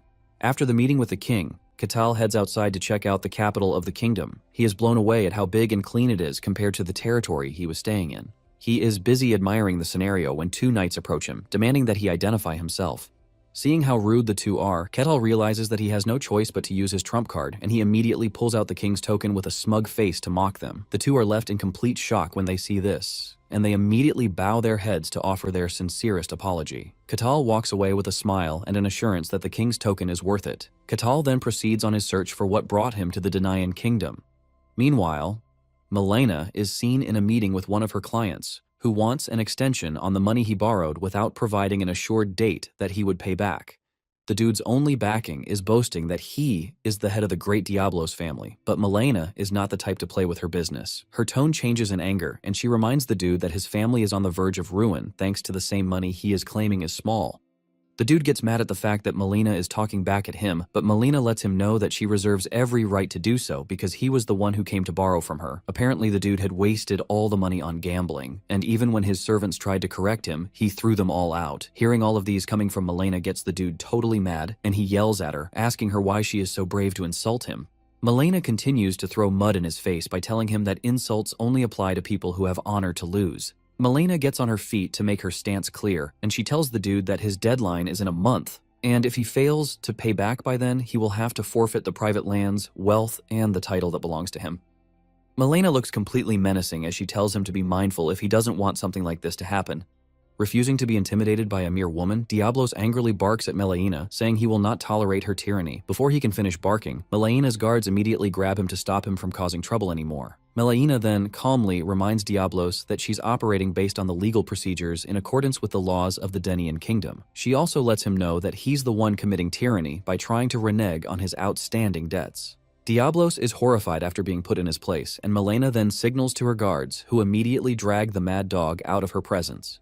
Meanwhile, Diablos continues to scream and struggle while being dragged away. He angrily yells at Malena, mocking her for throwing away her honor because of her obsession with money. To hurt her feelings, Diablos mentions that her whole family abandoned her, including the dude who crossed through the demon realm with her. Melena's expression darkens when she hears this, and her heart drops. But before she can sink into despair, her stewardess calls out, asking whether Malena is all right. However, Malena doesn't respond, causing the maid to pitifully stare at her. After a brief moment of silence, Malena heaves a sigh and answers that she's fine, before asking the stewardess about her next schedule. The woman tells Malena that they need to inspect a mansion put up as collateral, and she also adds that the mansion is about a 20-minute walk from here. Melina then decides that they should inspect it right away. Meanwhile, Katal has finally located the Akasha estate, and he's amazed by how huge it is as he notes that Malena must have really struck gold. While Katal is still admiring the magnificent building, a guard suddenly barks at him, telling him to leave the premises. The guard proudly declares that the Akasha estate is no place for a savage barbarian like Ketal to enter. Hearing that this is really the Akasha estate, Ketal confidently tells the guard that he's an invited guest. The guard then demands to know who sent him an invitation, and Ketal proudly announces that it's from Malena Akasha. He happily explains that Malena told him to drop by if he was ever in the Denian kingdom. The guard finds this unbelievable and absurd, as he lets Ketal know that the Iron Lady of Akasha would never invite a barbarian like Ketal. Ketal is confused when he hears them referring to Malena as the Iron Lady. Thinking back to the shy, cute girl he met in the white snowfield, Ketal notes that she definitely didn't give off any Iron Lady vibes. Nevertheless, he hands over Melena's pendant to the guard, explaining that Malena gave it to him when she told him to come find her. The guard then quietly stares at the pendant for a while, and after carefully studying it, he smirks as he mentions how confidently Ketal was holding onto the pendant. From the guard's words, anyone would think the pendant means nothing, but the next moment, the guard's attitude does a whole 360 as he announces that a VIP is coming through. Even Ketal is completely confused by the sudden royal treatment. A few moments later, the guard arrives at Melena's study, informing her that she has a guest. However, Malena ignores him for a while before saying she doesn't remember having any scheduled visits today. The guard tries to explain that it's an important guest, but Malena instantly shuts him down, telling him to schedule it for tomorrow since she's obviously busy. However, the guard refuses to back down, but before he can explain, Malena sternly cuts him a death stare, asking if her instructions are not clear enough. This terrifies the guard, and the cold expression on Melena's face sends shivers down his spine. Still shaking, the guard decides to heed her command, after which he bolts out of the office faster than the flash. After he leaves, Malena stops scribbling and heaves a sigh of relief. Meanwhile, the guard informed Katal that he has to wait until tomorrow to see Milena. Afterwards, he leads Katal to a basement room and apologizes that it's the only spare room available at the moment. However, Katal doesn't even mind, as he cheerfully assures the guard that the room is fine. Even though it's a basement, Katal likes it since it looks like a room for secret rendezvous. He then scans the place with his eyes, wondering if the basement room has some kind of hidden chamber. Later that night, Milena hangs in the dark like a jilted virgin, drinking her sorrows away. Meanwhile, the hurtful words she heard from Diablos about being abandoned by her family continue to haunt her. Placing her face into her palms, Milena admits that Diablos isn't entirely wrong about what he said.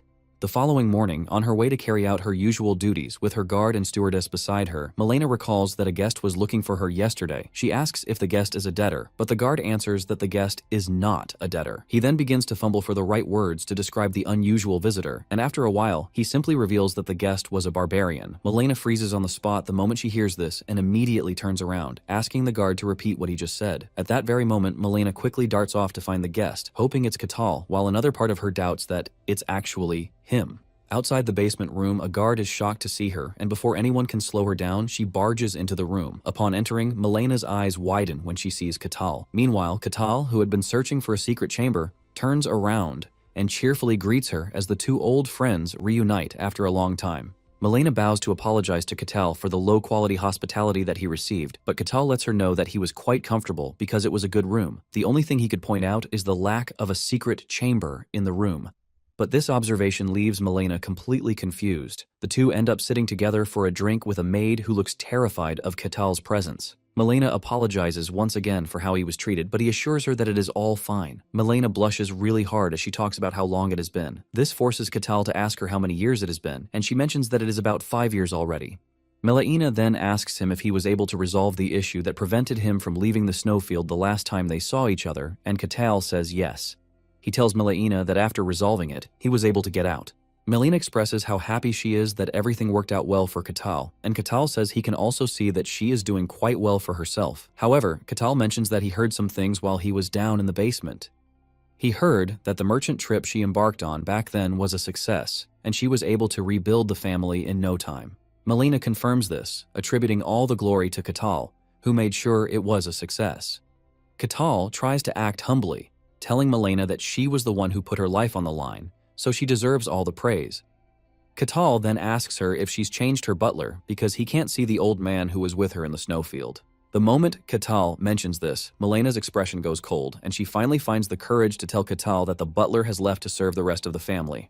Upon hearing this, Katal figures out that something had happened, and Milena mentions that it is her fault that he left. Milena tries to move around the conversation by reintroducing herself, and she welcomes Katal to her establishment once again. Later on, Katal is placed in a luxurious room where he enjoys himself. Even though it is not on the level of the royal castle, it is still pretty expensive. He is enjoying a bowl of grapes when Milena enters the room, asking him if he has a moment. Katal tells her that she is free to come in, and Milena comes in with a bottle of wine while fully donning her nightgown. Without wasting time, the two get down to drinking, and soon afterward, Milena taps out, admitting that Katal is nowhere near her level, even though she is also a pro when it comes to drinking. Katal replies that he is already used to drinking, and this is thanks to his barbarian buddies in the snowfield. Katal then expresses his surprise at the fact that Milena enjoys drinking, but Milena corrects the misconception. She says she doesn't like it, but she is already used to it because she needs it to sleep, and Katal figures out that she has a lot on her mind. With a low and sad voice, Milena asks Katal if he knows what she did after she got out of the snowfield. Katal replies that he only heard about her investments and businesses. Milena reveals that after the successful trip through the snowfield, she gained real power within the family just as Katal had predicted. Based on the power that she acquired, she tried her hand at various investments, and as luck would have it, most of her merchant trips succeeded, so she made a lot of money in a short space of time. However, these are expeditions that have huge risks attached to them, so a single slip-up means the family is going to collapse. Because of this, she started looking into lower-risk investments, and in the end, she settled down to buying and selling money. Thanks to this, her family was able to achieve a huge success, but there is always a but. She reveals that her family members claimed that she went crazy for money to throw away her honor, so they started leaving her one by one. To her, she believed that she made the right decision to make her family grow. This has been aching her in her heart, and she asks Katal if she made the wrong choice, but Katal clears it up, telling her that she didn't. Katal says all that she does is lend money to those who need it and keep it safe for them, so there is nothing wrong with this. In addition, Milena had gotten permission from the kingdom, so there shouldn't be any problem whatsoever. Catal understands why Malena is being treated this way since it is the Middle Ages, but in modern times it makes common sense as it is what is called a bank. Malena is left in complete shock when she hears this, and she asks Ketil if he is really sure that it is fine. She asks him if he is sure that it is not a dirty business, and Ketil tells her that it isn't because she didn't break any laws, so there is no reason for it to be dirty. In fact, Catal believes that she's been able to make her family even more important by accumulating this amount of wealth. Malena's face turns red like a tomato as she doesn't believe what she is currently hearing. Hearing all of this reminds her of how her former butler left her.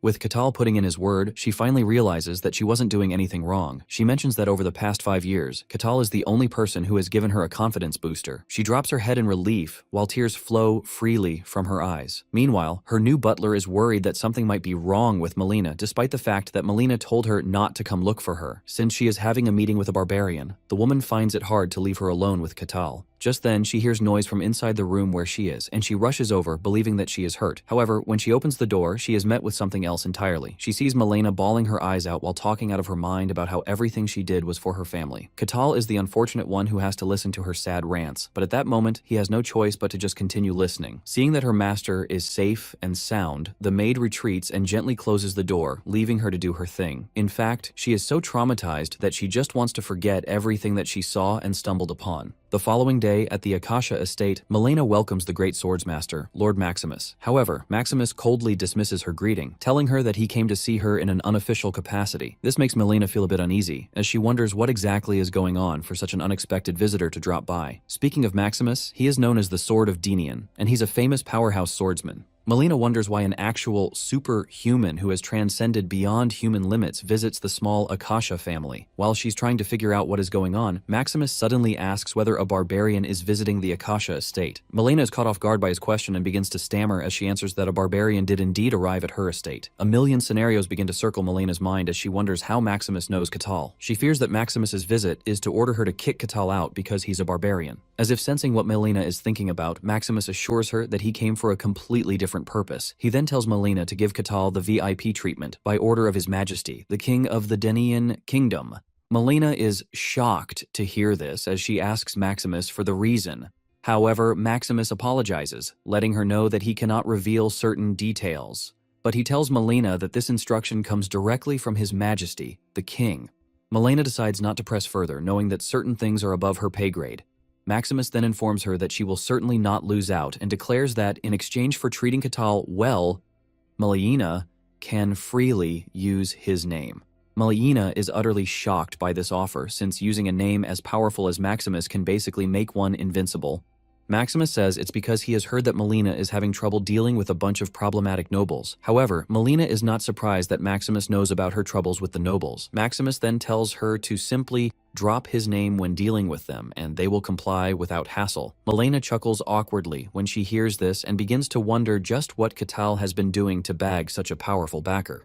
Shortly after her meeting with Maximus, Malena goes to visit Catal. She hesitates to ask anything, but Catal notices the expression on her face and urges her to speak up. Malena then asks Catal if he worked as a mercenary, and Catal answers that he did. She asks what exactly he did during his time working as a mercenary, but Catal hesitates to answer. However, after a brief moment of silence, Catal tries to brush it off, saying he simply did mercenary stuff like escorting people, patrolling villages, and beating up a few uninvited guests on the way. What Malena doesn't know is that this dude was busy doing world-shaking things and beating up a few world-ending entities from the frigging demon realm. However, when telling Malena about it, he makes it sound like he'd been building sandcastles at the beach all this time. Malena decides to agree with whatever he says, but deep down, she knows Catal definitely did something awesome because there is no way the king's right-hand man would have made such a move over simple mercenary stuff.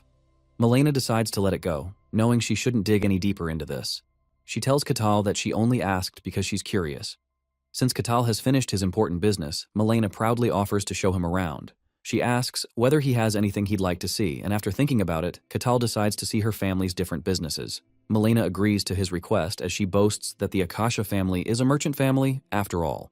Shortly after, Malena takes Catal to see the magnificent Akasha Merchant Guild and proudly tells him that even commoners can borrow and deposit money at the guild. However, it's not so easy for anyone to just borrow money.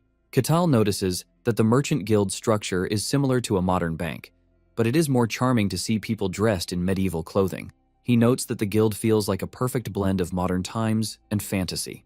Malena then asks Ketal what he thinks about the Merchant Guild, and Ketal gives her a thumbs up, saying it's quite entertaining. Malena is confused about how anyone can find this place entertaining.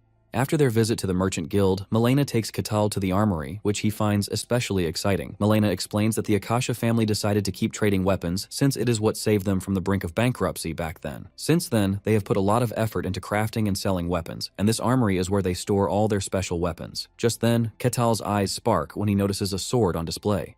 Intrigued by the sword, he tells Malena to let him hold the sword for just a second. Malena tells him to go ahead, and Ketal swiftly takes the sword from the display. After swinging it once, flames suddenly cover the sword all the way to the handle, leaving Ketal stunned. Malena explains that it is an enchanted sword, and Ketal is over the moon as he raises the flaming sword into the air like his favorite trophy. Ketal is intrigued and fascinated just from the word enchantment to the point where he is moved to tears. Seeing how much he likes the sword, Malena asks whether Ketal would like to take it. Ketal is overjoyed when he hears this and asks Malena again just to be sure she's not pulling his leg. Malena then reassures him that she's not joking, but asks whether the sword isn't hot. Still crying tears of joy, Ketal assures Malena that the hotness is just perfect. In order not to make it look like he's eager for the sword, Ketal tries to turn it down, saying he shouldn't be accepting such a valuable sword. However, Malena lets him know that he can keep it since the sword has no practical use.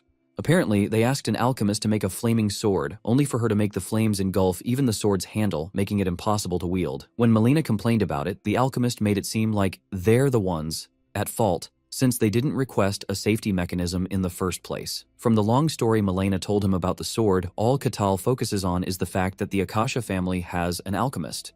Malena then explains that she hired an alchemist for a ridiculously high price, but she's starting to regret it.